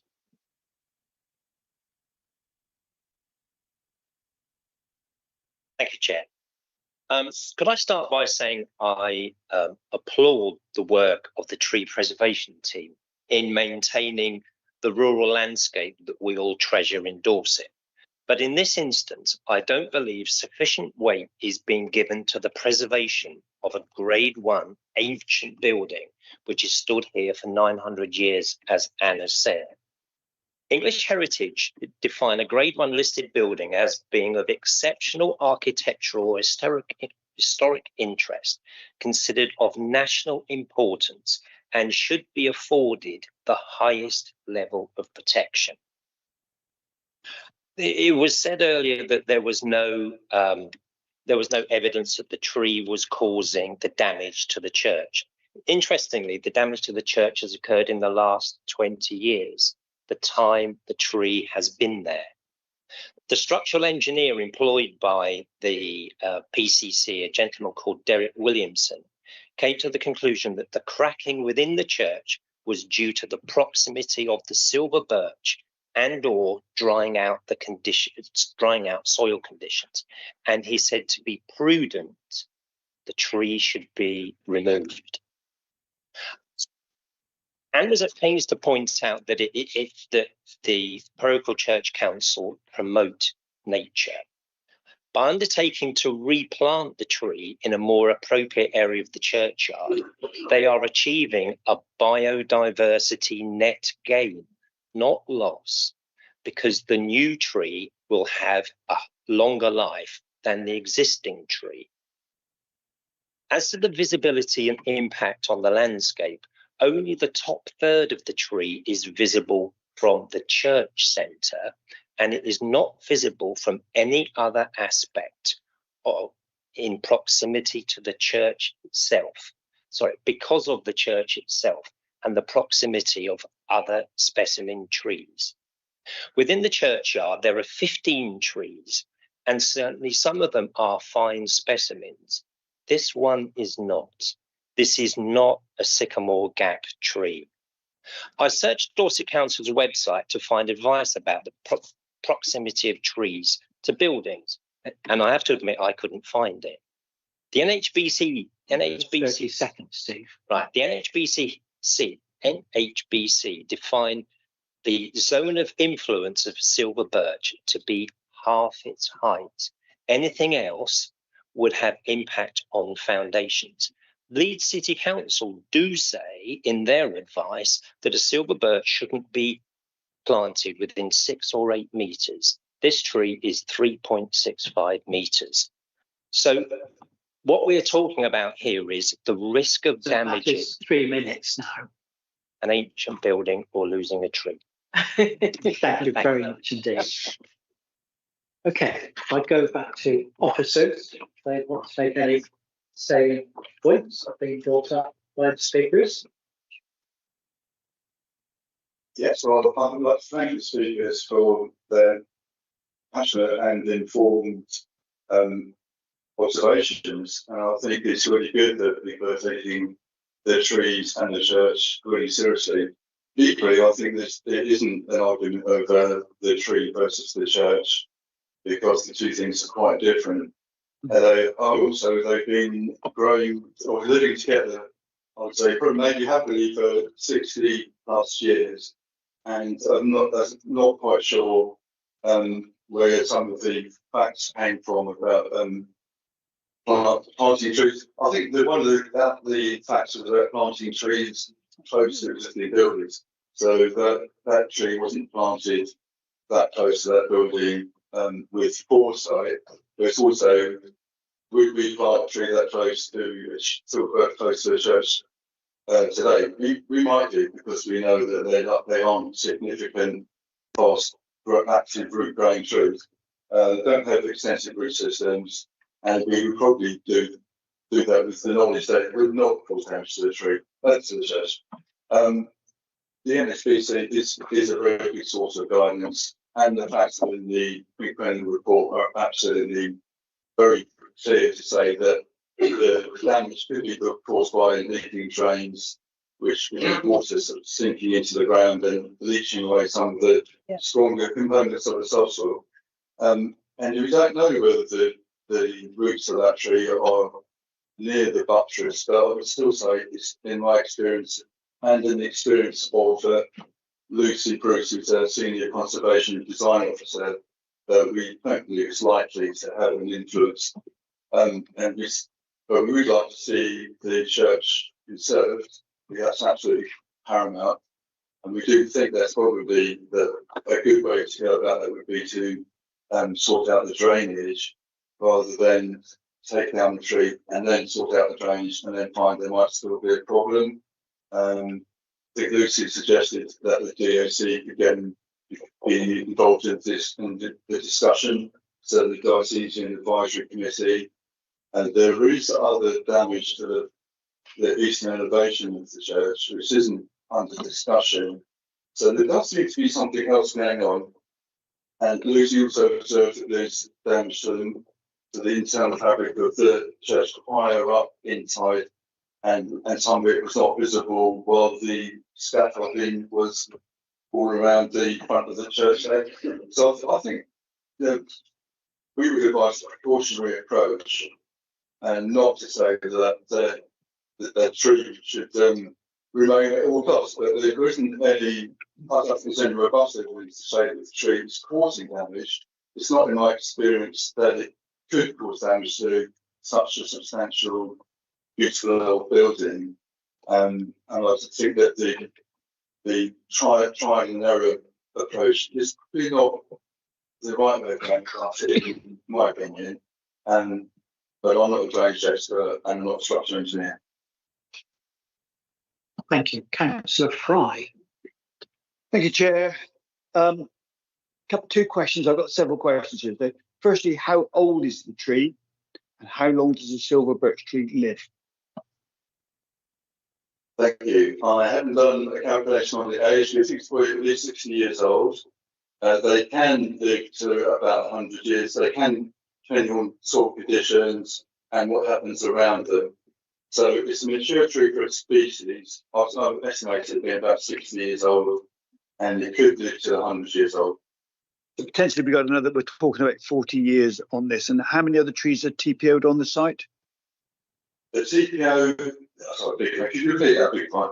How many other trees are TPO'd on the site of this church? I don't believe that any other trees are TPO'd on the site, although I cannot swear to that because I'm not a tree officer for this particular area and I haven't got a copy of the TPO layer with me. Thank you. I take slight exception. I normally defer to experts on this matter and I am no expert, but we built our own house in 2018. The neighbour planted some silver birch trees within about 2.5 meters, and they have already popped our patio slabs up. If you Google a silver birch tree, you see that it causes structural damage, damage to drains, the roots are expansive and they go there. So I am proposing that we reject this TPO application and take the tree down. Okay. Thank you. What you said is not, it does make sense. And certainly with new buildings and the trees that show not appropriately planted, they can cause problems. So we'll not just keep that for a minute. But sorry, you didn't mention that in your report, that can happen with damage. And I mean, I've just Googled it now and it comes up, be careful where you plant because they can cause structural problems or drainage problems because the roots are expansive and they get into the drains and they break them up. Trees can invade drains if they're leaking and broken. They can seek sources of water, which would be leaking drains. So yes, tree roots can proliferate where drains are leaking water. They not necessarily means they break into drains to cause that damage. But yes, I think drains need to be repaired where there is a source of root ingress, which there seems to be in this case. Okay, sorry, thank you. Councillor Brenton. Thank you, Chair. Going from my horticultural knowledge, we know that silver birch, I am surprised that this birch is still in this good condition if you think it's 60 years old. Because in my experience, you're usually talking about 45 years and then they start losing top growth. So this birch is obviously in a healthy soil that has a lot of water. Birch is a pioneer species, which is why they thrive on heath. And if a birch tree falls over, you see it has very shallow but very fine fibrous root plate, which is not the sort of roots that get deep into drains. But what wasn't in the report, at least I didn't miss it, is exactly how far away this birch tree from the church wall. I don't think it's actually told in meters. You must have measured it. That is mentioned in the applications of the tree, which I haven't got in front of me. It was something like it's between 6 and 7 metres away from the buttress. Sorry, Judge. When you're planting trees according to specifications, usually one takes advice from insurance companies, and insurance companies tend not to strongly advise that trees are not planted within 80 metres of a wall, otherwise they will not pay up for subsidies in future. So I tend to take the 8 metres rule as a sort of guide. So this tree is slightly closer than would be advised, but then it has been there for a very long time. And if you look at the photograph, that's another one that shows the, what's the word, the spread of the branches. And that is usually a very good guide of how far away its roots are, because they're pretty much the same. There's another one from a different angle, and that shows where the spread of the roots of the leaves are. So I think Julia's out on this one. It's a bit both ways. I would rather keep the tree, definitely, but also I'd like to keep the church. If we remove the TPO, all that happens is it reverts to being in a conservation area.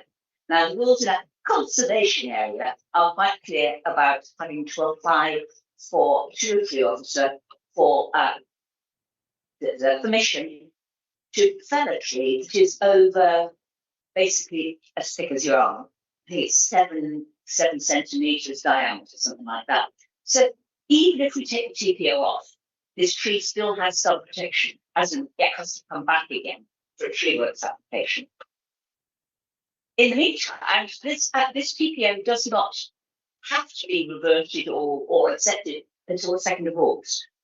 So I would strongly recommend that the drains are sorted out and then come back to 2nd of August. That would be my opinion. Okay? Because even if we remove the TPO, they have to ask again. And doing some preliminary work might sort it out. But I doubt very much that this tree will be healthy for another 20 years. So how long do we want the church to last?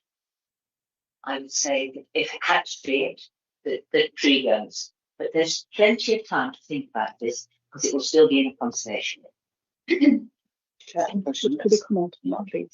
Yes, Anna's going to, and Bo's going to comment on that. Yes, thank you for that. So any tree over 75 millimetres is about, when measured at 1.5 mile, when measured at 1.5 metres above ground level, that requires the sufficient fire notice, which we've received. What that does demonstrate, though, is that the tree is under threat. The local planning authority can only decide whether to put a tree preservation order or not.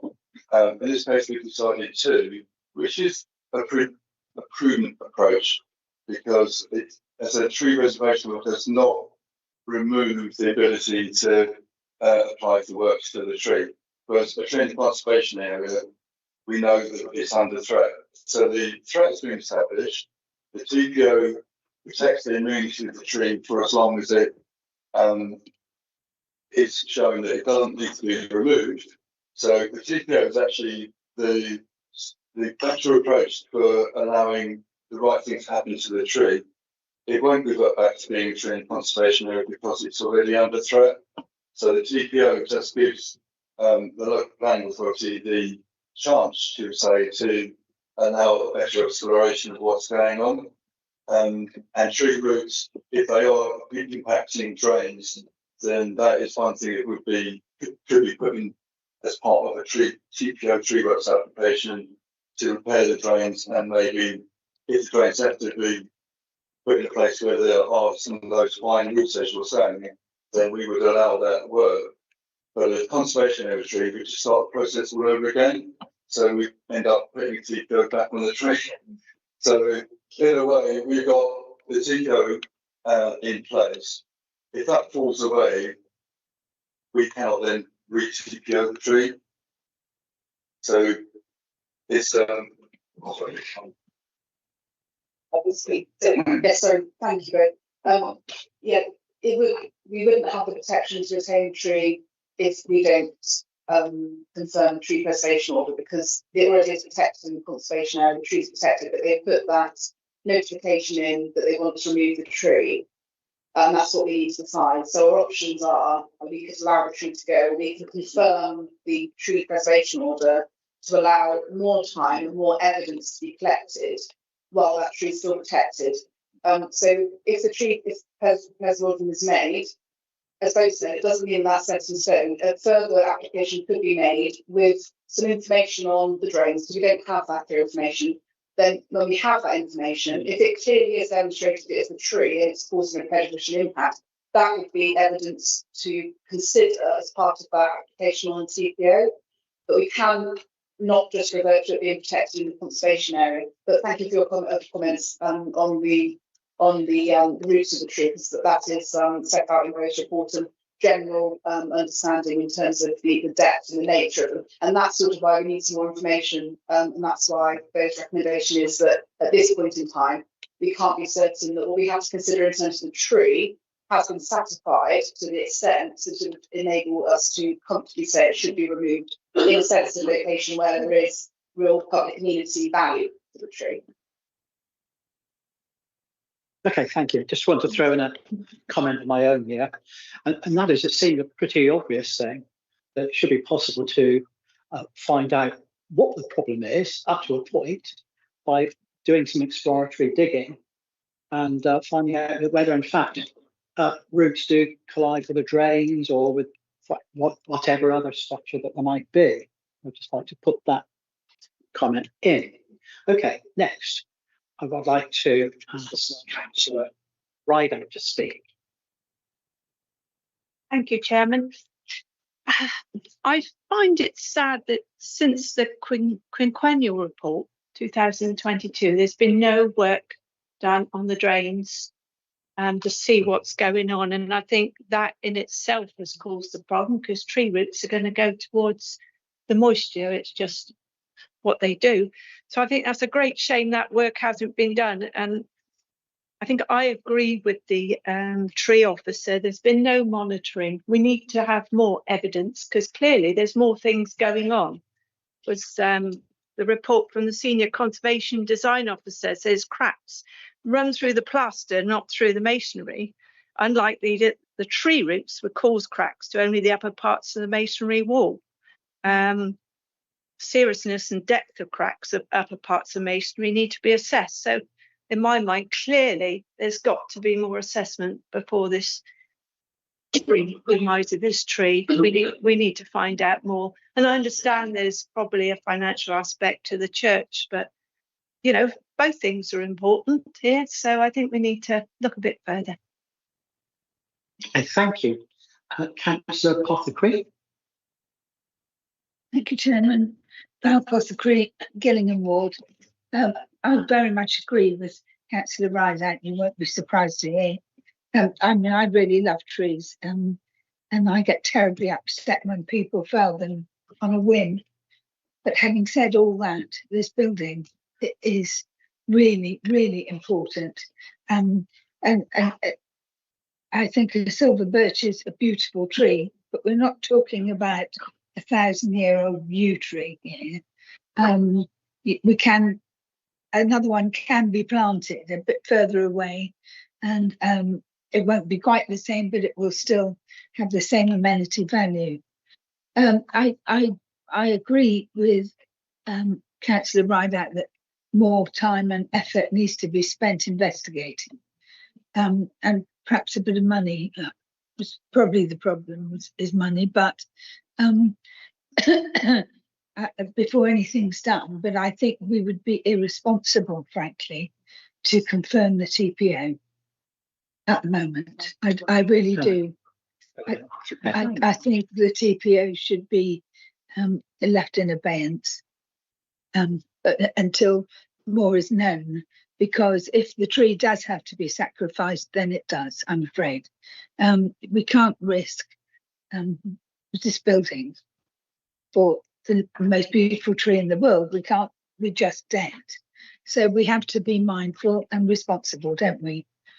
I think that's it. Thank you. Thank you. Thank you. Thank you, Chair. And just to confirm that we couldn't insist on replanting without the tree preservation order in place. So there's no mechanism to insist on a new tree. But if the tree preservation order is confirmed, and then further information is provided for a new application to remove the tree, if it is justified, a condition could be placed on that replanting is carried out. But not in the sense of just not confirming the TPO, because that's not in the legislation. It doesn't mean that something informal might be agreed between, the church and replanting, but in terms of being able to control that, what species it is and where, that would be open to us. Okay. Councillor, sorry, is something else you want to say? Yeah, Okay, go ahead. there is actually. So we're talking lots about the tree and the church, and we know that some experts have looked at the church, but we haven't seen any experts looking at the tree in relation to the church. So there does seem to be one thing which might be missing, is that when we do get problems that involve more than one discipline, it can be quite helpful to have an expert who is used to looking at the damaged buildings, or somebody who's used to installing or repairing drains, talking to somebody who knows about trees. And there doesn't seem to be any arboricultural input into this problem at the moment. And I was thinking, trying to think of problem solving, is that if there was a plan to repair the drains, it might be a really useful exercise in getting somebody who's used to doing that and knows how to do that to talk to a tree expert to see if those two things can be done in a sympathetic or symbiotic way without one thing being done at the cost of the other.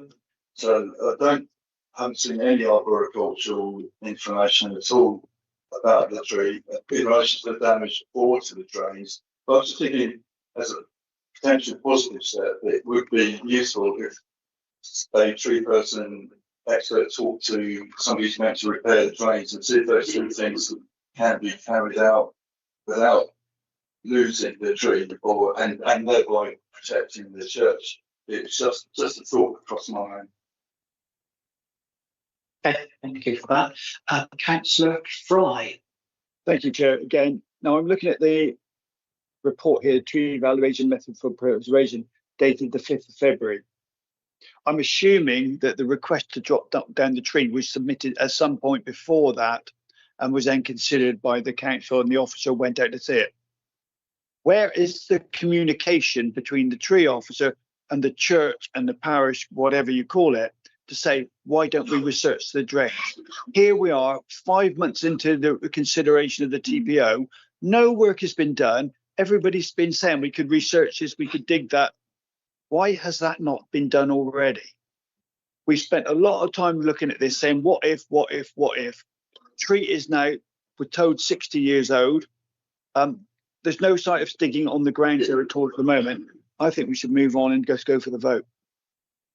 Thank you for that. Actually, there was communication between my counterpart, another senior tree officer, Andrew Douglas, and the Parochial Church Council. So there was a conversation had during the course of the process, and there was discussion about drains, and it became it's becoming quite a complicated subject.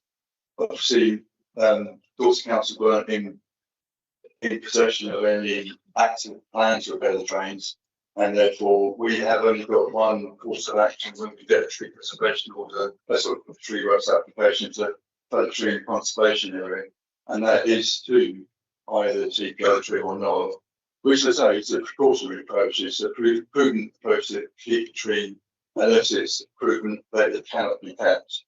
So there was dialogue, I believe, not by myself, and the tree officer at the time who looked at this did put the TPO on, and that did prompt, I think, dialogue between my colleague and the Broken Church Council. So there was dialogue about that. I just point out there's no mention of that dialogue in the report at all. No, you're right. That is an absolute piece of information. Councillor Rideout. Linda Rideout, Gillian Wood. Well, in my mind, and I am an ardent tree person, I think we need to give the tree the benefit of the doubt. The best way forward is to TPO it, and that will not stop any tree works application coming through if there's evidence that a tree is causing the problem.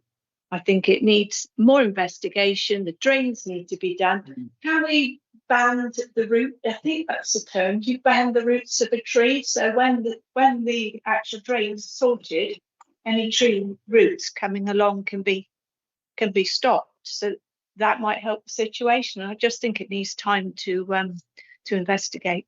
But I'm happy to confirm the tree order. In that case, I'll second. Okay. Could you just comment on that point first, Bo? Absolutely. So the idea about preventing or containing tree roots, root pruning is one method where you shorten the tree roots at one specific point. And the other, I think you're mentioning, is something called a tree root barrier, which can be installed in the ground between the tree's roots and an object that we're wishing to prevent the roots from reaching. It can be quite complicated to do that, and we don't know the specifics of the. That's why we're having a tree person and the person who wants to relay the drains or get new drains to talk to each other, because it may or may not be possible to dig into the ground, specifically within the churchyard where there may be human remains, without more complicated examinations. And but it may well be possible that a engineering solution, the background, maybe, I don't know, I'm not a drainage engineer, root protection systems, either through root pruning or through root barriers, are dependent on experts looking at them. But yes, in theory it can be done, but it'd be good to have that further exploration. Somebody who knows who's got that experience doing that. Okay, thank you. Just a point of clarification. Councillor Fry, are you proposing that we do not accept the TPO? And also, Councillor Rideout, do you have a proposal to accept the TPO? Right, I think because Councillor Fry suggested first, we need to look. Right. So, Councillor Pothecary. Sorry, Chair. I would like to second Councillor Fry's proposal. Sorry, that's, I think what Councillor Fry is saying is to not confirm it. That's correct, isn't it? Yes. And so not confirm it. Yes, the tree works, which would allow the tree roots to go ahead. Yes, all the investigations that are needed. I mean, if the tree has to go in the end, it does. Just be absolutely but I don't think we need to put the TPO on it. Yes, Phil's just going to say a few words. Thank you, Chair. So my recollection from a while ago was that Councillor Fry proposed that the TPO should not be confirmed, which would allow the tree, if there was a seconder, which I don't think we had to Councillor Fry's proposal until Councillor Pothecary said a minute ago, that would mean the tree could be taken down without further investigatory work. So we just wanted to check with you, Councillor Pothecary, because I think you indicated earlier that you were minded to say further work should be carried out, which would mean that in effect you were saying you wanted the order to be confirmed to allow that to happen. So just to be very clear, my understanding, Councillor Fry proposed that the order should not be confirmed. That would allow the tree to be removed immediately without further investigation. As far as I know, we didn't have a seconder for Councillor Fry's proposal. The chair needs to look for a seconder for Councillor Fry's proposal before going on to consider. If there's a seconder for that proposal, that would go to the vote. If it's lost, we'd be looking for another proposal. If there's no seconder, then my advice would be to the chair to go to Councillor Pothwick, who indicated a different proposal. Thank you, Chair. I'm sorry, through you, Chairman. Just could you please clarify? Yes, I'm happy to second Councillor Fry's proposal reluctantly, but I still think it's the sensible, pragmatic way forward. Thank you. Okay, I understand. Before we go to the vote, Councillor Cooper has a point. Yeah, Chairman, just wanted to ask a question on it. Won't be a technical thing, but if you look at the photographs, there are burial grounds right close to the church there. So to do any investigation, it's going to make it very difficult to do any investigation into the drainage because there are burial grounds there. So, I mean, I would support Councillor Fry's proposals on that. Okay, any other comments? No, so I think we can go to the vote then. So those in favour of the proposal to not allow the TPO, please vote. Those in favour of that. Have 1, 2, 3. 3 in favour. Those against. 3, 4, 5. We have 5 against. Okay, so that proposal has been rejected. So any other suggestions or proposals to Councillor Rideout? I propose we confirm the TPO, Chairman. Do we have a seconder? Councillor Branson. So the proposal is to confirm the TPO, proposed by Councillor Rideout, seconded by Councillor Brenton. So those in favour, please, could you vote? 3, 4, 5. 5 in favour. Those against? I'm going to abstain, Chairman. 2 against. Any abstentions? And 1 abstention. Okay, thank you. So the TPO order has been accepted as recommended to be put into effect. Thank you very much. That's the end of this application.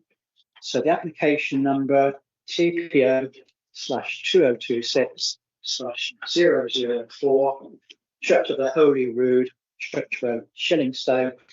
The committee has decided to accept the recommendation, decided for the TPO to be put into place.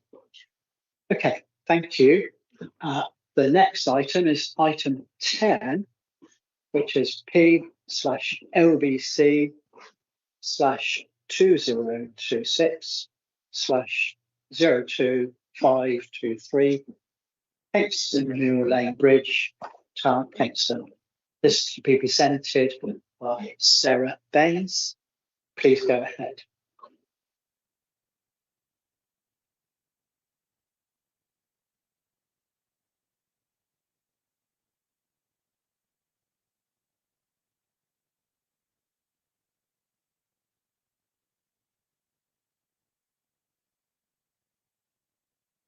Should be. Look at the old guys doing the boot.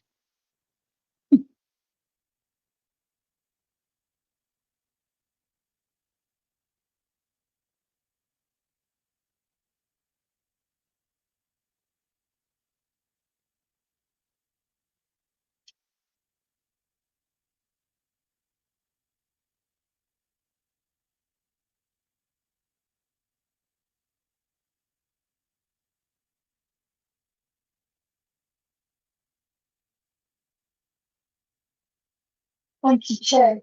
Last but not least, this application is a Dorset Council application, which is right to the committee.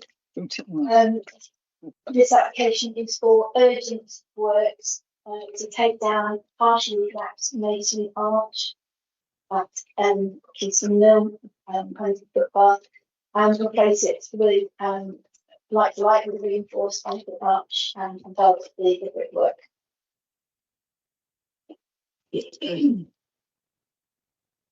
so the footbridge is located at Keystone Mill,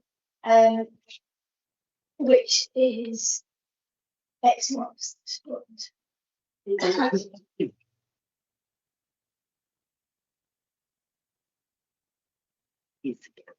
X marks the spot. Keystone Mill is southwest of town of Keystone, and it's discharged to Marshall up to the southwest on the main A350. Town of Crawford is down here to the left. This is, I think it's called Mill Lane. No, it's unknown.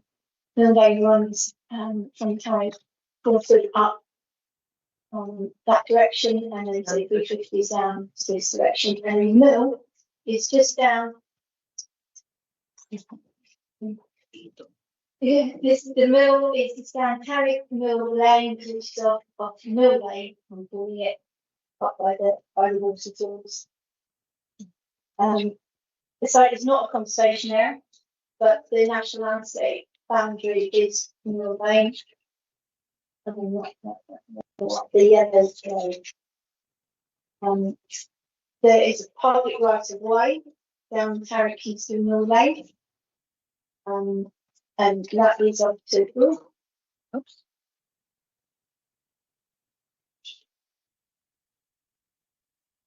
And you bring my computer, so yeah, no.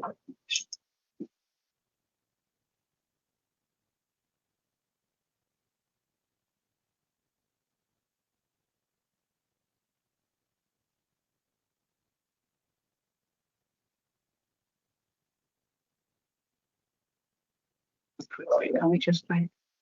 Yeah, so the public rights of way. Now I think it's goes up again. To the South Valley Way.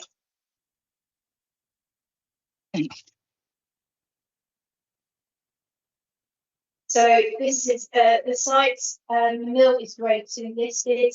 It's listed in this description as 19th century mill. The 19th century mill is that little section at the end there. There is an earlier mill, wheelhouse, 18th century mill here, and these are the cottages. So the whole site is grade 2. There's also grade 2 listed Curtis Williams, which are separate ownership. That's they service the mill. The footbridge is that little highlighted area in front of the mill, and that is the public right of way that runs in front of it. The footbridge is part of the listing. The mill, it is fixed into an auxiliary use to the mill, and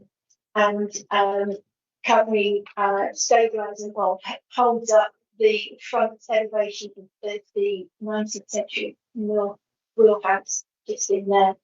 Part of the 19th century addition to the mill, although there is an early 18th century arch in there which serves the 18th century wheelhouse.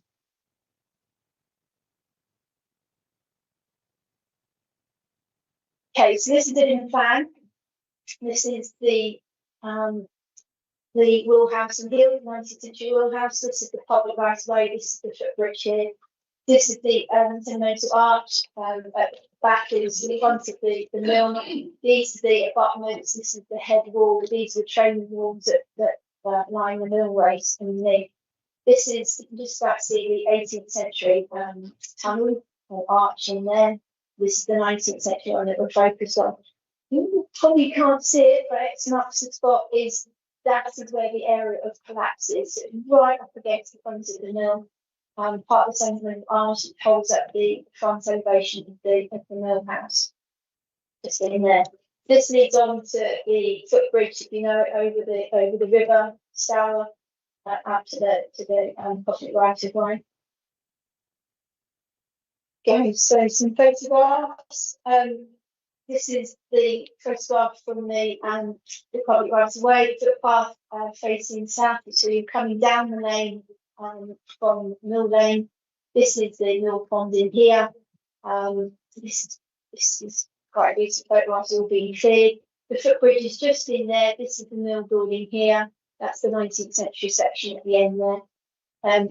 This is an earlier photograph facing up towards the lane from the river.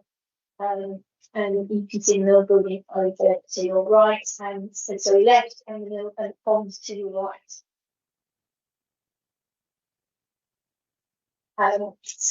Another shot of the mill. This is the head wall, downstream head wall. This is the training walls here. That's the arch downstream. The 18th century mill race is just in there underneath all that shrubbery. That's the mill house in there. You can just see the line there where the 18th century hits the 19th century.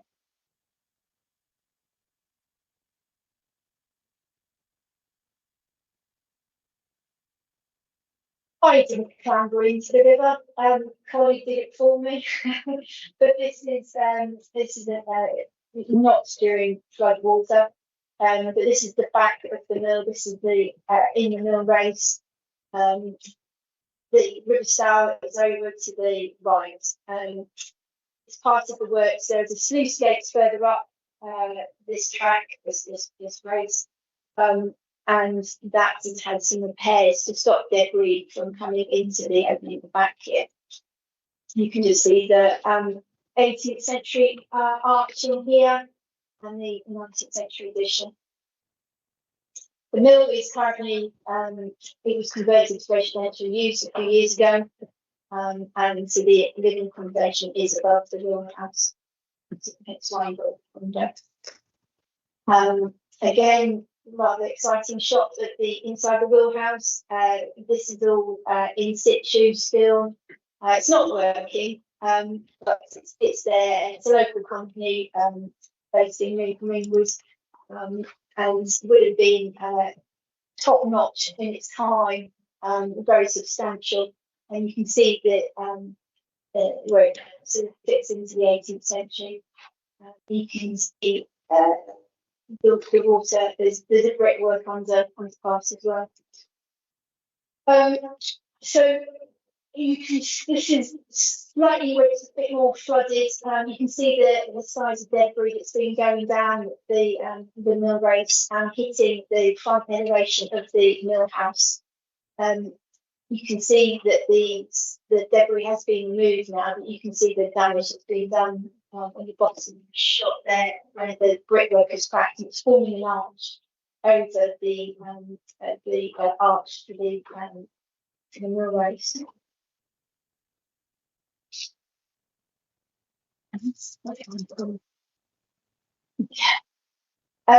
I spared you the video shot that we have of this.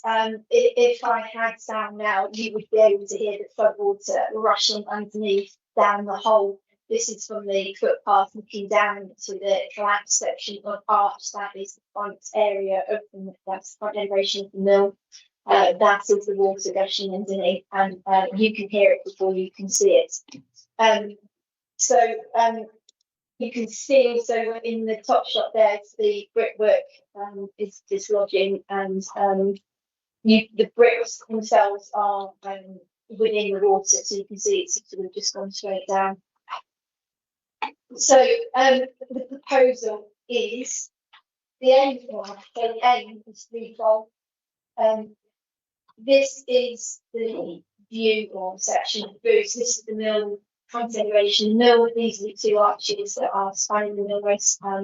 So the idea is to support the mill building.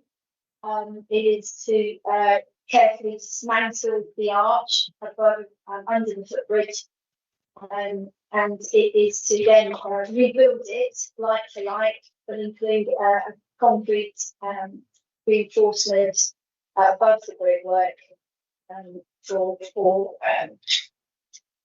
to meet the Class D highways and the 40-ton emergency vehicles that may be required to service the mill. This is, you can just see here, there's how far the arch is thought to have started to collapse with the mill building, so that is also being propped and taken down as part of the works. You can just see the 18th century the road area is much smaller than the 19th century.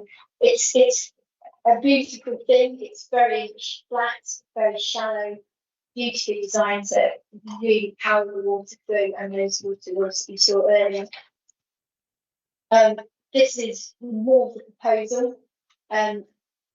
This is the arch itself. So the footpath is above the concrete section here, which will be reinstated with the gravel and the track surface that we have now. The concrete section will be slightly extended to the abutments for support, and then the brick arch should be reinstated using the brickwork that hopefully will be able to be retained and reused. They're quite substantial bricks, engineering bricks, so they're in quite good condition compared to the brickwork on the mill. You can see in section here, this is the front elevation of the mill. The actual the brickwork will extend underneath the mill building to support it. One of the things Historic England have mentioned is to slightly odd maybe, but to have a breathable membrane to prevent water ingress. Brickwork can already breathe on this side and underneath, but it's possible to include a small section of membrane up against the mill building. It's not possible underneath the concrete because of loading, and also the concrete will be fixed into the brickwork with stainless steel to prevent rusting.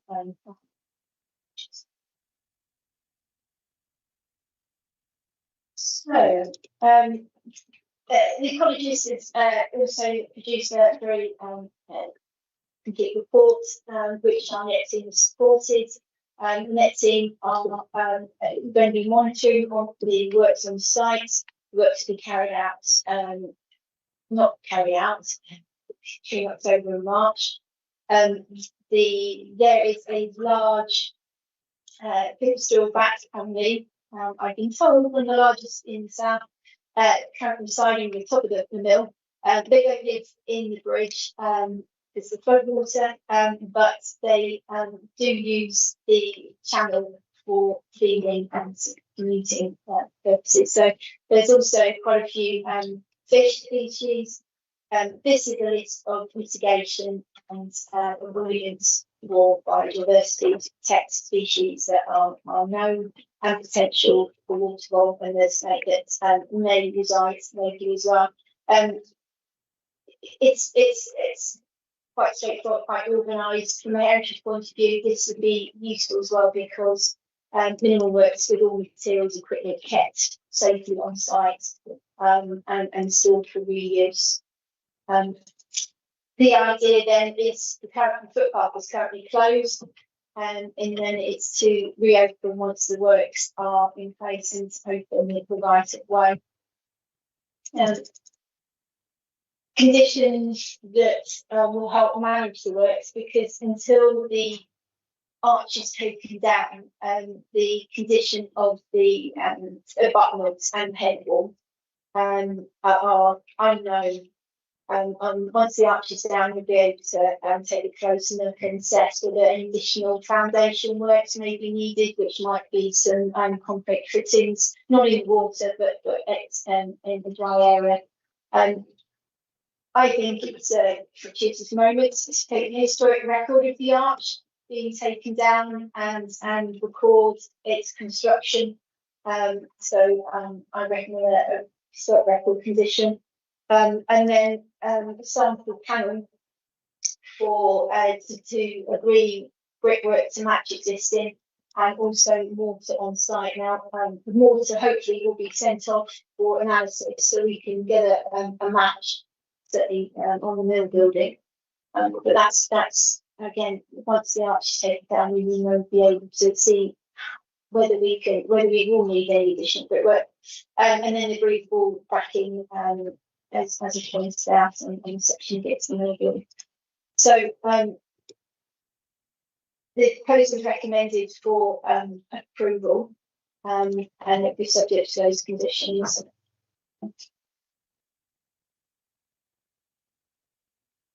Thank you, Anne. Okay, Councillor Major.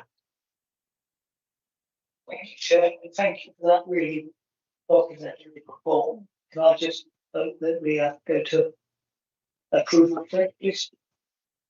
Proposal, sorry, with the conditions.